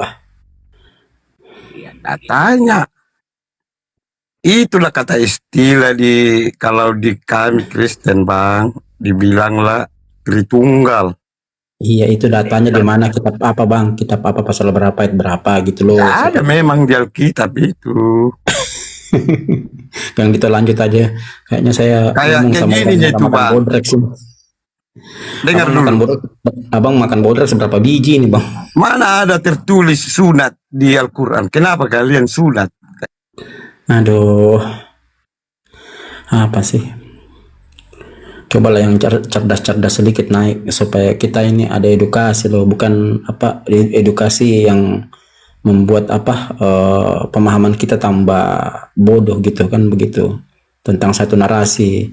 Cobalah kita berdiskusi apa sedikit maju gitu. Tritunggal itu benda hidup. Kalau tunggal itu benda mati itu. Ini lagi benda hidup benda mati. Tuhannya benda mati batu yang disembah itu. Makanya nggak punya roh, nggak punya bayang-bayang. Lagi yang naik ini benda mati benda hidup. Benda yang disembah di Arab itu benda mati. Zoro, bendamu bisa apa-apa. Zoro. Bro, Zoro, bendamu kalau pagi hidup apa mati, Zoro? Aduh, parah kali. Bendamu kalau pagi-pagi mati apa hidup? Roh Kudus itu urapan Tuhan kepada manusia. Ya longor kau. Duh, kenapa Ini ada, hari ini ada lucu-lucu Niken. ya? Mbak Niken tadi mau naik, mau diskusi katanya. Kenapa orang Islam menganggap semua orang Kristen itu kafir gitu ya? Niken. Tadi yang naik bagus-bagus, Bang. Enggak, saya mau Pendeta nanya Aaron, sama bagus.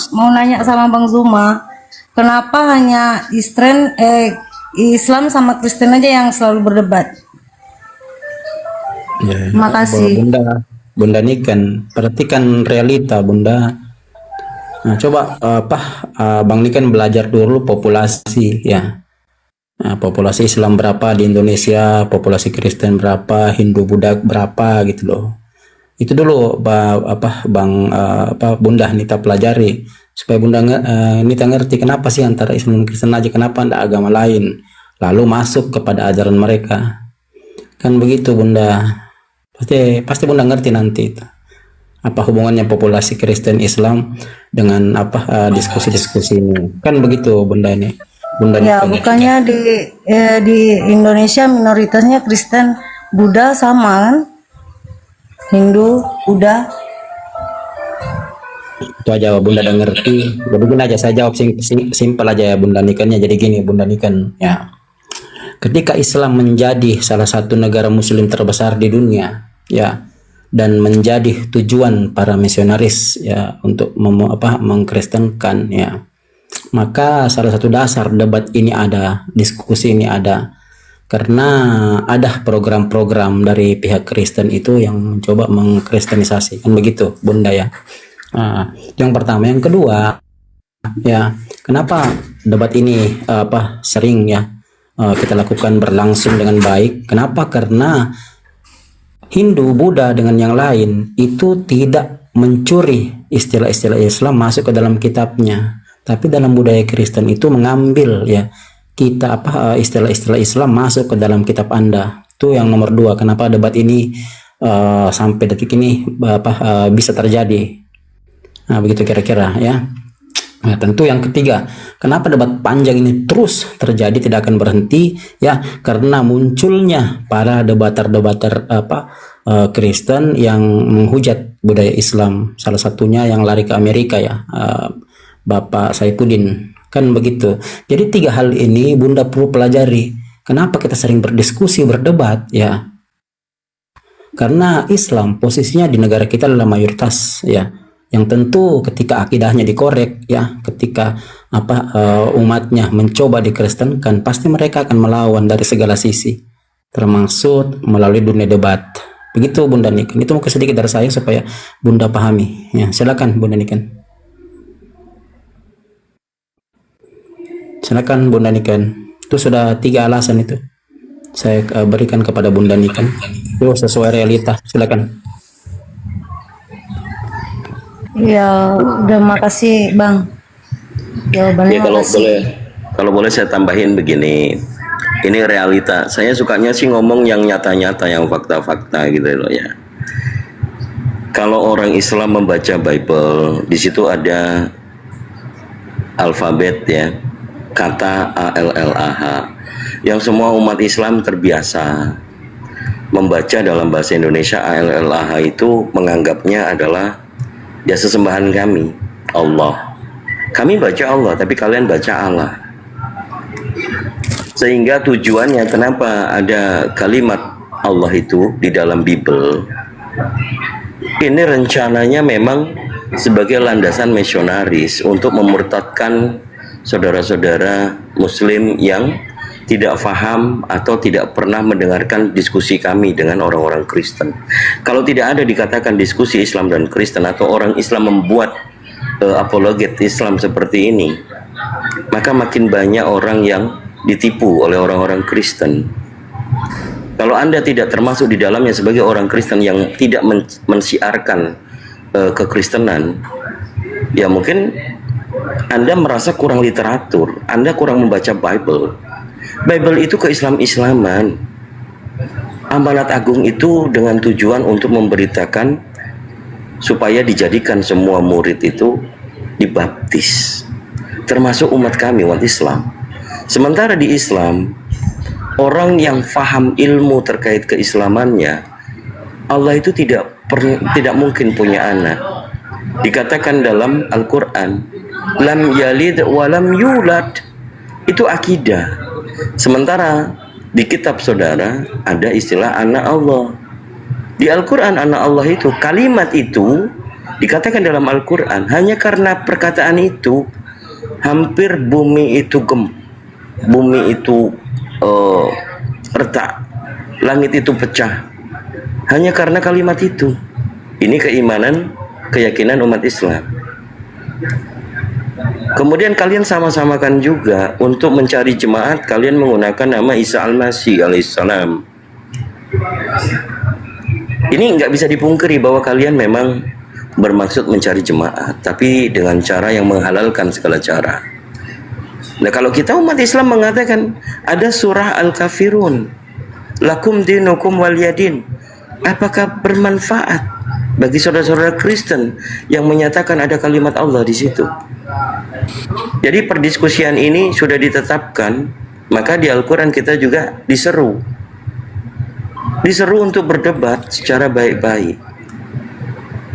Tapi kalau ada penghujatan, maka kami juga memahami literatur di dalam Bible, bahwa Bible itu adalah musuh yang nyata bagi saudara-saudara Kristen yang tidak pernah membaca Bible, hanya mendengarkan Bible yang ditambah-tambahi oleh pendeta. Kalau kita lihat Yohanes 17 ayat 3, apakah Yesus Tuhan? Apakah Yesus tidak memberitakan satu-satunya Tuhan yang benar? Kan gitu. Kenapa ada unsur Trinitas atau Tritunggal? Kenapa pendeta selalu memberikan ceramahnya, mengajarkan kalian Yohanes 1 ayat 1, Yohanes 1 ayat 8, ayat 14, sementara tidak membawakan Yohanes 17 ayat 3 ya. Jadi Tuhan kita sama Tuhannya orang Islam sama. Mari kita sama-sama untuk bersatu dengan umat Islam.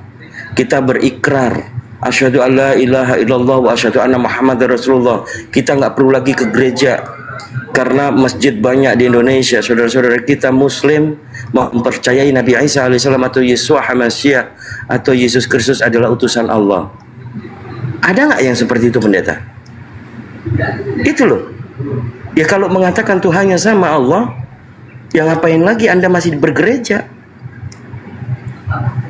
Coba tanyakan apa maksud tujuan pendeta membawakan Bible tetapi tidak menerangkan semuanya.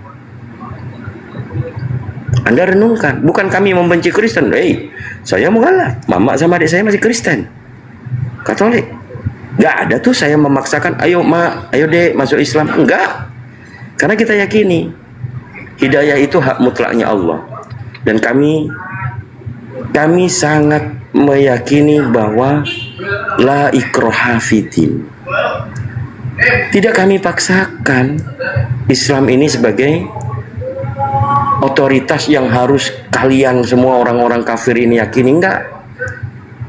Jadi hanya Tuhan yang Maha Pencipta yang akan memberikan pengetahuannya yang disebut hidayah, memilih Anda untuk berkeyakinan Islam, berserah diri kepada Allah dan menjadi umat Rasulullah hingga nanti kita selamat di akhirat kelak. Dunia ini mungkin bagi kami umat Islam adalah neraka, dan kita yakini akhirat itu adalah hidup yang nyata buat kami semuanya. Sehingga umat Islam nggak ada yang takut. Kami semuanya takut hanya kepada Allah. Lillahi ta'ala kami memberitakan tentang kebenaran Islam. Kalian terima, alhamdulillah. Enggak juga enggak masalah. Itu poinnya Mbak Veronica. Jadi jangan katakan kami membenci orang Kristen karena lantaran tidak menerima Islam. Tidak.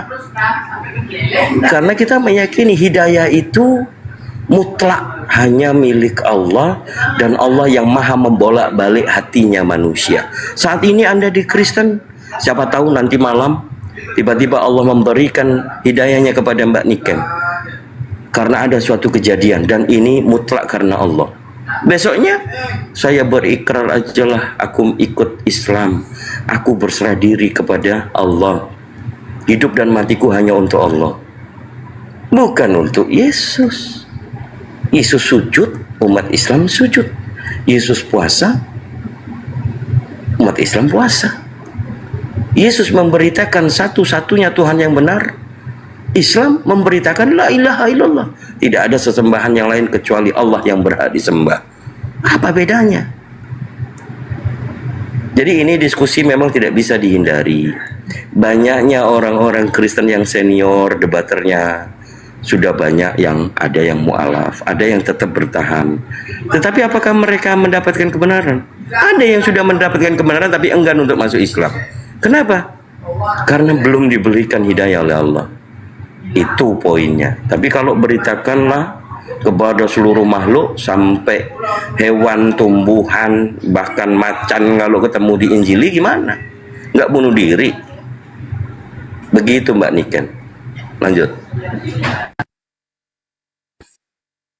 Ya, silakan Mbak Niken, mungkin masih ada yang mau ditanya. Silakan. Tentang Islam, silakan. Mbak Niken mungkin ini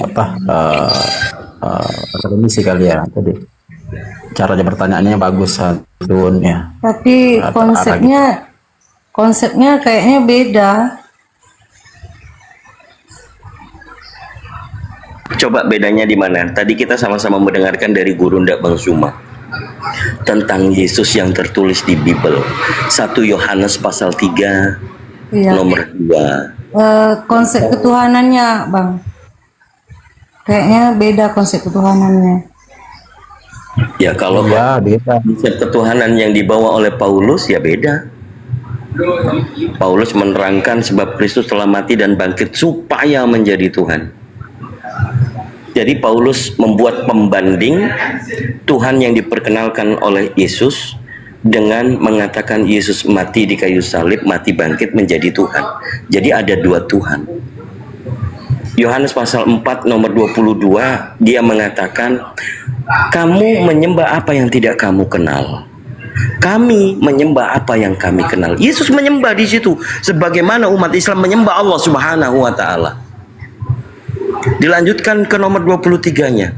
Penyembah yang benar adalah menyembah Bapa, bukan menyembah Yesus. Paulus datang menjadikan Yesus Tuhan untuk menyembah Yesus sebagai Tuhan. Membatalkan segala hukum Taurat karena ada kaitannya dengan hukum Musa. Kisah Para Rasul pasal 21 nomor 17 sampai 26. Di mata imam-imam Yahudi dan para murid di situ, Paulus bernazar, bersumpah akan memelihara hukum Taurat. Tapi dia katakan kepada orang Galatia pasal 3 nomor 10 bahwa mengatakan orang yang hidup di bawah hukum Taurat itu terkutuk. Di mana ajaran Paulus yang benar? Anda orang Indonesia, bukan orang Yahudi.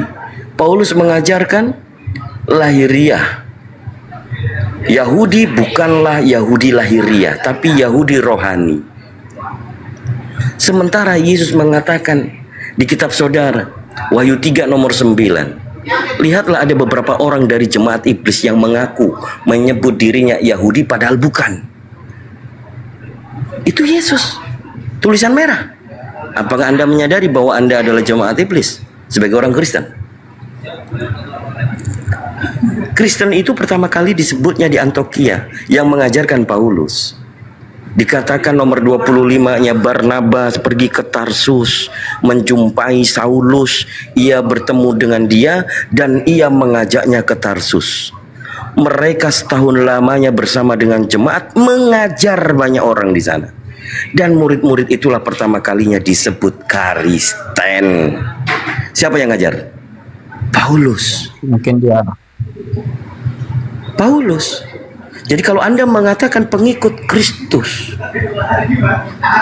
dengan keimanannya dikatakan oleh pendeta kita anak-anak Tuhan, Yesus bagi Anda Tuhan, Kristen pengikut Yesus. Tidak pernah Yesus mengatakan murid-muridnya disebut Kristen. Tapi murid-murid Paulus pertama kali di Antioquia disebut Kristen. Sampai di sini. Jadi pengajaran di Bible sudah benar, tapi yang membicarakan di mimbar kalian ditipu oleh pendeta itu.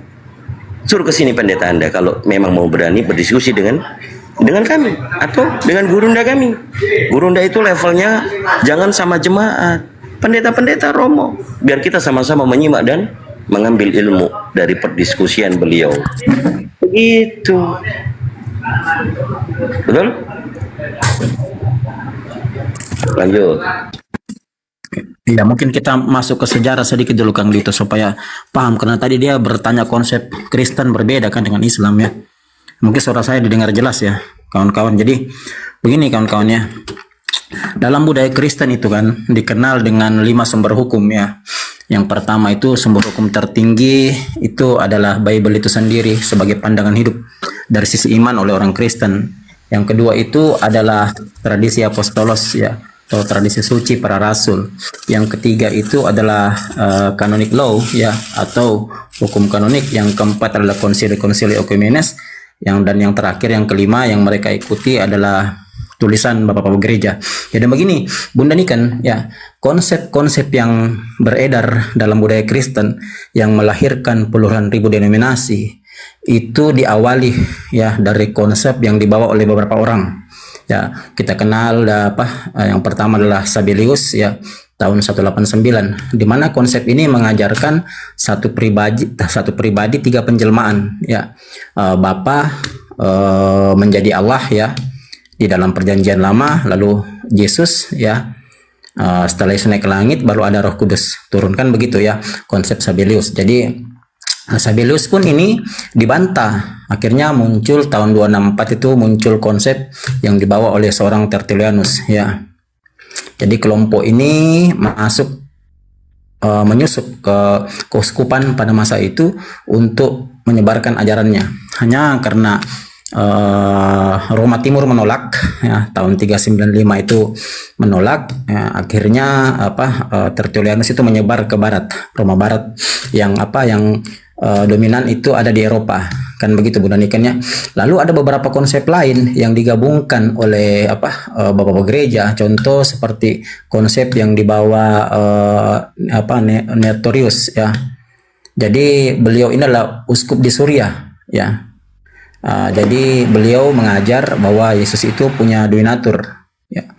Tahun 402 beliau mengajar ini kepada jemaat terutama di Syria bahwa Yesus itu 100% manusia, 100% Allah, dan ini konsep baru muncul di abad kelima. Lalu konsep yang terakhir yang membuat Anda itu budaya Kristen itu lahir dengan puluhan ribu denominasi. Konsep yang terakhir itu baru lahir tahun 411, di mana konsep ini dimasukkan dalam Bible Anda dalam Matius 28 ayat 19 dan 20 ya. Pergilah, jadikanlah semua bangsa muridku dan baptislah mereka dalam nama Bapa, Putra dan Roh Kudus ya.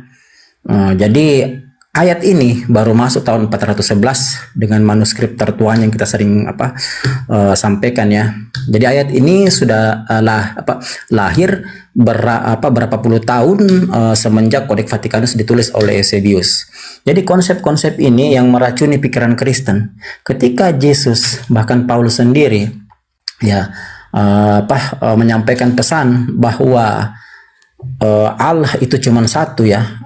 Bunda Niken bisa baca di 1 Korintus 8 ayat 6, bagi kami hanya ada satu Allah dan satu Tuhan saja, yaitu Yesus Kristus. Sementara Yesus sendiri mengajarkan Zema Israel Adonai Elohim Adonai Echad ya, mengutip Ulangan 6 ayat 4, lalu disampaikan di Markus 12 ayat yang ke-29 ya. Ketika tokoh-tokoh ini mengajarkan konsep-konsep yang sebenarnya turunan para nabi, hanya perbedaan Paulus dengan Yesus kan karena Paulus membatalkan Taurat lalu membawa ajaran Helenistik masuk ke Kristen, beda kalau Isa. Jadi begini, dalam dalam penyampaian ya, uraian atau deskripsi yang disampaikan oleh Yesus, murid-muridnya, bahkan Paulus sendiri, ini berbeda 180 derajat dengan yang disampaikan oleh bapak-bapak gereja mulai tahun 189, mulai muncul Sabellius, muncul lagi Tertullianus, muncul lagi Nestorius, muncul lagi Benedictus 11. Jadi konsep-konsep ini sebenarnya yang kalian warisi. Makanya ketika kita bertanya pada akademisi kalian, sebenarnya sumber hukum keberapa yang Anda ikuti? Ya, tadi saya sudah jelaskan ya, sumber hukum terstruktur ya. Sumber hukum pertama Alkitab ya, sampai yang terakhir tulisan bapak gereja. Banyak dari antara mereka yang menjawab memang sumber hukum kami lebih dekat kepada tulisan bapak-bapak gereja.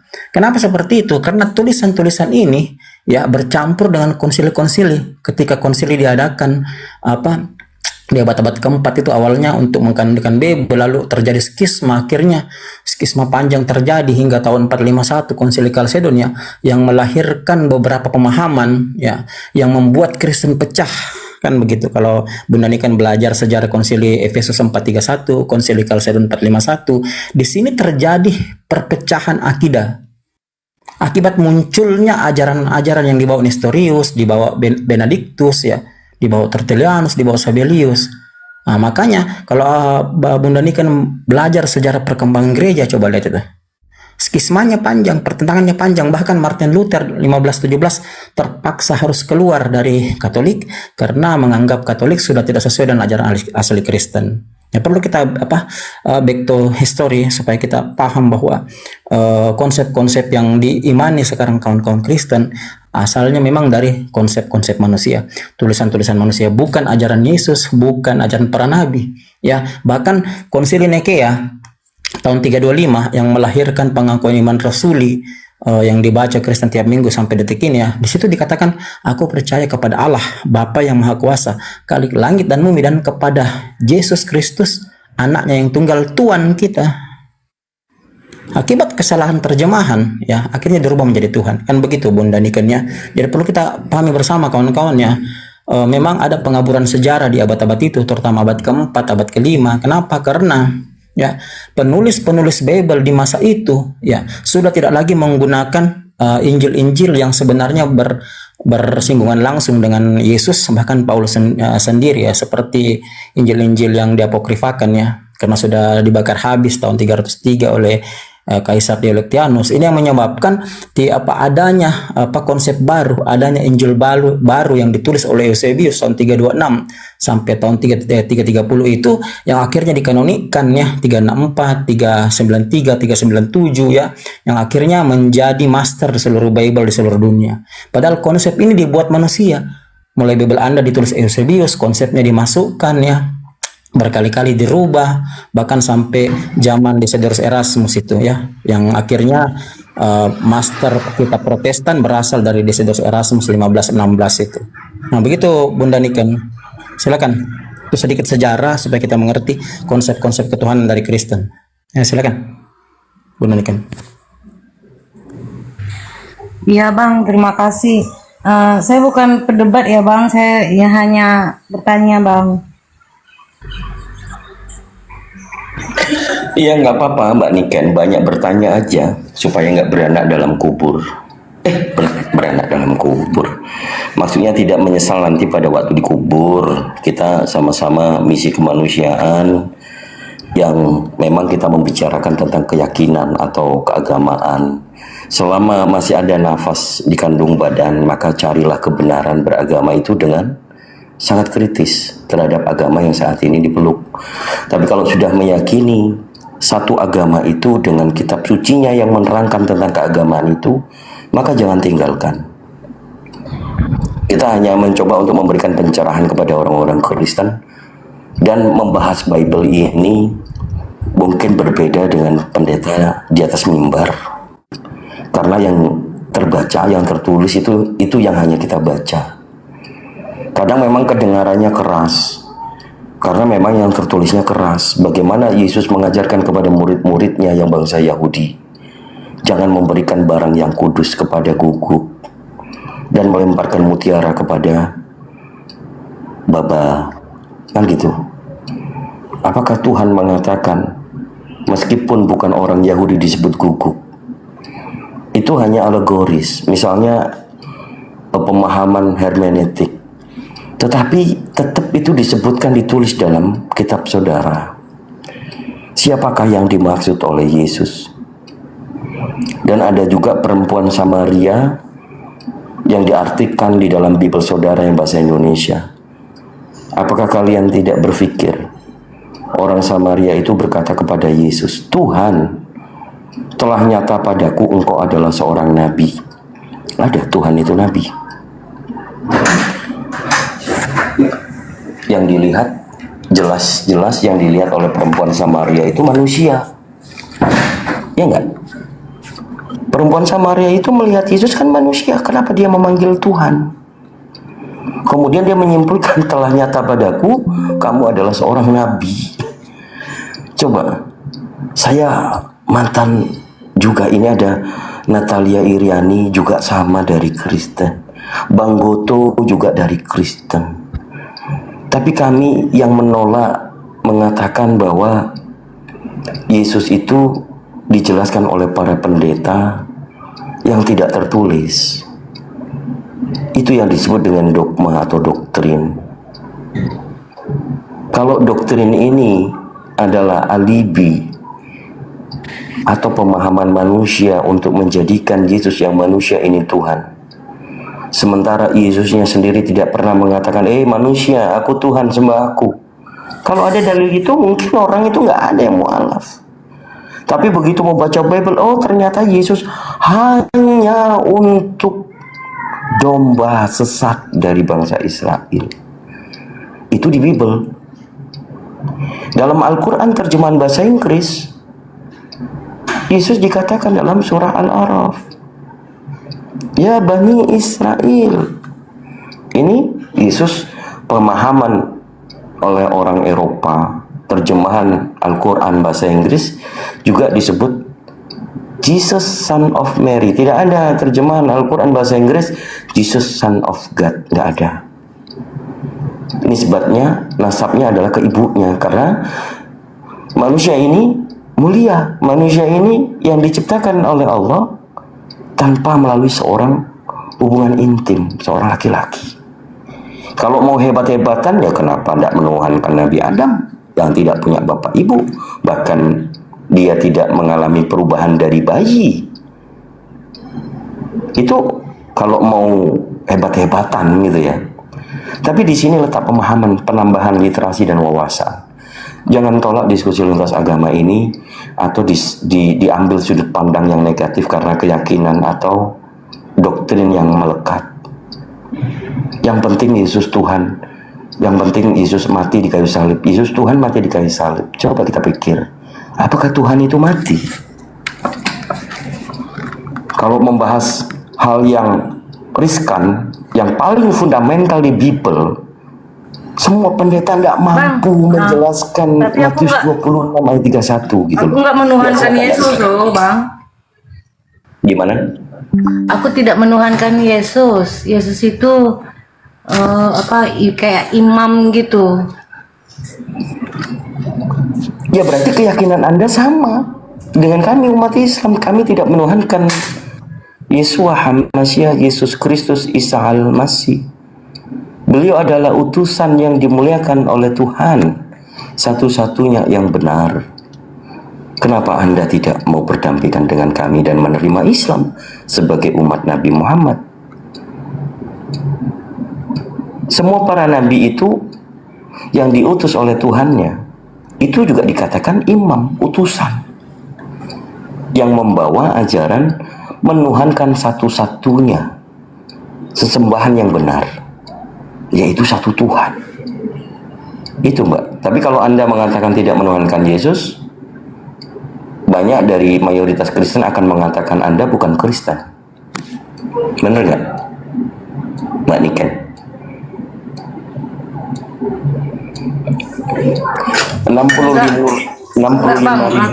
tetap menyembah akan Allah. membedakan Anda. Gimana? Aku tetap menyembah Allah. Iya. Nah itu yang menjadi tidak akan ada celah toleransi yang disebut. Kalau Allah ALLAH, kami melihat ALLAH juga Allah. Apakah Tuhan kita sama?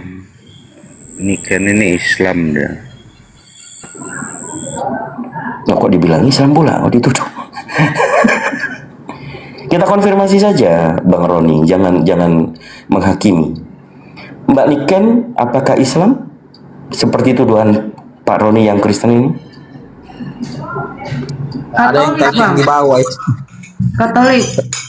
Ya, saya jawab dulu ya. Ada yang typing di bawah itu, Bang Goto mualaf. Ya, izin dulu Kang Dito ya. Ya, saya bukan hanya mualaf, Bang. Saya dulu mantan misionaris ya, yang bergerak dalam konsep C1 hingga C6.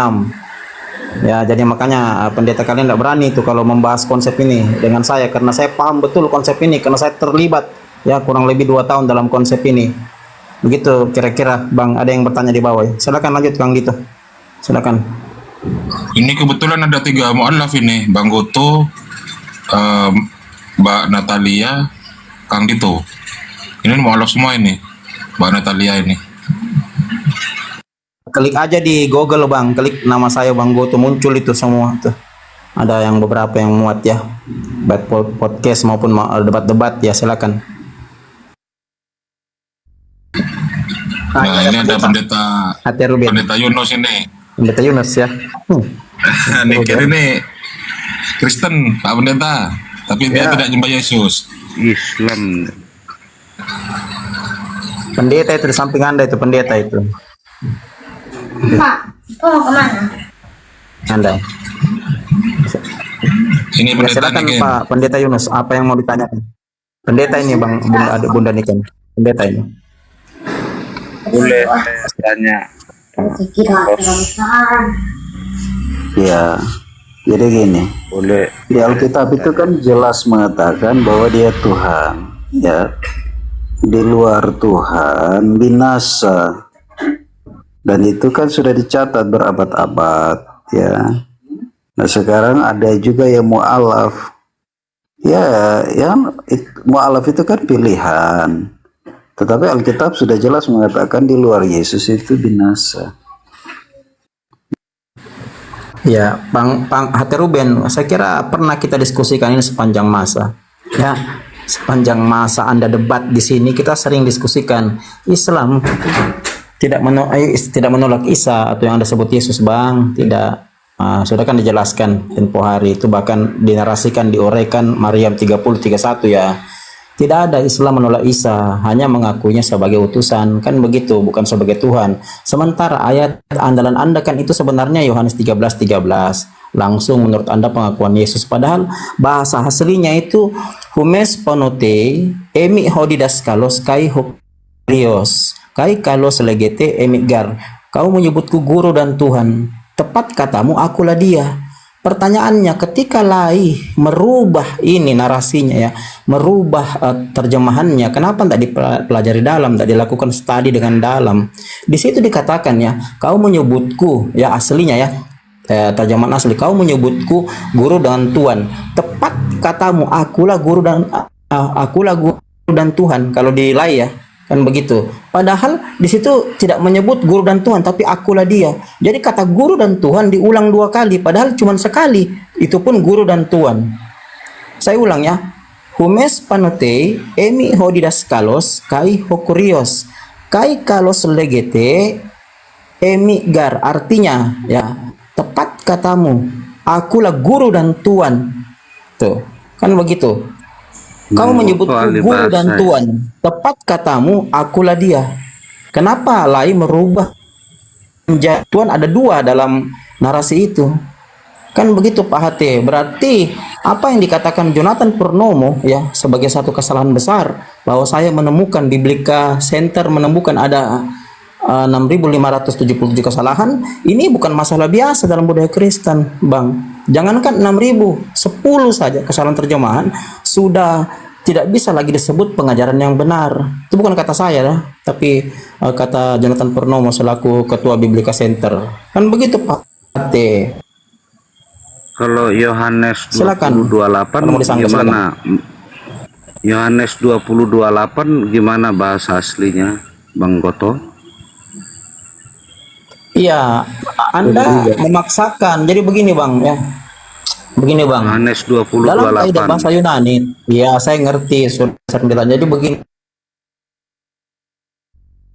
Saya ngerti ya.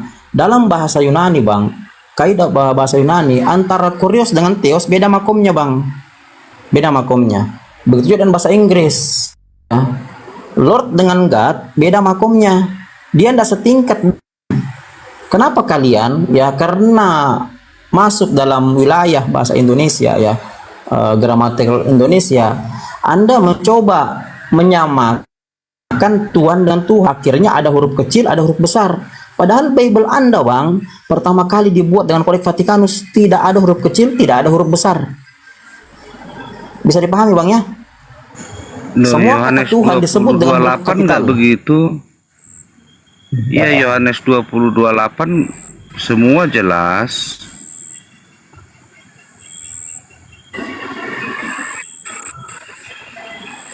Coba Bang bacakan itu, coba. Thomas menyatakan, ya Tuhan, ya Allahku. Bagaimana itu?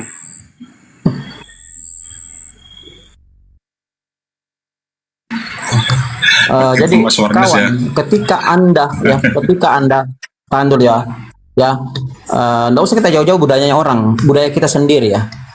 Ketika kita kaget melihat sesuatu yang belum pernah kita lihat atau yang kita pernah lihat, yang kita pernah yakinin mati, lalu dia tiba-tiba ada depan kita, ya. Jangankan Thomas, saya pun akan berkata begitu. Ya Tuhanku, ya Allahku.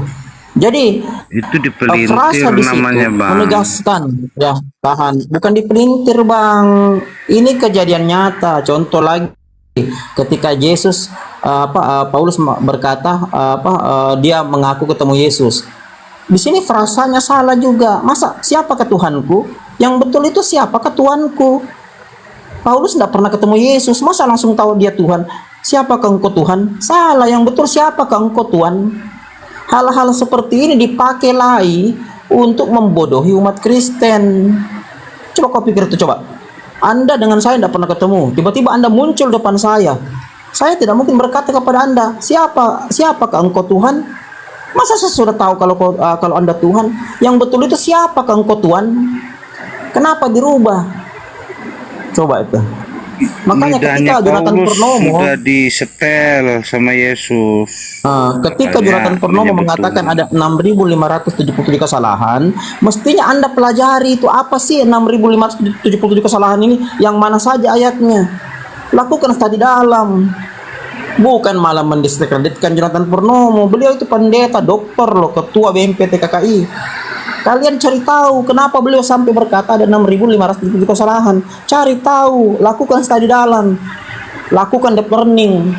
Itu kalau Anda berpikir akademisi, bukan berpikir terkungkung dengan doktrin dogma. Nah begitu, Bang Dito di sini hujan keras. Mungkin Kang Dito bisa lanjut. Silakan Kang Dito. Satu ayat aja nggak bisa dijelaskan sama profesor itu, Yohanes 20:28. Itu kan fakta sejarah. Ya, faktanya di situ memang bukan tentang tanya jawab Yesus kepada Thomas, tapi Yesus itu dikatakan, lihatlah bekas di tangan dan di lambungku. Pada waktu Thomas ini menyentuh, itu yang dia katakan, bukan menjawab pertanyaan. Ya Tuhanku, ya Allahku. Jadi kalau orang saat ini, kalau kalian pernah dengar dan kalian juga terprovokasi dan mengikuti, begitu ada kalimat Masya Allah, Subhanallah, kalian kan ikuti. Itu yang dilakukan oleh Thomas. Dia takjub melihat apa yang dia lakukan. Jadi konteksnya adalah Thomas kaget melihat tentang kebagaimanaan ini tuh gurunya nih. Nggak mungkin dia melihat Thomas ini melihat Yesus yang jelas-jelas dia manusia, dia mengatakan Tuhan. Rupanya kukira Thomas waktu itu harus pakai kacamata silinder. Yang dia lihat ini manusia. Begitu kalian kutanya apakah Tuhan manusia? Bukan, itu sisi kemanusiaannya. Coba Anda renungkan, kalau di Bible pada zaman Yesus itu di bumi, dia manusia nggak? Manusia dong. Apakah muridnya benar-benar menyebut Yesus Tuhan? Cobalah, gimana masuk akalnya? Apakah murid-murid juga pagan, menganggap Tuhan yang nuzul atau turun ke bumi serupa manusia, seperti dalam bahasa Likaunia? Kayak mana Anda berpikir? Loh, kalau saya Kang, kalau semua ayat saya percaya, satu ayat pun saya percaya. Saya percaya Yohanes 20:28. Ya, katakanlah memang Anda percaya bahwa kitab Anda ini hasil dari pemungutan suara, Anda paham? Apakah Anda paham fakta histori bahwa kitab Anda yang saat ini adalah dari pemungutan suara? Itu kan asumsi. Oh, bukan, saya bertanya. Apakah Anda meyakini fakta histori tentang kanonik tahun 361 itu bagaimana konsep penentuan kanon atau penstandatan bahwa ini firman Tuhan? Bagaimana? Apakah Kang Dito percaya semua yang mengkanonkan itu bukan. Saya mengajak kita ini berdiskusi tentang membedah fakta histori. Kan itu fakta histori. Bible yang saat ini yang Anda akui sebagai firman Tuhan, pengetahuan arkeolog, ya arkeolog kita nih tentang pembahasan biblika arkeologi ini, fakta sejarahnya, bapak-bapak gereja memilah dan memilih nggak yang mana firman Tuhan, betul? Betul nggak? semua itu dinaungi oleh Roh Kudus, Kang Enggak, Dito saya nggak mau percaya. berbicara tentang halusinasi, Bang Roni. Saya mengajak Itu nyata pembedahan loh, dari- Bang. Bukan. Saya mau membahas tentang fakta histori yang terjadi pada abad keempat, tepatnya 361 tentang kanon. Tidak Kanon itu akan ada yang mengingat kalau tidak dinaungi oleh Roh Kudus. Bukan masalah ingat. Firman Yesus. Oh, ini memang nggak ada ilmu banget. Yesus loh yang bilang, Kang Dito. Masa nggak percaya perkataan Yesus? Emang kau pernah lihat Roh Kudus? Coba kau pernah? Bukan, abang kita tarik mundur ke belakang dulu. Kalau yang saat ini Anda yakini adalah kitab suci nih, yaitu Bible, Yohanes, Markus, Matius, Yohanes, ya Lukas, Matius, Markus, Yohanes. Ini firman Tuhan kan? Firman Tuhan. Ya, kalau pada waktu pengkanonan ada nggak Bible selain dari 4 itu? Ya, kalau mereka nggak dinaungi Roh Kudus, nggak akan ada yang tahu itu. Mereka itu kan orang lahir rumput jauh itu, Kang. Kenapa Roh? Jadi Kenapa karena dinaungi Roh Kudus. Nggak nyambung ini. Mbak Niken mungkin yang paham maksud saya. Izin dulu ya. Sabar dulu. Mbak Niken, monitor Mbak Niken. Mbak Niken. Masih standby Mbak Niken? Ini tentang fakta sejarah tentang pengkanon. Oke. Mungkin Mbak Nita kalau mau penambahan wawasan, yang saat ini 4 gospel itu Yohanes, Markus, Lukas, Matius, ini kan sebagai landasan yang katanya disebut Injil, ya kan? Nah, pada abad keempat 361 terkait dengan kanon itu penstandarkan pemilihan. Kenapa saat ini menjadi 4 gitu loh? Kenapa saat ini menjadi 4? Padahal Arianus atau Arianisme itu memiliki hampir kurang lebih 50 gospel. Apakah yang lainnya itu bukan firman Tuhan? Dan bagaimana teknisnya? Ternyata lewat pemungutan suara. Lukas, firman Tuhan bukan? Firman Tuhan di kanon.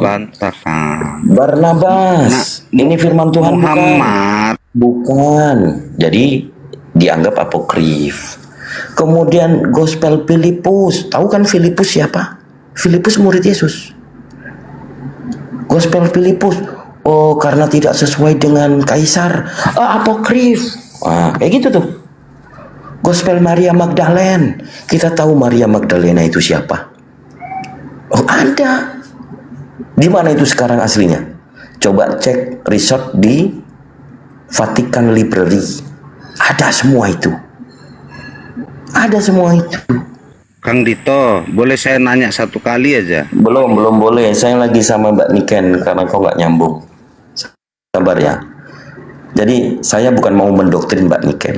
Mbak Niken sudah menggunakan logikanya, tidak percaya pendeta dan melihat Bible ternyata Yesus bukan Tuhan.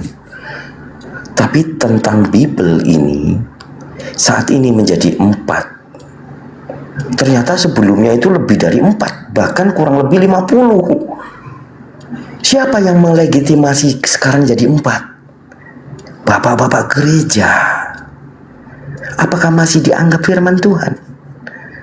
Atau memang kehendak manusia, Kaisar Konstantin yang menginginkan searah dengan keyakinan sebelumnya? Ya memang ini kadang orang yang memiliki literatur dalam kekristenan itu menolak tentang pembicaraan kanonik, karena suatu kebenaran firman Tuhan kalau berdasarkan pemungutan suara, Yesusnya udah nggak ada. 3 abad setelah Yesus nggak ada, baru dijadikan ini katanya firman Tuhan. Lalu bagaimana dengan Al-Quran, Kang Dito? Masya Allah, Al-Quran sejak pertama kali diturunkan, apa yang dilafazkan, yang dibacakan, yang diverbalkan meskipun tidak ada tulisannya, seluruh orang Islam di dunia, surah yang pertama, ayat yang pertama dengan surah yang terakhir, ayat yang terakhir semuanya sama. Karena dalam Al-Quran dijelaskan, kami yang menurunkan, kami pula yang memeliharanya. Maha benar Allah dengan segala firman-Nya. Jadi nggak ada itu kanon-kanonan. Nggak ada kanon-kanonan. Yang ada itu penyemarataan dialek, bukan kanon disebutnya. Itu pada satu zaman di mana banyak mahasiswa Islam di Mesir disebut kodifikasi, bukan kanonisasi. Kodifikasi mushaf itu loh. Jadi pemahaman tentang keislaman ini luar biasa, Masya Allah.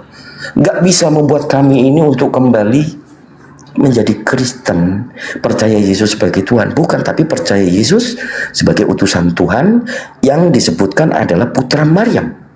Kalau yang ditangkap, disalib, kemudian bangkit menjadi Tuhan, itu adalah yang dikatakan di dalam Al-Quran. Wa ma qataluhu wa ma salabuhu walakin subbiha lahum.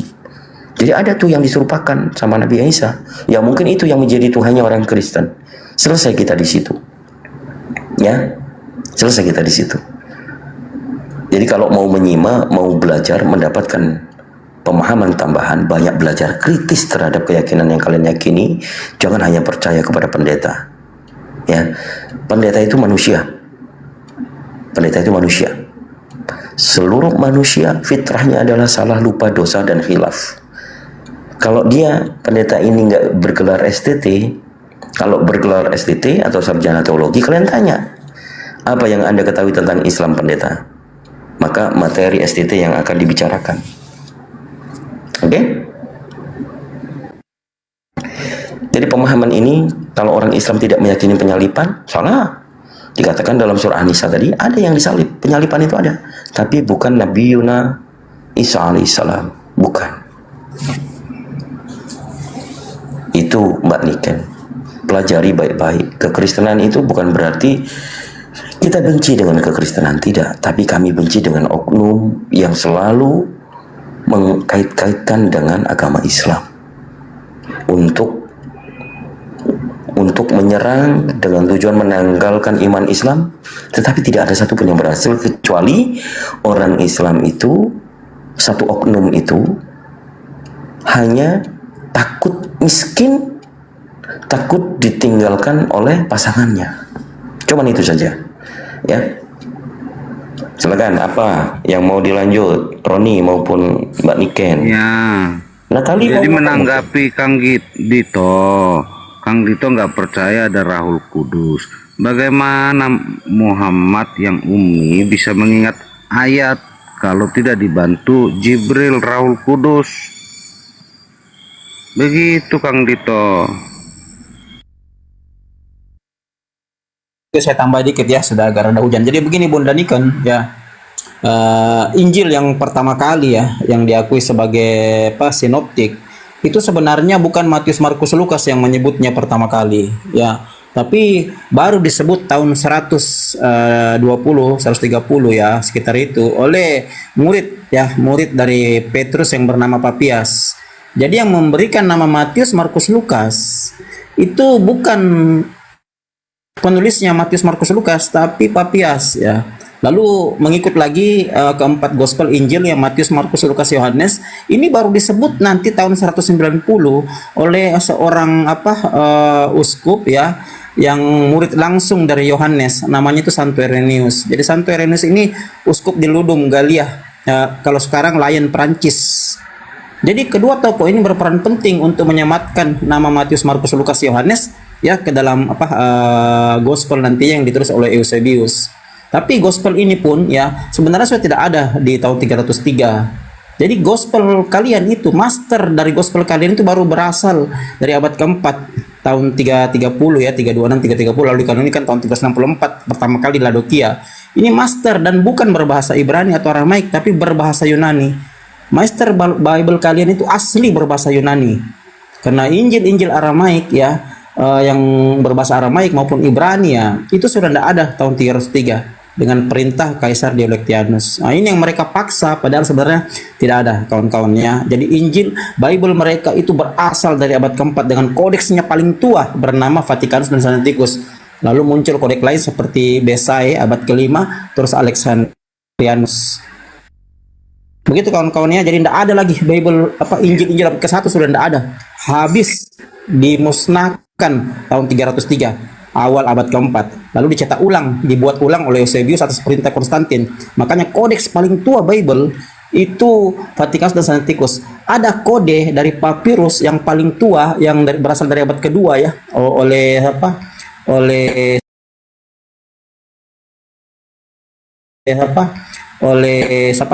ayat 31 hingga 33. Jadi kode dari papirus ini hanya tersisa dua, P60 dan P52.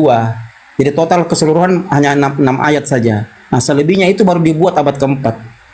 Nah, begitu kira-kira Bunda Diken, supaya kita paham bersama. Gitu.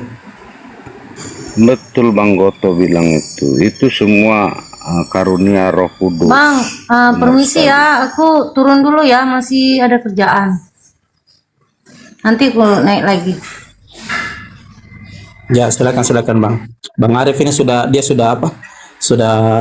menyelam. Ntar lagi kita rungkat ini, dijamin, karena mungkin roomnya pembatasan ya. Aku juga. Ntar lagi makanya penonton turun. Aku juga permisi. Ntar lagi dia rungkat. Ya, sudah pembatasan itu kalau begitu. Ntar lagi kita rungkat ini. Ya, Bang Suma juga sudah tidak monitor kayaknya. Di sini aja sudah masuk asar ya, sudah masuk asar ya. Kalau mau dirungkatkan ya Bang Arif, rungkatkan saja karena Bang Zuma tidak monitor, saya lihat tuh termute terus ya. Mungkin beliau persiapan asar juga.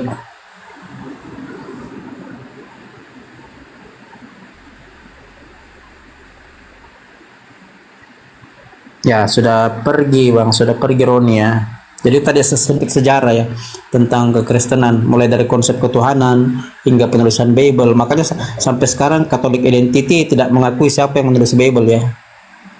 Tidak ada ya, tidak diketahui pasti siapa yang menulis Matius, Markus, Lukas, Yohanes, kan begitu. Mereka tidak akui. Kenapa? Karena memang ada pembelokan sejarah di abad keempat itu.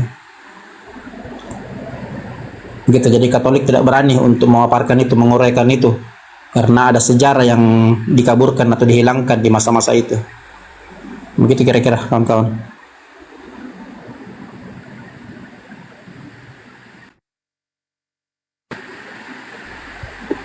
Nah, kita tunggu aja Kang Dito sampai rungkat ya. Nah, tuh. Tunggu sampai rungkat nih. Wah, Kang Dito sudah turun duluan. Ntar lagi kita rungkat ini.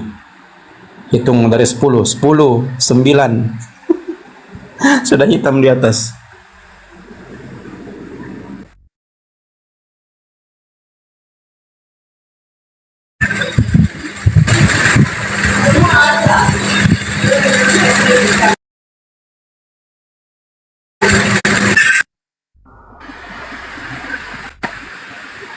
Nah, ternyata muncul Bang Arif. Saya pikir mau rungkat. Muncul Bang Arif. Iya. Ya, kalau masih ada waktu ya sebelum masuk asar ya, silakan typing aja di bawah. Bertanya-tanya ya. Tanya apa silakan. Ya. Jadi kita sejarah jelaskan ya. Anda mau tanya budaya Kristen, budaya Yahudi, atau mungkin mau tanya sejarahnya ya, sambil menunggu asar di sini. Ya, masih ada beberapa menit lagi ke depan kawan-kawannya. Jadi saya kembali tadi kepada konsep Kristen. Jadi konsep Kristen itu Bang, semuanya mengikuti ya tulisan Bapak Gereja. Makanya lahir puluhan ribu denominasi karena konsep-konsep yang terkenal di masa-masa itu atau yang viral di masa-masa itu yang mereka lestarikan hingga sekarang. Mulai dari Sabellius, Julianus, Nestorius, hingga Benedictus ya 1411. Jadi konsep-konsep ini yang mereka lestarikan hingga sekarang, tapi dalam prosesnya banyak yang menolak sehingga melahirkan puluhan ribu denominasi. Jadi tercampur-campur dengan konsep manusia ya, masuk ajaran Mormon, masuk ajaran Advent ya. Nah, Advent itu kalau kita lihat ya, yang dianut oleh Bunda Kriana, Ibu Darni, itu sebenarnya didirikan oleh diaspora Yahudi yang tinggal di Amerika ya. Awal pertama kali didirikan oleh seorang suami istri ya, dua orang suami istri ya, Alan Gewet dengan James Gewet ya. Lalu disusul oleh Joseph Betes, disusul oleh Hiram Edison, disusul oleh Jack Tiago. Kan begitu. Jadi pecah lagi mereka. Kenapa mereka pecah lagi? Karena menurut Advent itu Protestan sebelumnya yang dibawa Martin Luther itu meniadakan hari Sabat, memindahkannya ke hari Minggu. Itu melanggar ya hukum keempat dalam hukum Taurat ya. Ingatlah dan kuduskan hari Sabat. Jadi itu yang ditolak oleh Advent, lalu berdiri sendiri ya, dan berdirinya pun di Amerika. Kan begitu. Lalu mengaku bahwa mereka adalah turunan Yahudi ya. Memang kalau pendirinya turun Yahudi, masalahnya penganutnya tidak semua turun Yahudi, kawan-kawan. Advent itu sebenarnya masih lebih bagus karena lebih dekat dengan monoteisme Yahudi, karena dulunya itu masih dekat dengan Arianisme ya. Jadi Advent itu tidak makan babi ya, bersunat ya, jadi masih melakukan budaya-budaya Yahudi ya, begitu kira-kira. Hanya proses panjangnya ya, membentuk Advent itu memang didasarkan dari ilham yang didapat oleh Alan Gewet pada masa itu. Makanya beliau dalam budaya Advent ya, Kristen Advent, dianggap sebagai nabi, walaupun beliau sendiri Alan Gewet tidak pernah menganggap diri sebagai nabi. Begitu kira-kira ya sedikit tentang Advent, kawan-kawan. Jadi yang jelas Advent ini masih memakai tradisi Yahudi, beberapa tradisi Yahudi untuk memperkuat ajaran mereka. Begitu kira-kira Advent. Ya, silakan Bang Cap, silakan. Ada yang mau ditanyakan? Bang Cap, selamat siang menjelang sore. Bang Gap Bang Gap X, silakan Bang. Silakan kalau mau bertanya Bang, silakan. Bang Gap X, silakan kalau mau bertanya. Iya, betul-betul Advent masih puasa, masih Advent tidak makan darah, Advent puasa, Advent tidak makan babi, Advent juga bersunat ya. Begitu kira-kira kawan-kawan.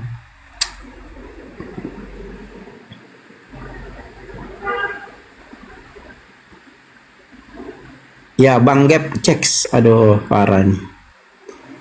Ini gimana nih Bang Gap X ini? Bang Gap X, host itu disapa itu saya sapa-sapa tadi dengar tuh. Bang Gap.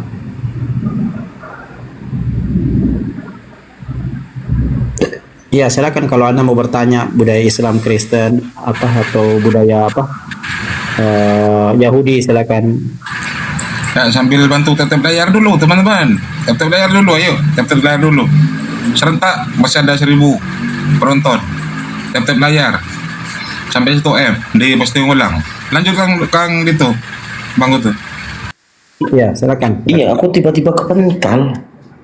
Banyak tombak pembatasan turun kayaknya. Itu penonton turun, pembatasan itu. Ini pembatasan merah ini, pembatasan. Iya. Ini. Live dihentikan di beberapa wilayah. Live Anda tidak cocok untuk menonton di semua wilayah dan telah dihentikan di beberapa wilayah. Alasan perilaku dan ujaran kebencian tadi si Kristen berapa itu Kristen itu? Iya, betul. Yang pertama naik itu. Naiklah. Yang bilang Islam sembah batu naik, kalau nggak naik aku bisukan ya. Iya. Kalau nggak mau naik, saya bisukan. Kalau dibisukan seperti ini kan panas kau. Yuk, ayo naik. Iya. Kalau yang kalau nggak naik berarti ubah celanamu, pakai rok ini aja dan daster. Oi, Ya, yang tersisa follow-follow juga, follow-follow yang di atas supaya komalnya semakin kuat. Tap-tap layar, posting ulang ya. Walaupun kena pembatasan bisa naik itu kembali. Kalau tap-tapnya layarnya itu banyak ya. Itu sudah 712k itu ya. Tembuskan kawan-kawan, tembuskan 1 juta ya. Ya. Itu udah kembali normal itu. Ya sekarang TikTok susah kan gitu ya Bang Arif. Susah karena nggak bisa nampilin data lama-lama, kita kena itu peringatan. Nah itu dia, Kang Gito kan baru aja saya peringatkan, awas Kang Gito jangan lama-lama. Habis ditutup kena. Iya. Pokoknya kalau data bimbel ditampilkan, waduh, langsung Dibaca aja kena kali ya. Dibaca aja, jangan ditampilkan, dibaca saja. Terserah mereka mau percaya mau tidak, yang jelas dibaca itu. Nah, kan begitu. Dibaca saja, Bang. Kita buka di situ di laptop atau di komputer, di asli itu, buku aslinya, baca saja. Tidak usah ditampilkan supaya room tidak rungkat. Mungkin kasih keluar peraturan begitu, Bang Arif, supaya rumah tidak rungkat tuh. Marah sekarang. Di kamal-kamal lain saya perhatikan begitu. Coba disapa dulu Bang Goto. Ini yang Brunei kalau nggak ngomong turunkan. Oh, iya. Bang apa ini? Ratna selamat sore. Ratna selamat sore. Si Padenya sudah di situ juga. Ratna selamat sore. Oh dia tadi itu kepencet, mungkin dia tap ini Bang Arif, tapi kepencet kayaknya. Dia tapi kepencet. Bentar, saya undang ke yang tidak nonton di sini ya.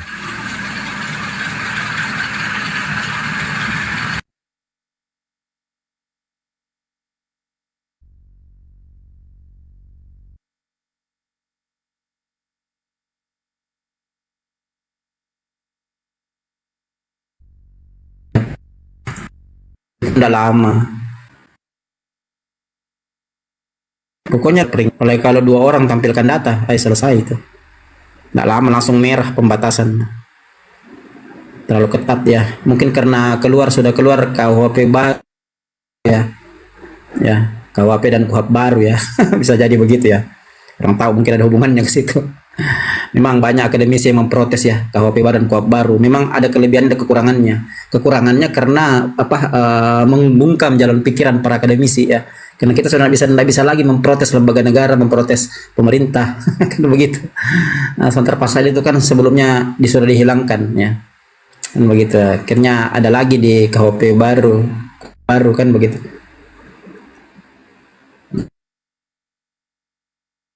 Dia seolah-olah 8 itu dibungkam kan begitu.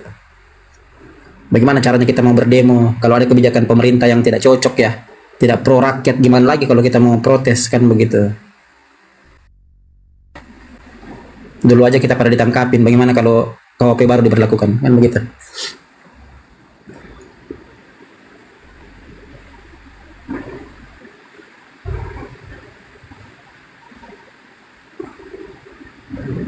Ya silakan Bang, silakan mungkin ada yang bertanya, silakan.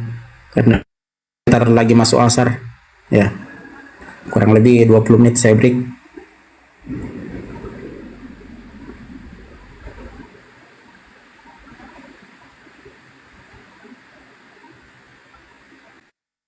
Silakan kawan-kawan tap ya, tap bantu follow ya.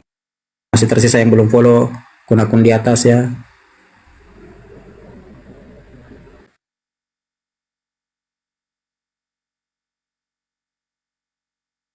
Mungkin Bang Suma juga persiapan itu duhur kayak asar kayaknya.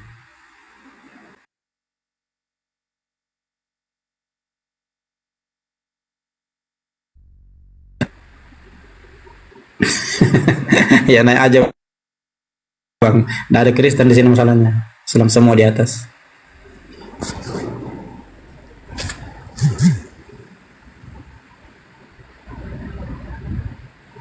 Ya saya di Komalnya Bang Arif mungkin Kan saya cuman di komalnya Bang Arif, terus di komalnya siapa lagi tuh, Pak Dance kadang-kadang ya.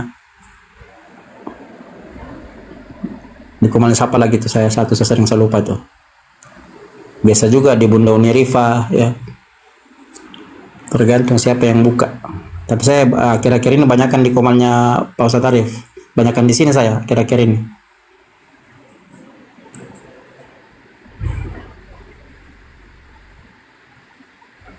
Bukan, sebenarnya masih banyak sih, hanya enggak mau naik. Iya. Di bawah kan ini ada beberapa juga tapi enggak mau naik ya. Ini kelemahannya kalau kita bahas-bahas sejarah, biasanya mereka tutup telinga, mereka malas naik kalau kita. Seolah-olah ketakutan ketika kita bahas sejarah mereka ya. Sejarah dan budaya mereka. Kalau kita hanya bahas data-data ontologi dari Bible itu sendiri ya, mungkin mereka berani naik. Tapi ketika kita menyinggung konsep-konsep awal mereka, menyinggung doktrin mereka, menyinggung budaya mereka, menyinggung sejarah mereka, mereka seolah-olah tutup telinga ya. Tidak mau berdiskusi tentang itu yang mereka anggap sudah angin lalu ya. Sudah tidak perlu lagi dipercayai karena peristiwa sudah lama. Padahal untuk mencari kebenaran itu kita butuh sejarah. Kita jangan sampai melupakan sejarah. Kan begitu, kawan-kawan. Jadi jangan dilupakan sejarah karena sejarah itu satu bukti ya, realita yang terjadi di masa-masa itu ya. Untuk mencari kebenaran ya kita harus balik ke situ, kan begitu. Kalau kita tidak balik ke situ ya parameter kita dari mana, kan begitu. Kita singgung-singgung buku karangan Orientalis Kristen sendiri ya, kita diprotes, dikatakan hoax ya. Saya kalau membawa buku-buku karangan Orientalis Kristen kan saya sering dibilangi hoax, baca-baca buku hoax, kan begitu. Padahal itu yang karang profesor semua, minimal titelnya dokter, begitu. Ya Bang, siapa di bawah ini? ISPNU siapa ini?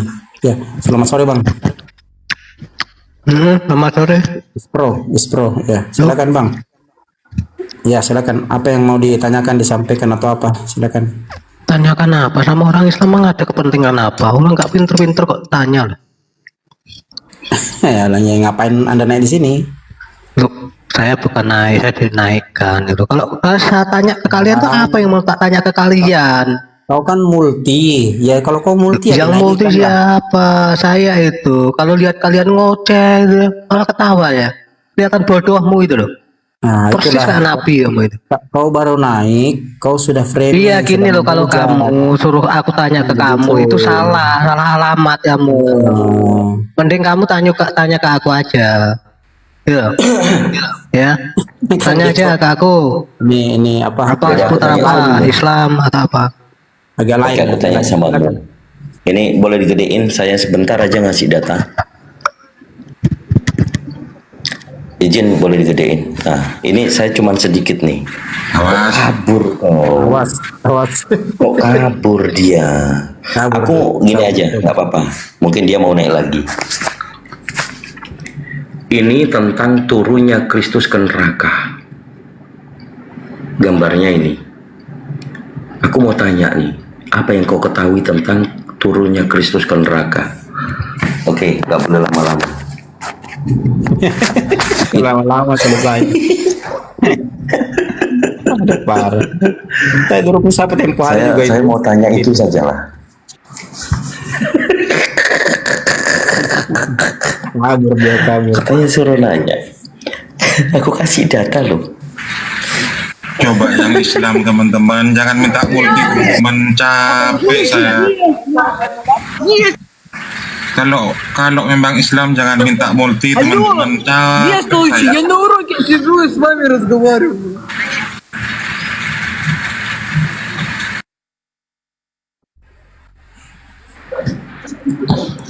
Itu ada satu buku itu Bang Goto, jadi bukunya orang Kristen Ortodok, namanya itu The Harrowing of Hell. Ya, betul. Ya itu juga takut juga dia baca sama jemaat Kristen tuh ya, takut juga dibaca.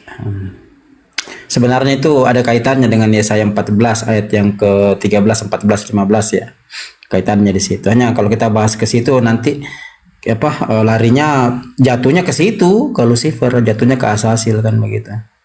Jadi kalau kita bawa buku seperti Babylon Mystery Legends ya, karya Rapodro, kita bawa lagi buku Moral and Dogma karya Albert Pike, wah lari semua itu biar profesornya, karena mereka tahu itu memang begitu, sejarahnya begitu kan begitu. Atau kita bawa bukunya Voltaire ya, bahasa Perancis, Deo et las Hommes, wah lari itu, padahal itu orientalis Kristen loh, cendikiawan Kristen, profesor Kristen. Nah buku-buku itu justru memprotes keberadaan narasi itu, di mana narasi-narasi sejarah banyak yang dibengkokkan, dibelokkan ya oleh Roma pada masa itu.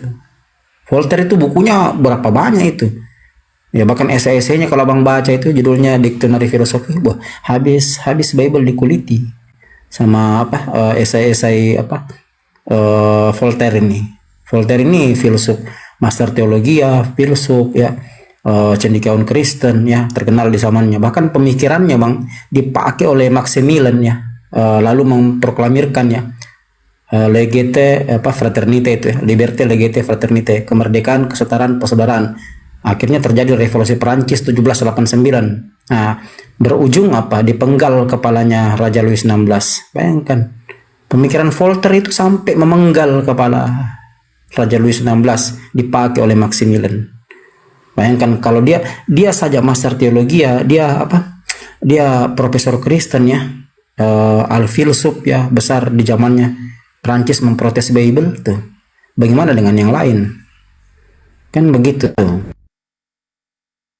Ngeri-ngeri itu bang kalau saya bawa buku itu, seperti John Mackinnon Robertson dalam bukunya Pagan Christ, seperti Thomas Hobbes dalam bukunya Leviathan, seperti Hughes Confile dalam bukunya The New Testament Bible Original. Deretan buku-buku ini biar profesornya lari bang kalau kita bahas ini, lari tak jamin. Siapa yang berani? Makanya ketika saya menantang mereka bahas Bible dan Al-Quran dari sisi aksiologi, tidak berani. Ya karena saya punya beberapa literasi ya, bukan lagi beberapa, puluhan literasi dari buku-buku karangan profesor mereka sendiri. Mulai dari Prof. Elizabeth Clara Crawford ya, masuk lagi Maggie Whitehouse, masuk lagi Barbara Tering ya, masuk lagi John Mackinnon Robertson ya, sampai masuk Peter Wiener, Hedrick Witt, siapa lagi yang terkenal? Alah, tadi aku minta naik, mau dinaikin. Turun dulu. Iya. Aduh, Eno. Ngapain sih Eno itu begitu? Kemarin dia di rumah saya itu bikin rungkat. Eno saya suruh meneliti, saya bilang gini, Eno, ayo nanti cari buku kitab Tanakh asli ya, bukan dari internet, jangan internet karena internet banyak manipulasi. Yuk cari Tanakh asli, baru yuk bedakan dengan Bible kau terjemahan baru. Coba kau buka 2 Samuel 12 ayat 11 dan 12. Nah, kalau kau berani lagi kau lakukan riset, kau baca 2 Samuel 12 ayat 11 dan 12, depannya tentara Israel. Kan begitu. Jangan kau sebut nama aku kalau kau tidak ditembak mati di situ. Nah, lakukan itu namanya riset. Kita lakukan riset, benar enggak ini? Begitu.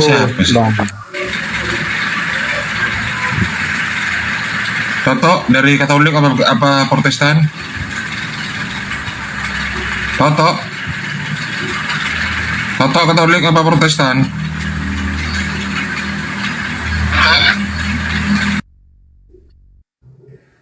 Yang lucunya Eno itu ketika ditanya ya, isi Tanakh asli itu 24 kitab, lalu datang Katolik merubahnya 46.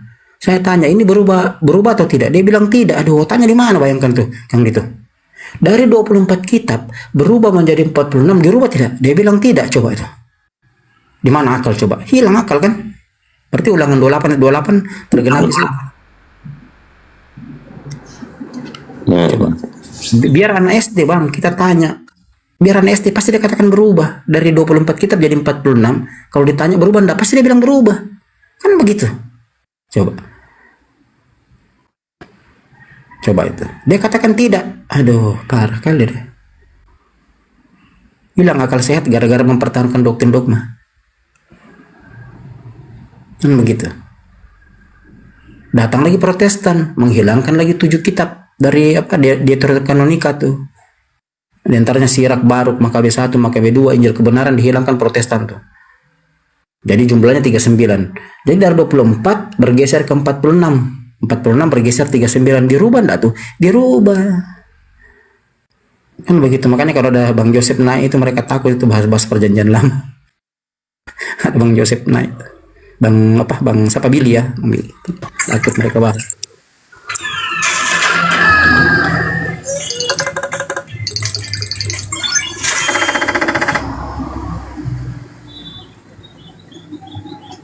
Ya silakan Tessa, silakan. Ada yang mau ditanyakan disampaikan. Silakan. Bunda Tessa, silakan. Aduh. Maaf. Aku nggak ini nggak mau nggak ikut naik kan. Aku di bawah aja, nonton aja di bawah dan mendengarkan aja ya. Apa? Sampaikan, mungkin kamu sampaikan Bunda. Silakan. Apa? Aku Islam, aku Muslim, aku oke dengan Bang Juma, Kang Dito, pokoknya the best semua dari Sinapol gitu Indonesia. Aku dukung, aku support. Lanjutkan perjuangan kalian. Oke, aku turun ya. Assalamualaikum. Waalaikumsalam warahmatullahi wabarakatuh. Semangat untuk apologi Indonesia. Bang Gabu. Disapain deh. Bang Gaboy. Apa ini tulisannya ini dong? Bang Gaboy. Wah, Bang Gaboy main game ini. Aduh, parah ini. Dia lagi main Counter Strike kali itu. Silakan lanjut Kang Dito. Silakan. Ya, ntar lagi di sini break. 3 menit lagi. Silakan. Ya, mungkin banyak yang mau naik tapi menantikan Gurunda aktif kembali karena banyak yang mereka menantikan mau bertanya kepada Gurunda. Nah, ini ada Deborah juga. Deborah naik yuk. Sini naik Deborah. Sama Kang Dito dulu sembari tunggu Gurunda. Naik Deborah. Ya, selamat sore. Ya, sore Bang. Buat tema lah. JO ini Bang itu. Saya enggak, kemarin dia berseberangan. Kemarin sempet sama saya juga di roomnya JO, tapi dia menolak JO. Saya bukan Tritunggal, saya pengikut Tuhan Yesus Kristus, gitu ya Bang ya? Oke, apa yang Anda ikuti dari Yesus? Ketaatannya kepada Bapaknya yang akhirnya dia dibangkitkan dan menjadi pokok keselamatan bagi manusia. Dia menjadi pemimpinnya, tuannya manusia yang harusnya Adam melakukan tapi gagal. Yesuslah yang menjadi itu. Dia Tuhan saya, dia Raja saya. Ya, di mana itu tertulis seperti itu? Yohanes 20 ayat 28. Enggak, tentang Adam yang gagal. Di mana itu? Ya kalau nggak gagal nggak diusir dari Taman Eden Bang. Kalau nggak gagal nggak diusir dari surga, dari kisah Anda Bang. Nggak ada gitu. Maksudnya nggak ada tertulis begitu, tapi dipikirnya begitu. Nah, gitu kalau ya. nggak gagal ya masih di surga loh, masih di Taman Eden, nyaman kita semua di sana. Oh bukan. Penjelasan substansial dalam diskusi itu apa yang tertulis. Jangan mengada-ngadakan yang tidak tertulis. Itu namanya opini pribadi yang tidak bersanad kepada hurufnya atau Kita kan nggak baca dua kitab ini apa ya? Di dalam kitabnya yang saya baca, makanya saya tanyakan. Anda mengatakan bahwa Adam itu gagal.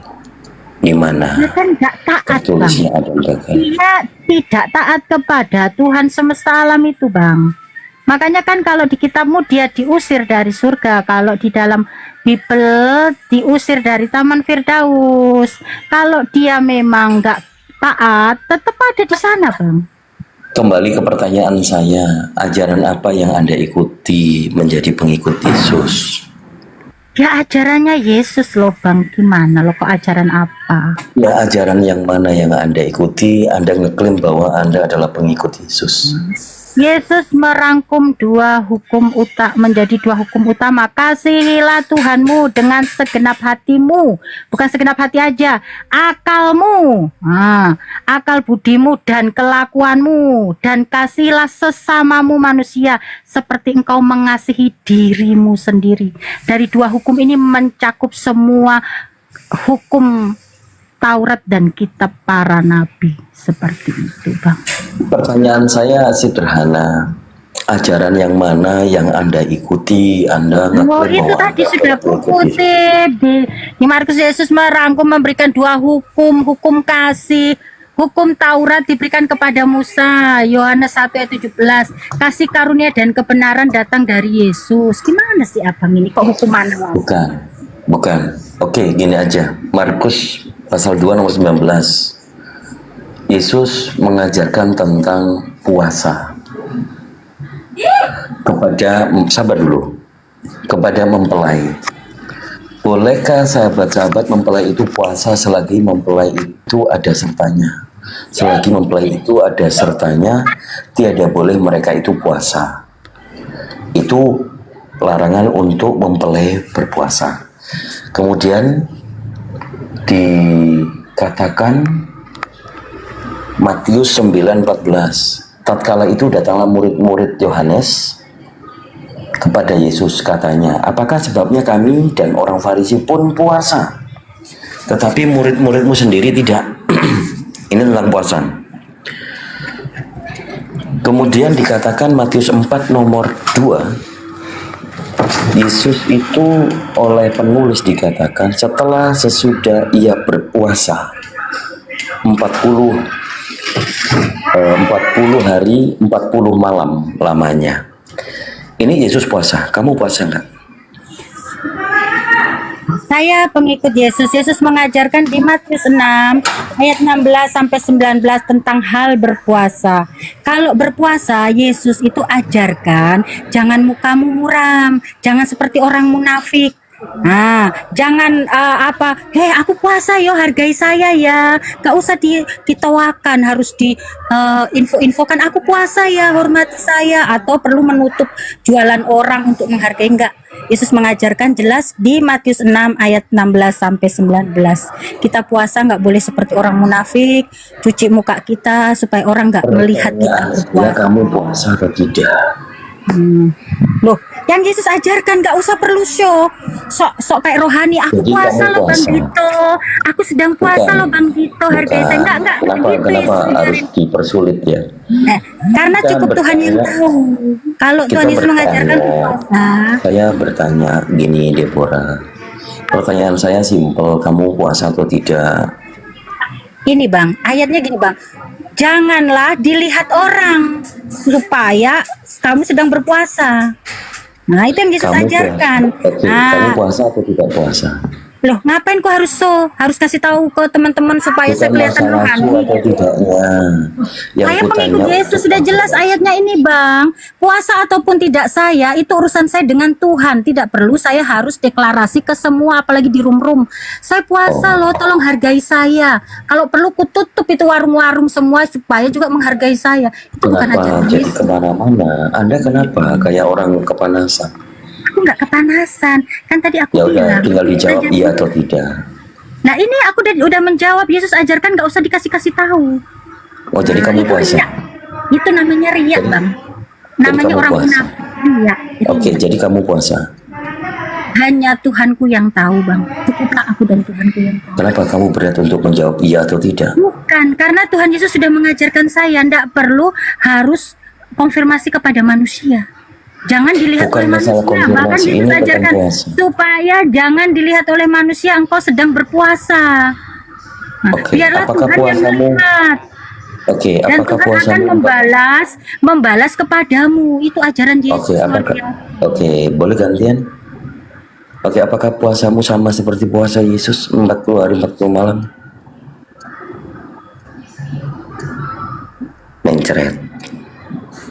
Mencret.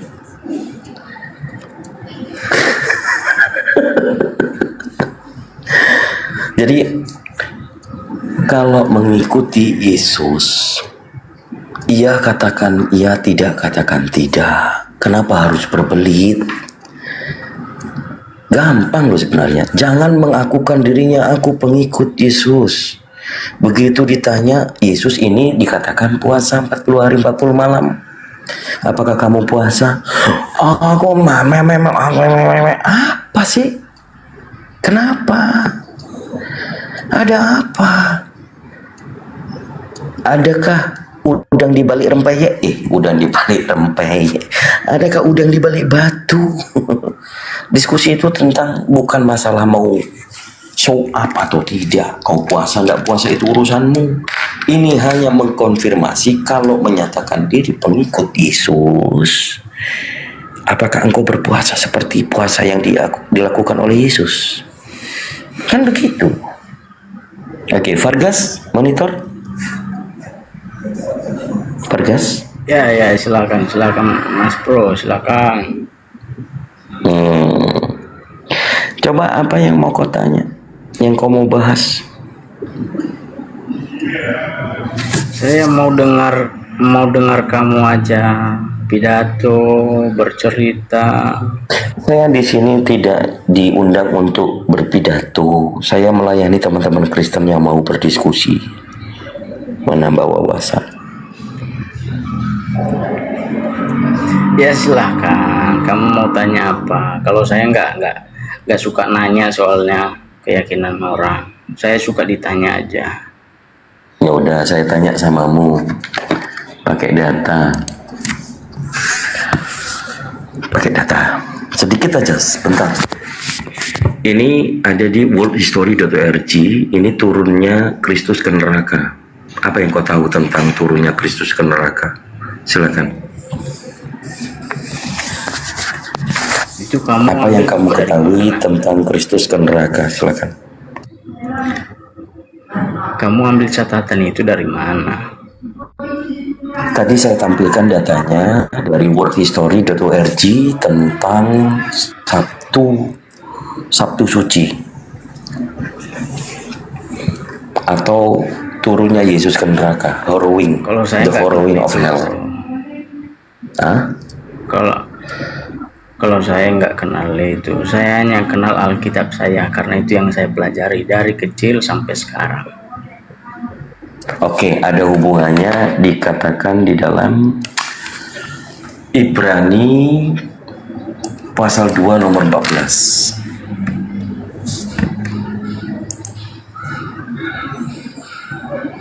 Di Ibrani pasal 2 nomor 14.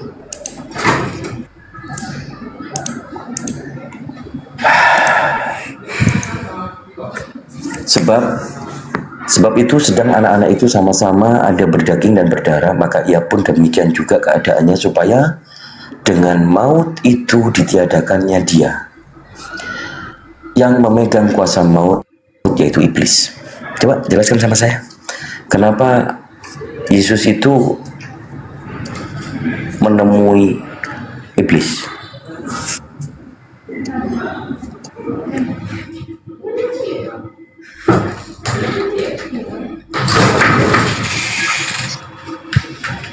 Jangan ngaku, silakan ditanya. Begitu ditanya melempem gimana sih?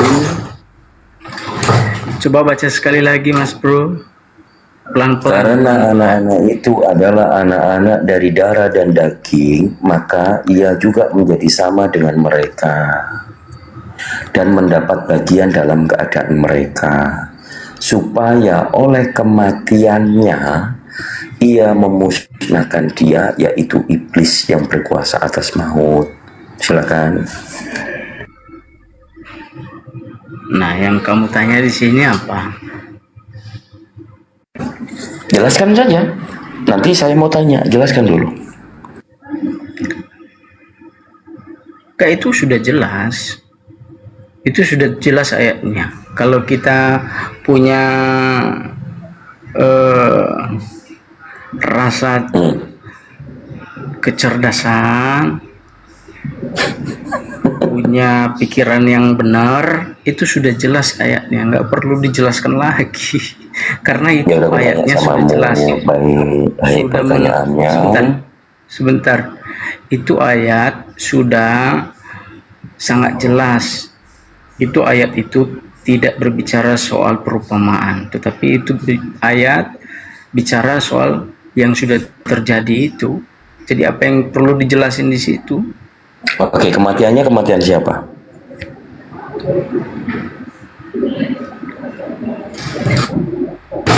Kematian itu kematian siapa? Ya kematian itulah yang dibunuh itu. Kematian siapa? Yang kematian yang disalibkan itu. Oh, kematian Yesus. Kematian yang itu apa sih? Kematian Yesus. Ya. Iya, kan udah aku jawab. Iya, betul. Oke, dengan kematian Yesus, ia memusnahkan dia, yaitu iblis. Apakah Yesus mati kemudian perang dengan iblis?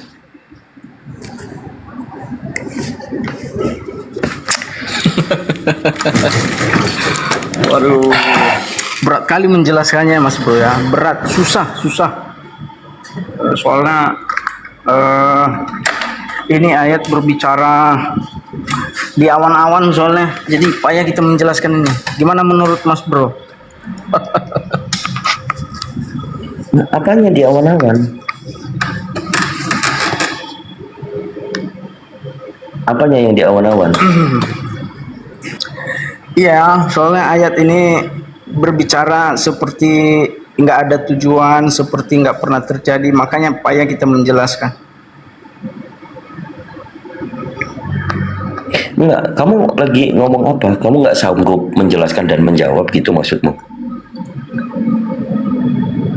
Saya tidak sanggup menjelaskan samamu karena saya kurang tahu apakah kamu punya kesadaran atau punya pemikiran untuk menganalisis itu. Apa artinya? Menganalisis? Nggak ada menganalisis, menganalisa yang ada, Bang. Iya, menganalisa. Apa artinya? Nah. Jadi kalau saya menjelaskan. Bukan, lalu Anda tadi minta ditanya apa? Anda tadi bilang saya mau ditanya saja, begitu ditanya kenapa jadi kayak begini, beleng-beleng. Kenapa? Anda tadi yang bilang saya mau ditanya saja kan gitu. Ini ada dalil kematiannya. Ia memusnahkan dia, yaitu iblis yang berkuasa atas maut. Yang berkuasa atas maut siapa? Iblis. Yang mati tadi siapa? Yesus. Ya, alam maut itu neraka Nggak tahu bukan? Bukan. Kamu nggak Alam tahu maut apa itu, artinya ayat itu? alam maut itu neraka atau bukan? Neraka. Nah, jadi Yesus kan neraka. Tuh. Saya kayak bicara sama anak TK rasanya. Rasanya saya seperti bicara sama anak TK. Bang Dito. Ya udah sikat aja deh, sikat deh. Nggak mau aku kayak gini dia cok ngomong gak nyambung nganggong-nganggong gitu kok. Asik aku nggak mau aku. Lanjut aja. Ya, ya udah kasih ketepak aja ya. Ketepak. Gitu. Nah, pansos aja dia. Gue bikin malu Kristen aja. Nah, minta ditanya, sekali ditanya cuman pansos saya tampil muka. Vargas. Oke lah teman-teman yang lain mungkin yang mau diskusi silakan. Bang Goto mungkin sama Natali bisa dilanjut ya, saya di tempat kerja, ntar lagi ada meeting. Lanjut dulu.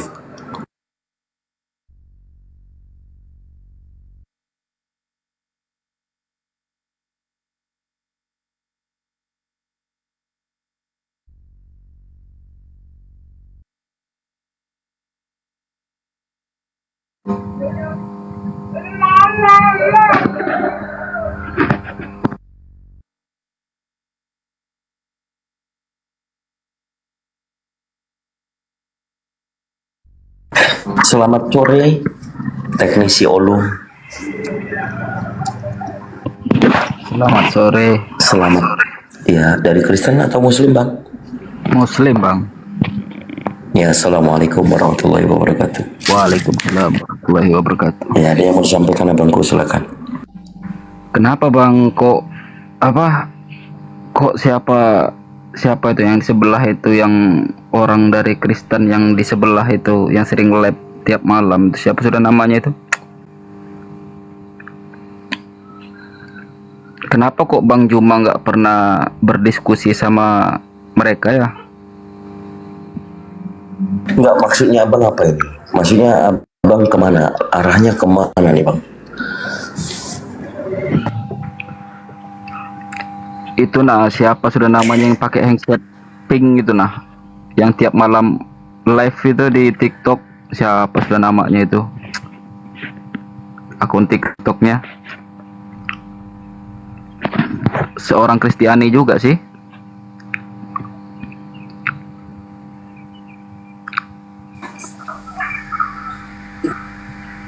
Kenapa Bang Juma nggak Oke, pernah? Bang, ada lagi, Bang?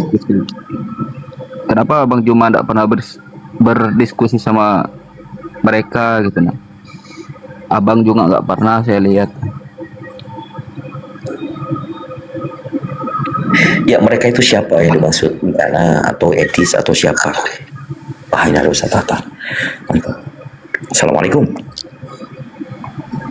Assalamualaikum. Assalamualaikum. Assalamualaikum semuanya, lanjut. Waalaikumsalam. Waalaikumsalam.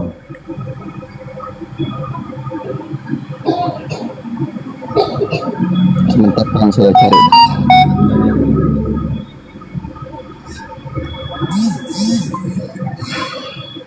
Halo Mas Dito. Silakan yang mau bertanya. Seumur hidup, ayo silakan. Tahu sama tahu? Ayo, Vargas Suara duluan. Silakan. Bertanya aja, kalau nggak bisa diskusi, ayo. Halo Mas Dito, jadi nggak ngerti ayat yang tadi ya, mau di Bertanya aja. Waduh. Ini ada Ustaz Tata ini sudah. Assalamualaikum, Tan. Waalaikumsalam.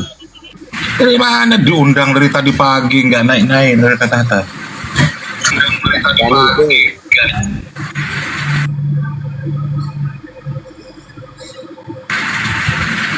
Tendung kan? Ini kan bertelur. Tiga orang ini, yuk. Ayo silakan. Yang mau dialog atau mau bertanya sih.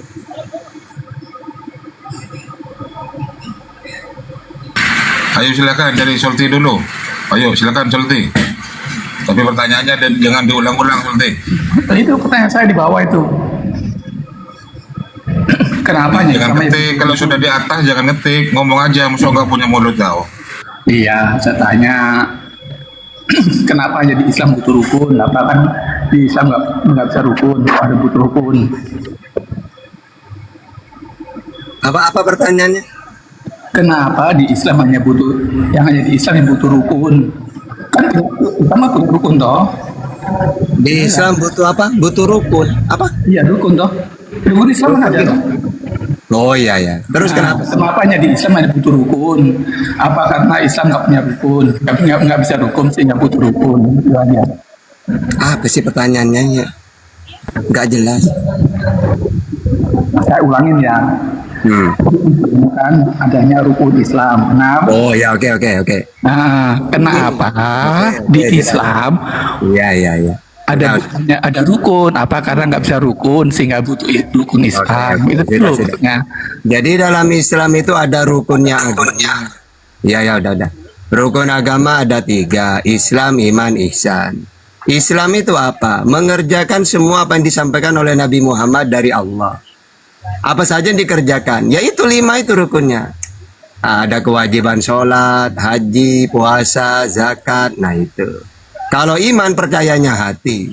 Ada berapa rukunnya iman? Ada 6. Jadi kami ini percaya kepada Allah, utusannya, malaikat, ya kodok dan kodar gitu itu. Ya tidak masalah. Nah terus, silakan apa lagi?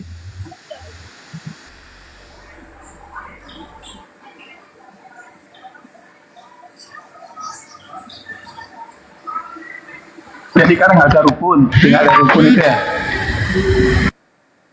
Iya udah dijawab. Udah nanya aja lah. Lain. Udah dijawab itu. Silakan apa lagi pertanyaannya? Ya toh berarti nggak bisa rukun dong. Sudah dijawab. Rukun. Ya kan sudah dijawab. Jawabannya. Loh tadi kan sudah kujelaskan, ada rukunnya agama, ada 3. Iya, saya nggak tanya itu. Nah, kalau kamu kenapa tidak punya rukun? Karena kamu Tuhan ini. Di dalam Islam kenapa gak ada rukun? Karena di dalam Kristen tidak ada rukun. Karena Kristen masih tidak jelas Tuhannya siapa. Jadi apa saja yang harus dikerjakan? Ya ini kan Kristen nggak tahu. Ya, kalau saya kan tahu. Yesus, kamu punya Tuhan? Iya, Allah Bapa, Matius 11:25. Berapa Sus? Ada 1 Markus 12:29. Bisa dilihat Sus, tidak Yohanes 5:37. Nah, enak kan? Kalau Kristen ditanya mau punya rukun-rukun, siapa Tuhanmu kan? Nggak tahu saya, pokoknya 3 pokoknya gitu. Nah itu ya. Oke silakan. Apa lagi? Oke saya tanya ya lagi ya, agak serius ini. Siapa lebih berkuasa antara Muhammad sama Allah? Oke. Jadi yang namanya utusan tidak mungkin lebih kuasa daripada yang mengutus. Ya. Nah, Nabi Muhammad kan utusannya Allah. Mana datanya? Al-Furqan ayat 1. Apa tugasnya Nabi Muhammad? Penyampai firman. An-Najm ayat 3 sampai 4. Ya tidak mungkin kan utusan lebih tinggi daripada yang mengutus. Makanya kata Yesus, Bapa lebih tinggi daripada aku. Yohanes 13:16. Bapa kuasa, saya tidak bisa berbuat apa-apa. Karena memang utusan tidak mungkin sama dengan yang mengutus. Gitu. Silakan apa lagi? Silakan. Nanya seumur hidup nanya ya.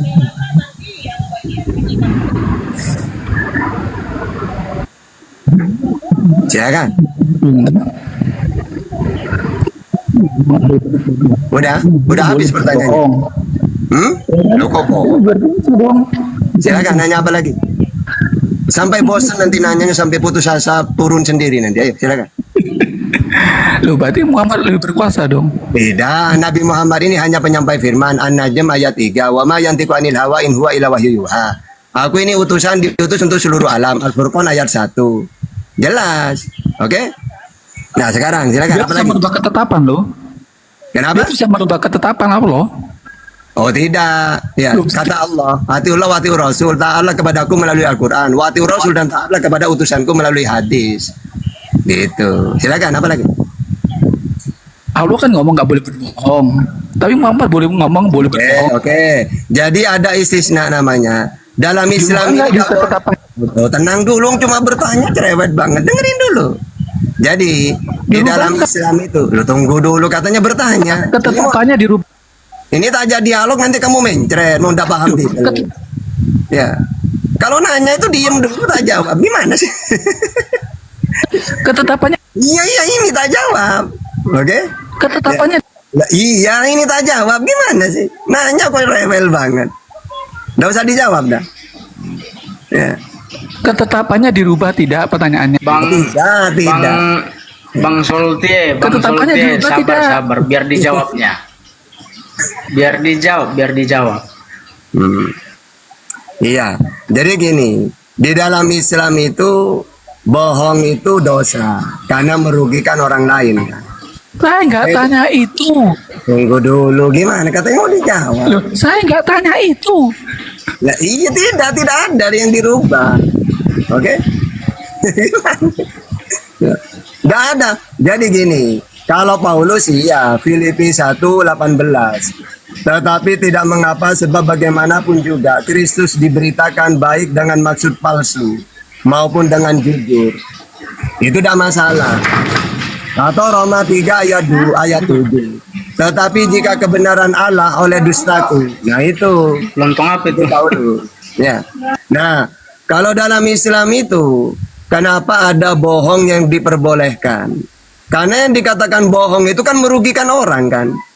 Beda dengan gini, ada saya mau dibun-bun oleh orang, oleh Luga lah. Lari ke Bang Juma saya. Bang Juma saya mau dibun-bun sama Luga. Ya udah deh, kamu sembunyi di sini. Lalu Luga datang, Bang Juma melihat tahta. Maka bohong ini dosa sebenarnya. karena merugikan orang. Nah kalau masalah seperti ini, justru kalau Bang Juma jujur merugikan orang. Kan kalau dia jujur, oh ya itu sembunyi dia, berarti kan ada yang dirugikan. Siapa? Saya dibun-bun nanti. Maka dalam Islam tidak boleh jujur. Ya, harus kita ini untuk melindungi manusia, melindungi nyawa. Memang bohong ini dosa secara umum karena rata-rata merugikan orang lain.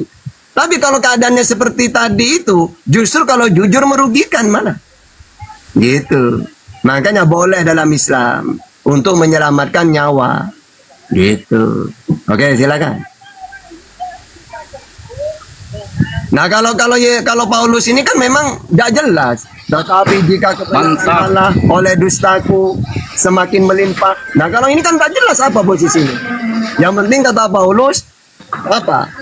Jika kebenaran Allah oleh dustaku semakin melimpah, mengapa aku masih dihakimi? Tidak ada dihakimi. Ah, gitu. Itu Paulus itu tidak jelas apa maksudnya bagaimana. Gitu. Oke silakan.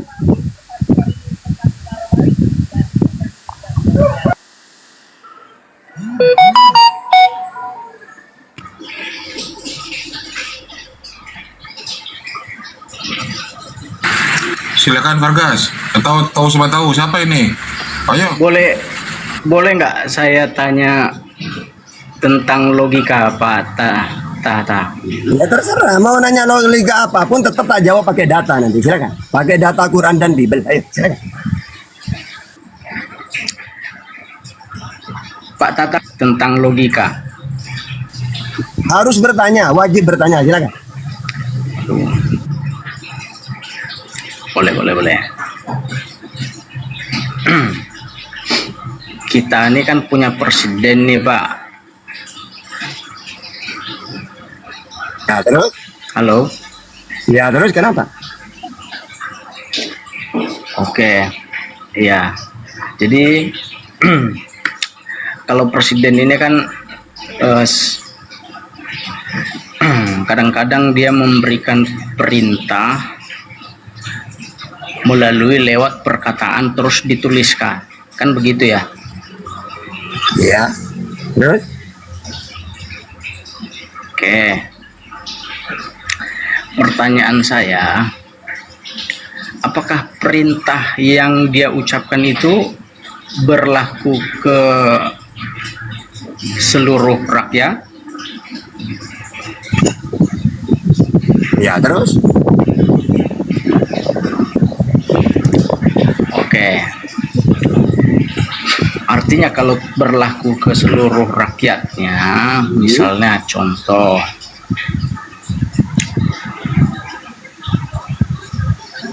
dia di Jakarta, terus dia mengucapkan suatu perintah, terus dicatat, terus dikirim ke suatu tempat, kita anggap aja lah di daerah Aceh ya.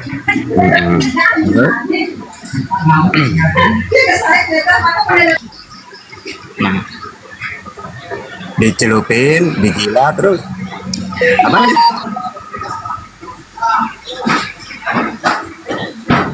Ya, dicatat, ya. Terus suratnya itu, surat ucapannya itu dikirim ke Aceh di tempat kejadiannya permasalahan itu. Pertanyaan saya ini, Pak Presiden ini kan nggak sampai ke Aceh, dia cuman perintahnya itu yang sampai ke sana yang dituliskan. Iya, terus? Pertanyaan saya, ketika dilanggar atau tidak diikuti perintahnya itu yang sudah ditetapkannya, orang-orang yang mengalami masalah di sana melanggar tidak kalau tidak melakukan apa yang diperintahkan oleh presiden itu? Melanggar. Kenapa Pak? Nah, kan sudah presidennya nggak ada di situ. Loh, presidennya nggak sampai ke situ Pak. Ya ada masa kan tetap perintah kan, sama dengan gini. Di dalam Islam, Al-Quran surat Al-Anbiya ayat 25. Jangan kita ke situ dulu Pak. Ada masalah. Ini udah dengerin ada, nanti nyambung nanti. Sama dengan gini, Al-Anbiya ayat 25. Wa ma arsalna min qablika min rasulin illa nuhi ila annahu la ilaha illa ana fa'budun. Semua para nabi yang aku utus, mereka aku perintahkan supaya memperkenalkan tiada Tuhan selain Allah. Yesus diutus. Aku ini utusan untuk kamu Sriwil, Matius 15:24. Dan dia memperkenalkan Tuhan itu Allah, Markus 12:29. Hukum yang terutama dengar Sriwil, Tuhan Allah kita, Tuhan itu Esa. Maka wajib Sriwil itu beriman. Jangan beralasan, mana Yesus, kamu bukan Tuhan sendiri yang turun. Ya, cobalah Tuhan sendiri yang turun ngomong ke sini. Masa mau gitu? Ya salah. Sama dengan presiden ngomong di Jakarta, cuma mengutus utusan, perintah ke Papua. Apakah kalau melanggar orang Papua salah? Salah. Mau Tuhan, mau presiden datang sendiri atau tidak, yang penting itu perintah dari presiden. Ustaz Nibul. Karena memang ajaran samawi itu Tuhan tidak mau. Tunggu, tenang. Saya Ustaz. Ya saya antri, kalian tenang. Tak injilin gratis tanpa perpuluhan. Nah jadi. Nibul. Nah nanti kamu ada dialog nanti. Ya udah kamu lawan saya, ayo silakan. Kamu lawan saya dialog. Apa yang kamu kuasai dalam Bibelmu? Ngapain orang ngibul dilawan? Loh, berarti kamu takut berarti? Orang ngibul ngapain dilawan? Ya sudah, pendetamu suruh panggil ke sini, suruh debat dengan saya. Nabimu pun saya lawan. Pak Tata, fokus Iya. saja di sini Pak sama saya. Gimana Fokus dia sama ngomong saya aja. juga? Saya Oke. suka. Oke bang, jadi gini bang, walaupun presiden tidak datang sendiri ke Papua, tapi kan ada perintah dari dia melalui utusan kayak siapa yang diutus ke sana. Ini perintah dari presiden, maka wajib orang di sana itu taat. Sama seperti Tuhan kan tidak mau turun ke dunia. 2 Tawarikh 6:18. Tuhan tidak bisa dilihat. Keluaran 33:20, Yohanes 5:37. Maka dia mengutus utusan. Walaupun lewat utusan, bukan Tuhan sendiri yang turun, wajib perintah itu diamalkan. Walaupun lewat utusan, bukan Tuhan. Udah silakan. Apa lagi? Oke. Berarti Iya. kita setuju ya, kita putuskan di sini bahwa itu perintah atau ucapannya yang sudah ditetapkannya tidak boleh dilanggar ya. Tidak boleh. Silakan. Kalau dilanggar maka harus ada hukuman yang buat orang yang melanggar itu, kan begitu Pak ya? Betul. Oke. Terus? Pertanyaan saya selanjutnya ini. Ya. Apakah perkataan itu bisa dipisahkan dari yang mengucapkan? Tidak. Kan ucapan itu pesan, suara kan. Jadi kita harus tahu ucapan itu adalah sifat seperti Bang Juma berpesan. Tata, kalau kamu tak kirim ke Papua, sampaikan berita-beritaku ini yang kamu dengar ini. Apa saja Bang Juma? Ya ini bilang ke sana bahwa kamu ini utusanku. Pesan-pesan dariku kamu sampaikan. Nah saya kan mendengar dari Bang Juma. Maka apa yang saya dengar ini saya harus sampaikan. Jadi jangan dikatakan, oh berarti pesan Bang Juma dengan Bang Juma apakah terpisah? Loh, udah ada kayak gitu. Uang firman itu ucapan. Ya, jangan dikatakan apakah berpisah. Nah sama seperti Yesus. Yesus ini kan diutus untuk menyampaikan firman. Yohanes 3:34. Yesus menerima firman. Yohanes 12:50. Apa yang aku sampaikan sebagaimana difirmankan oleh Allah kepadaku. Yesus mendengar. Yohanes 15:15. Aku menyampaikan segala sesuatu yang kudengar dari Bapa. Yang dia dengar itulah pesan-pesan perintah. Tunggu sebentar. Ya, silakan. Jangan, iya. Pelan-pelan aja kita Pak, pelan-pelan aja. Biar padat, simpel, padat dan pasti. Iya. Oke, berarti kita setujui bahwa perkataan itu tidak bisa dipisahkan dari orang yang Bisa, menyebut sifat itu. Sama dengan Tuhan berkata-kata, Tuhan mendengar, Tuhan melihat. Apakah melihat bisa dipisah dengan Allah? Udah. Itu sifat. Udah. Oke, silakan. Udah Pak, udah. Ya, silakan. Kata saksinya Berarti siapa? kita- Muhammad berarti Berarti kita- siapa? Saksi. Tenang. Habis ini gantian kalian berdebat. Janganlah, Joker, santai aja. Santai. Iya. Joker, Ini loh, santai aja. saksinya siapa gitu loh, Faryas. Apa enak ini? Penginjilan gratis ini. Tunggu dulu sebentar dulu. Ya silakan. Ini Ini loh, enak Faryas, diskusi saksinya sama siapa? abang Muhammad sama Berarti bapak ini. saksinya siapa gitu loh. Tenang, sabar. Pak Injilin. Jangan, kalau saya nggak ke sana, kalau saya nggak suka itu, kalau saya nggak suka. Kenapa Oke, orang aman. takut sekali Tenang kalau aja sama Pak mereka Tata, ini? saya nggak akan ke sana.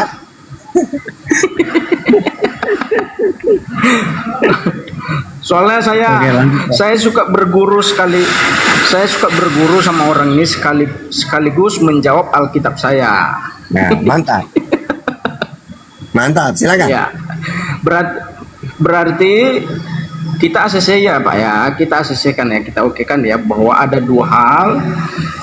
Satu, perkataan itu Allah yang keluar dari yang diucapkan itu tidak boleh dilanggar ya. Nah, iya tidak tentang boleh. presiden tadi ya. Iya, mantap. Oke, kedua, perkataan tidak boleh dipisahkan dari yang mengucapkan. Betul Pak ya? Ya gak bisa wong sifat perkataan itu. Apanya mau dipisah? Sama dengan Tuhan kuasa. Apakah kuasa bisa dipisah dengan Tuhan? Kan sifat itu. Oke. Silakan. Jadi, jadi saya masuk ke tentang Alkitab saya, yaitu tentang Yesus ya. Jangan dipotong-potong dulu Pak ya, biar enak ya. Mantap, silakan. Yesus berasal dari firman. Firman berasal dari perkataan. Perkataan itu berasal dari Allah. Betul tidak Pak? Bapak pernah membaca itu? Ya, saya punya 10 data untuk menyangga itu. Silakan pakai data. Nanti saya pakai data yang disampaikan nanti. Bukan. Saya cuma nanya aja Pak. Bapak kan pintar nih. Bapak kan ngajarin saya. Iya, pintar banget saya. Iya, oke. Oke. Yesus berasal dari firman. Firman berasal dari perkataan. Perkataan itu berasal dari Allah. Betul tidak Pak? Tidak. Bapak pernah membaca itu? Datanya udah kayak gitu.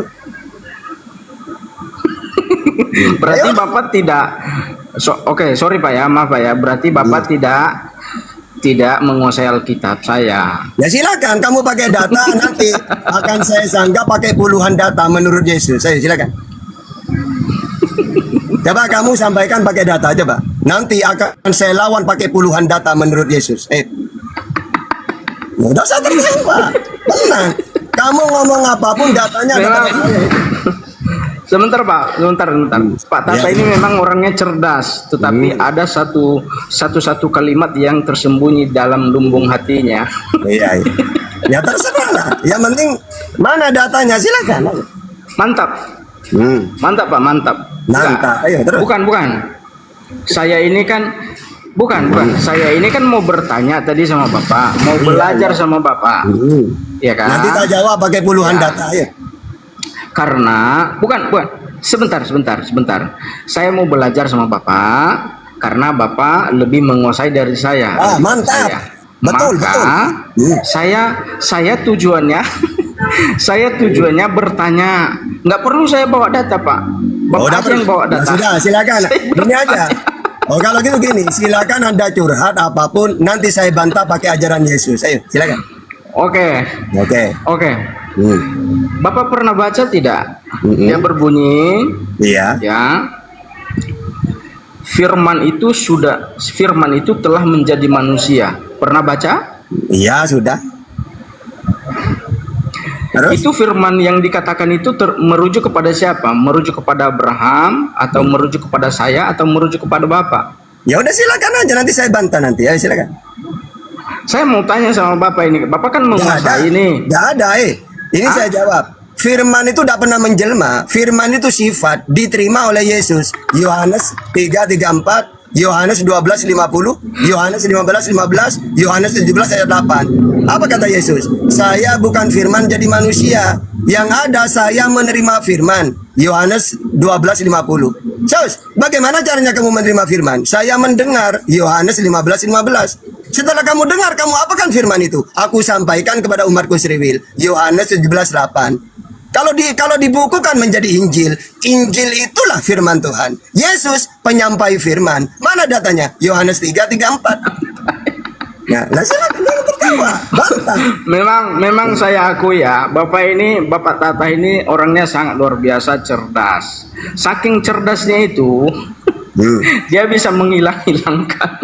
Ya silakan. Dia bisa Bantah saja pakai menghilangkan sesuatu Gini. yang Anda bantah saja pakai Bible. Ingat ya, yang paham Bible itu Bang Juma dan apologet Islam. Kalian cukup curhat, nanti datanya ada pada saya nanti. Kalian curhat, ngomel, terserah. Anda kentut udah kasih data dalam Bible itu. Silakan. Ayo.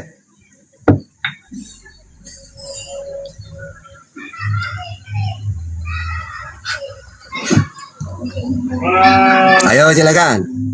Ini ya Otan lawan Bible. bukan. Kalau kamu menguasai atau tidak belum semuanya menguasai. Makanya kalau kamu ingin saya menguasai atau tidak, kamu debat dengan saya. Berani nggak? Ya.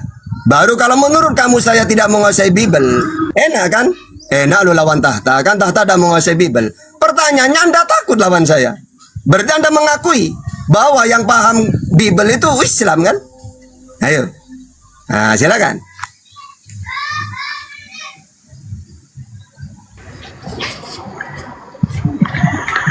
Boleh tanya?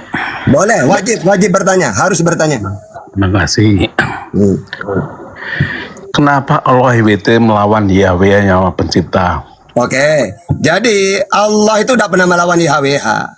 Ya, karena para nabi ini Tuhannya sama. Al-Baqarah 133. Am kuntum syuhada id hadara Yaqub al-maut id qala li banihi ma ta'buduna min ba'di qalu na'budu ilahaka wa ilaha abaika Ibrahim wa Ismaila wa Ishaqa ilaha wahida. Jadi Tuhannya para nabi itu sama. Yaitu Allah yang Esa, Ulangan 6 ayat 4, Markus 12:29. Qul huwallahu ahad, yang tidak kelihatan, Keluaran 33:20, Yohanes 5:37, Al-An'am 103, yang tidak serupa dengan apapun, Keluaran 9:14, Yesaya 40:18, terus Asyura ayat 11. Tidak ada yang bertentangan. Yang namanya Tuhan itu ya Tuhannya para nabi.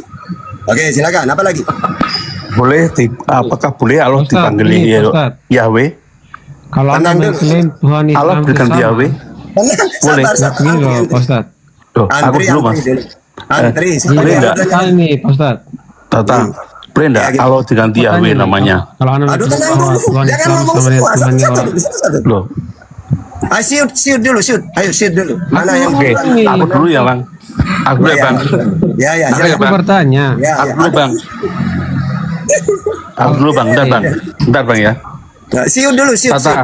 Kalau Anda mengklaim Oke, aku Tata, apa boleh nama Allah diganti nama Yahweh? Kenapa sih? Kalau begitu apakah Allah bernama ganti Yahweh Tata? Ya, kenapa? Apa boleh namanya Allah diganti Yahweh? Tenang. Iya, makanya antri. Pelan-pelan Pak Supir. Ya, antri dulu. Siapa dulu apakah boleh namanya Allah diganti Yahweh? Oke. Ya gini ya. Kita ini disesuaikan dengan zamannya masing-masing. Ketika Allah mengutus Musa, maka Allah tidak memperkenalkan namanya. Selalu pakai sebutan Eloah, El Sadal, Erroy, Yahweh. Itu sebutan itu. Maka orang Seriwil harus mengikuti nama-nama tersebut. Nah, tapi ketika Allah mengutus Nabi Muhammad, maka kembalikan kepada Abraham, yaitu Allah. Karena Allah memperkenalkan dirinya kepada Abraham, nama itu Allah. Wa id yarfa'u Ibrahimul qawaida minal baiti wa Ismail, Rabbana taqabbal minna. Nah, maka umat Islam tidak boleh pakai nama-nama yang lain. Ya, walaupun sama. Tapi rujuknya, misalnya dulu memakan Eloah, Elohim, Hasim apa. Yang penting rujuknya kepada Tuhan yang sama. Cuma kalau Islam langsung nama, kalau orang Seriwil sebutan. Gitu. Tapi tetap itu rujuk kepada Tuhan yang sama. Yaitu Tuhan yang tidak kelihatan, yang satu, yang tidak serupa dengan apapun. Itulah Tuhannya para nabi. Oke, silakan. Apa lagi? Tata, apakah Allah tahu sebuah perintah Tuhan? Apakah Allah tahu? Ada semua perintah dalam dilarang membumbun, jangan menyebut ilah-ilah lain. Quran. Itu ada semua dalam Al-Quran. Mana coba baca? Nah, tunjukkan sekarang, perintah. Iya. Sekarang gini kan? Sekarang. Tunggu. Lah, enggak sekarang gini loh. Kamu itu ada di Alkitab, Bang. Oke, sekarang coba nomor 1 perintah hukum Taurat apa? Nanti saya sebutkan. Akulah Yahweh Elohimmu. Oke, Al-Hasr ayat 23 sama Allah. Bukan Allah, Yahweh Elohimmu. Nah iya gini loh. Kan di situ ya, jangan ada ilah lain. Ini sama dengan Al-Hasr. Miuk terus. Yang kedua sekarang. Yang kedua perintah Taurat apa? Yang kedua apa? Allah lupa menyebutkannya Leo. Dulu Allah lupa. perintah itu Bentar. 10 perintah Taurat akan saya sebutkan pakai Al-Quran. Yang nomor 2 apa ya bunyinya? Jangan menyebut nama Allah jangan menyebut. Sementara kamu tiap hari, wah buantar sekali. Padahal Oh ya enggak, makanya Allah lupa. kata Musa, dengar Siriwil, Tuhan di kata-kata Musa, ulangan 6 ayat 4, dengarlah Siriwil, Tuhan Allah kita, Tuhan itu Esa. Maka kamu Bang Leo, Bang Joker, Bang Leo, Bang Joker, dulu gantian, tenang, gantian ya. Kenapa Fargas? Leo, Bang Joker, santai aja. Alibi. Slow. Iya, wong cuma Fargas. Allah tuh lupa menyebutkan 10 perintah Allah di Al-Quran, lupa Allah. Ya makanya coba. Sekarang yang nomor 2 apa itu? Gantian. Jangan Oke, jangan ada ilah-ilah lain. Maksudnya apa? Jangan ada Tuhan yang berbeda dengan yang dikenalkan oleh nabi-nabi. mana Contohnya jauh orang itu. Kristen. Tunggu dulu, tenang. Ya, maksudnya jangan ada ilah lain itu seperti pagan. Tuhan itu 3, firman-Nya jadi manusia. Itu bukan Tuhan. Karena Tuhan Ya yang di kitab benar. mana itu, Bang? Hah? Mana Quran? Itu di kitab mana, Bang? Oke, ini Di ya. kitab mana itu, Bang? Maksudnya gini, makanya kalian diam dulu ketika saya Pasti lari ke menjawab. Alkitab. Itu loh. Loh, gimana sih? Larinya ke Alkitab. Al-Quran nggak ada. Oke. Makanya kalian diem, saya jawab ya.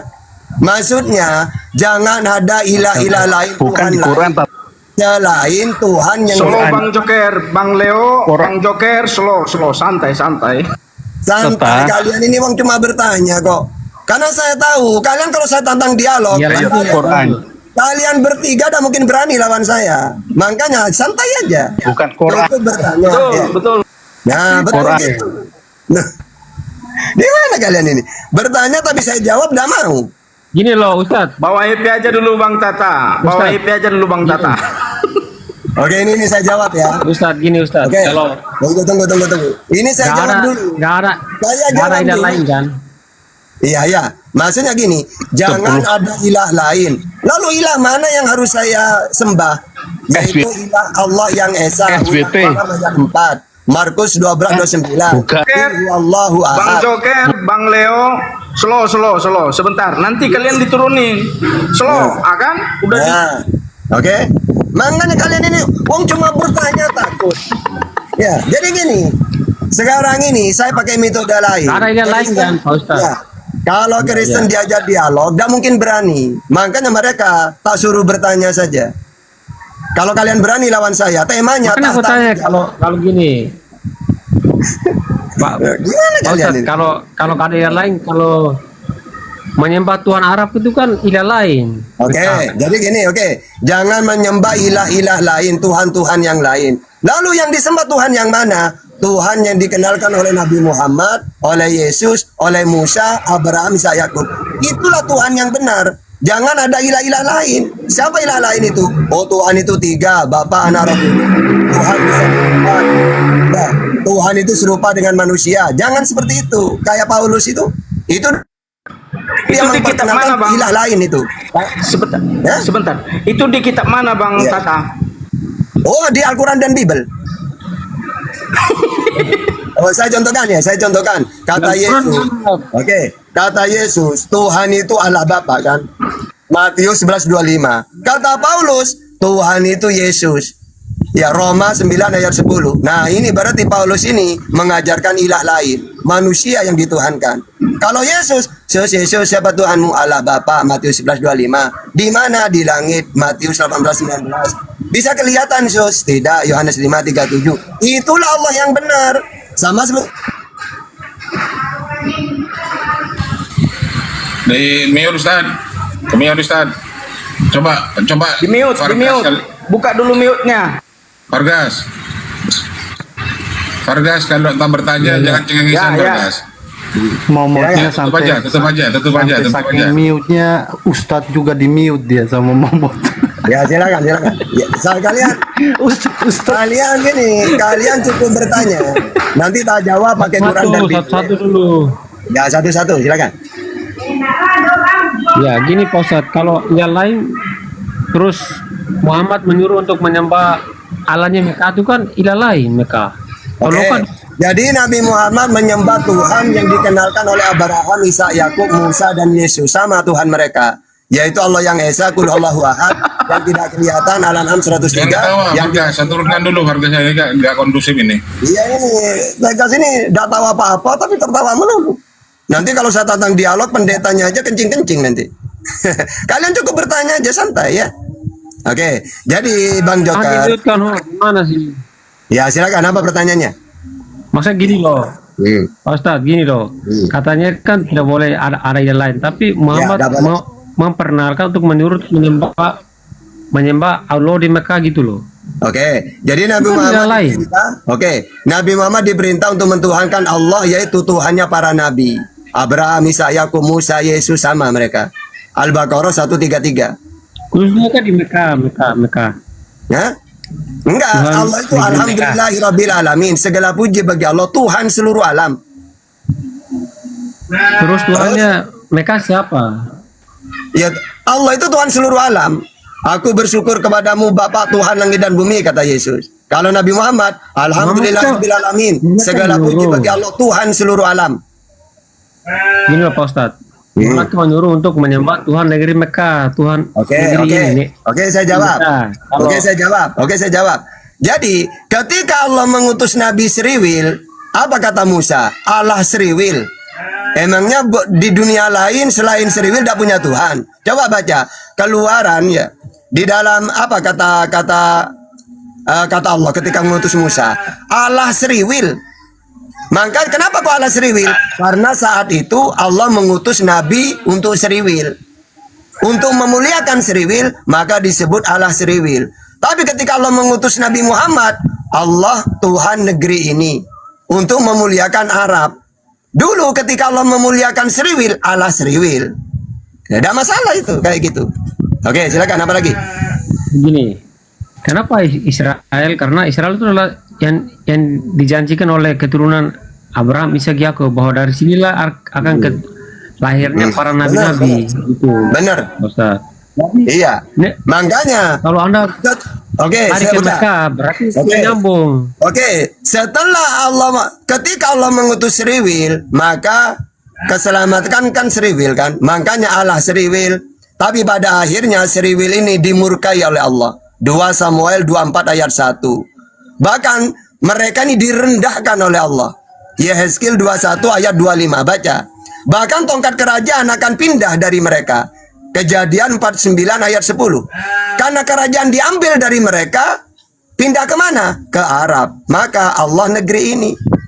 Kenapa bukan Allah Seriwil lagi? Karena Seriwil ditinggalkan oleh Tuhan. Tongkat kerajaan akan pindah. Tongkat kerajaan akan diambil darimu. Kejadian 49 ayat 10. Kenapa kau Allah murka? Karena mereka sombong, ditinggal oleh Allah. Yesaya 29 ayat 20. Bahkan kata Yesus, kerajaan Allah akan diambil dari mereka. Matius 21:43. Sehingga Allah negeri ini Mekah sudah. Karena Seriwilnya ditinggalkan. Ustadz tadi bilang kerajaan ini akan diambil daripadamu. Dan dikasih ke negeri Mekah tuh, Ustadz, datanya di mana tuh? Oke, datanya gini. Maksudnya diberikan kepada negeri lain yang saudara mereka tentu saja tidak ada di dunia ini selain Ismail. Nabi Muhammad di Arab. Mana datanya? Muhammad bin Abdullah Abdul Muthalib Hasim Adiman. Tunggu dulu, katanya bertanya. Tenang ya, santai. Ya. Kalau bukan Arab, siapa lagi? Wong cuma Arab. Nabi Muhammad yang memperkenalkan Tuhan seperti nabi-nabi yang lain. Emangnya kalau bukan Arab siapa? Kalau bukan Allah negeri ini siapa lagi?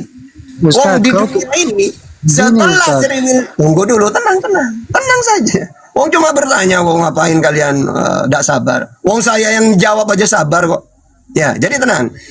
Ketika tongkat kerajaan akan diambil, coba diberikan kemana? Diberikan kepada saudaranya. Maksudnya Ishak kan punya saudara dari Ismail.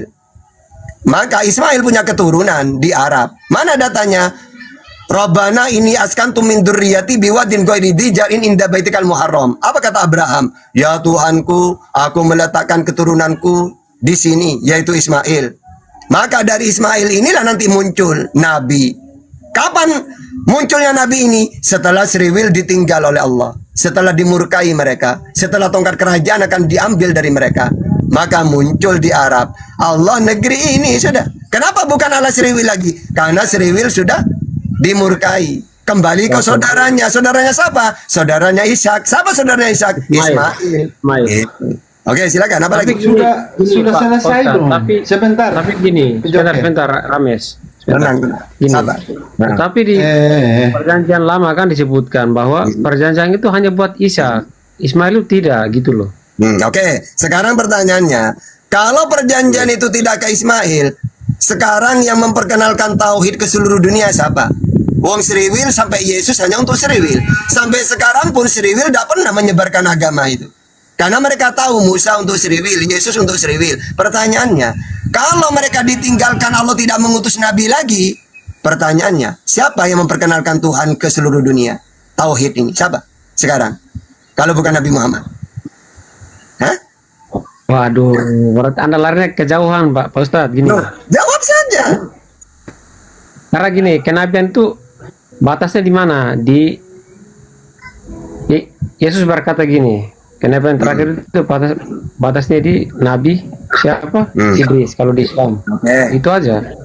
Oke, pertanyaannya setelah Yesus tidak ada, siapa yang perkenalkan tauhid ke seluruh dunia? Oten Tuhannya manusia. Oke, kalau Anda bilang tauhid ya, semua nabi itu memperkenalkan Allah. Iya. Ya makanya kalau Nabi memperkenalkan Tuhan itu Allah yang Esa, Qul Huwallahu Ahad. Nah, kalau tidak ada Islam, siapa yang perkenalkan? Kristen, Kristen Tuhannya 3, manusia lagi, bukan Allah Tuhannya Yesus yang dikenalkan. Oke, silakan. Apa lagi? Gini, sebelum munculnya Islam, orang seluruhnya udah tahu Allah itu Esa. Ya, dari siapa tahunya? Tahunya dari siapa? Dari Israel, kenabian dulu. Dari Seriwil. Siapa mereka di dunia itu? Yang mentuhankan Allah siapa?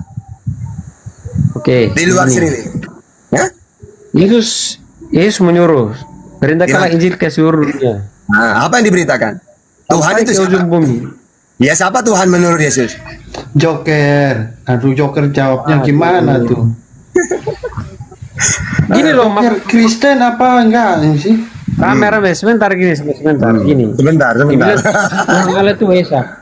Padahal nabi-nabi sebelumnya juga memperkenalkan Tuhan itu Esa. Ya, kalau Tuhannya Kristen udah semua gitu. Ya, sekarang kalau Tuhan itu Esa, Allah yang Esa, Tuhannya Kristen. Gini. Berarti Anda mengklaim bahwa Allah juga melakukan kenabian di luar Israel ke Muhammad. Iya. Tunjukkan bukti kenabian Muhammad gitu loh. Oke, Allah siapa yang 40? Maka Muhammadun aba ahadim rijalikum walakin Rasulullah wa khataman nabiyyin. Muhammad itu utusannya Allah dan penutup para nabi. Diutus kepada siapa? Seluruh alam. Al-Furqan ayat 1. Jelas ayatnya. Seluruh alam. Iya, Al-Furqan ayat 1. Katanya Anda diutus ke Arab ya saja. ayuhan nas. Ini lagi ayatnya. Ya ayuhan nas inni Rasulullah ilaikum jami'a. Aku ini utusannya Allah kepadamu semuanya seluruh alam. Katanya Anda diutus ke Arab saja. Enggak. Bukan seluruh alam. Seluruh alam. Orang sekarang seluruh alam. Loh, kapan saya mengatakan cuma untuk Arab? Tadi. Loh, saya tadi tuh ngomong gini loh. Tadi kan Anda bilang gini. Oke. Ini. Tenang. Sabar. Tadi tuh saya bilang gini. Ketika Allah mengutus Musa, maka untuk memuliakan Seriwil, karena Musa diutus untuk Seriwil, Allah Seriwil. Bukan berarti Allah itu hanya untuk Seriwil. Tuhannya seluruh alam sebenarnya.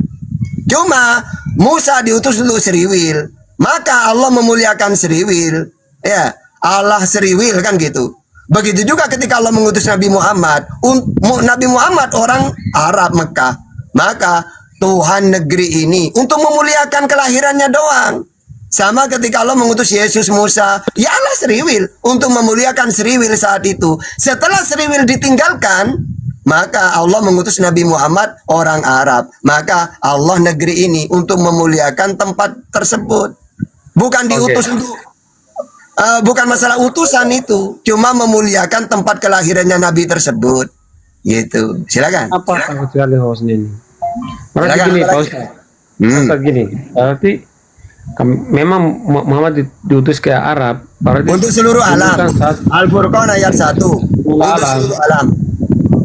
Tunjukkan satu kenabian Muhammad itu apa? Tanda-tanda kenabian Muhammad itu apa? Contoh, dia bisa membelah lautan, dia bukan orang Sekarang gini. atau apa gitu. Oke, kalau saya nanya siapa itu Yesus, tunjukkan data kan gitu. Siapa itu Nabi Muhammad? Kalau dia Bisa Nabi, nggak ya, gitu harus pakai loh? data. Kan? Iya. Ya kan saya pakai data kan? Ini datanya. Tunjukkan bahwa Nabi Muhammad itu utusannya Allah untuk seluruh alam. Wa ma arsalnaka illa rahmatan lil alamin. Diutus untuk seluruh alam. Yang kedua Al-Furqan ayat 1. Tabarakalladzi nazzala al-furqan ala abdihi liyakuna lil alam, seluruh alam. Yang ketiga, ini Rasulullah ilaikum jami'a. Sesungguhnya aku ini utusannya Allah untuk kalian semua manusia. Nah, Tandanya itu tiga apa? data itu. Pak Ustaz, Itu kan tandanya tiga apa? data. Tanda. Kalau ngomong dong semua bisa. Oke, tanda. Saya Oke, juga Nabi. oke, Saya- sekarang tanda. Yesus tandanya mujizat, menghidupkan orang mati, menyembuhkan orang buta. Musa mujizatnya membelah laut. Lalu orang nanya ke Nabi Muhammad, wahai Muhammad, kata orang kafir, yang aku tahu para nabi itu punya mujizat, bukti. Apa itu mujizat? Sesuatu kejadian yang luar biasa. Apa tanda-tandanya kamu? Akhirnya Allah berikan mujizat kepada Rasulullah. Iqtarabatis sa'a wan syaqal qamar. Di hadapan mereka, Nabi belah bulan itu.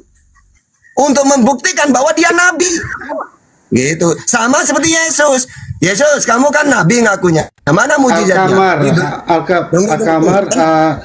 Tenang. Setelah kiamat semakin tenang. Gantian dulu.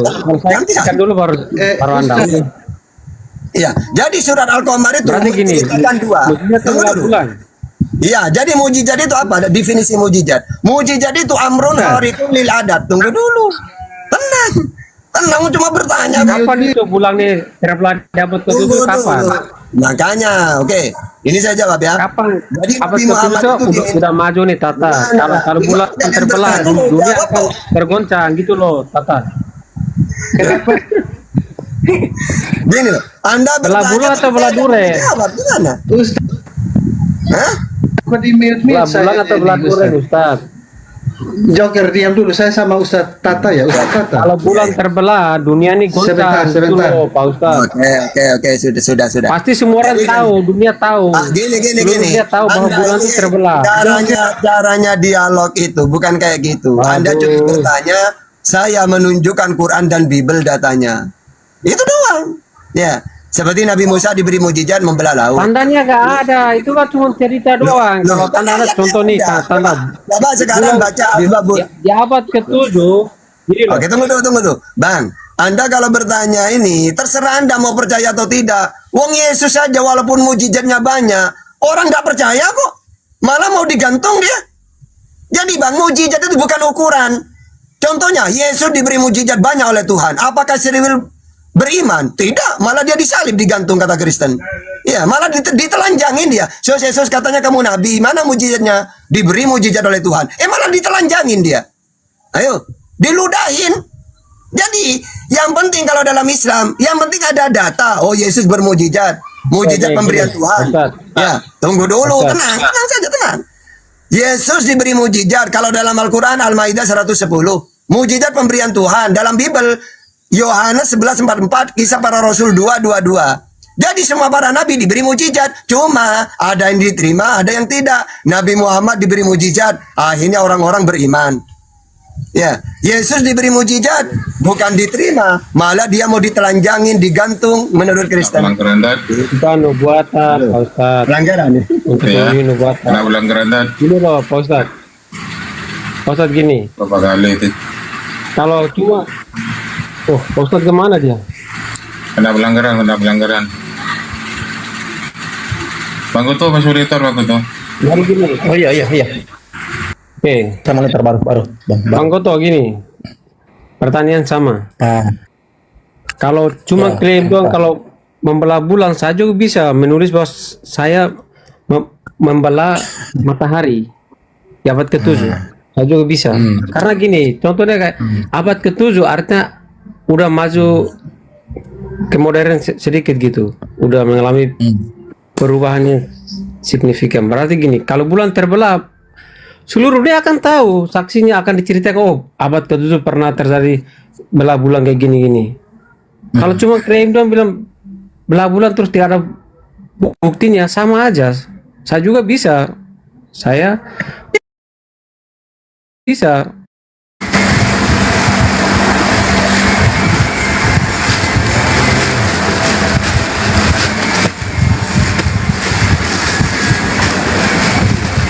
Doang. Hah? 400 itu sisanya di mana? Sisanya di mana? Dikasih cuma 600 doang. Dikasih? Iya 600 doang kan. Disuruh DP-in doang. Coba deh. Iya. Ya itu mau beli beat gue jadinya kayak gitu mah, mending sama temen gue. Pesanan tisu saya udah sampai barusan, kok nggak sampai yang kok nggak sampai 360 lembar ya, kok beda ya sama yang digambar nggak sesuai. Cekotnya yang mana? Cekotnya yang mana itu kakak? Di sini kita kan udah ortu kayak yang tisu titi yang 260-nya ya, dari yang 360 dia ortu ke 260 kakak ya. Kakak cekotnya yang tisu apa kakak kalau boleh tahu? Ini yang lainnya yang mau lihat dulu aja silakan kakak ya. Piko nggak masuk ya? Esan?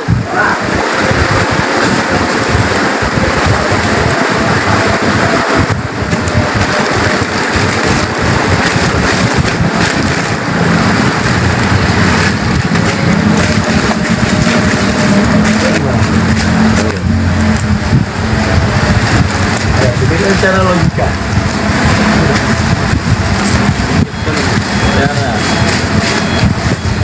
Suruh cari katanya, cari dulu.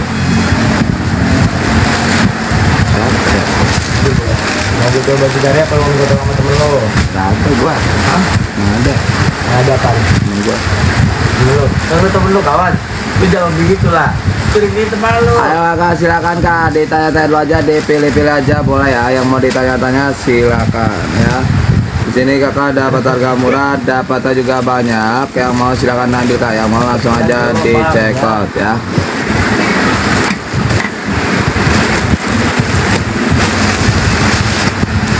Kita sini gue kasih motor. Enggak. Betul dari sana ya? Betul. Nah, ini gue bawa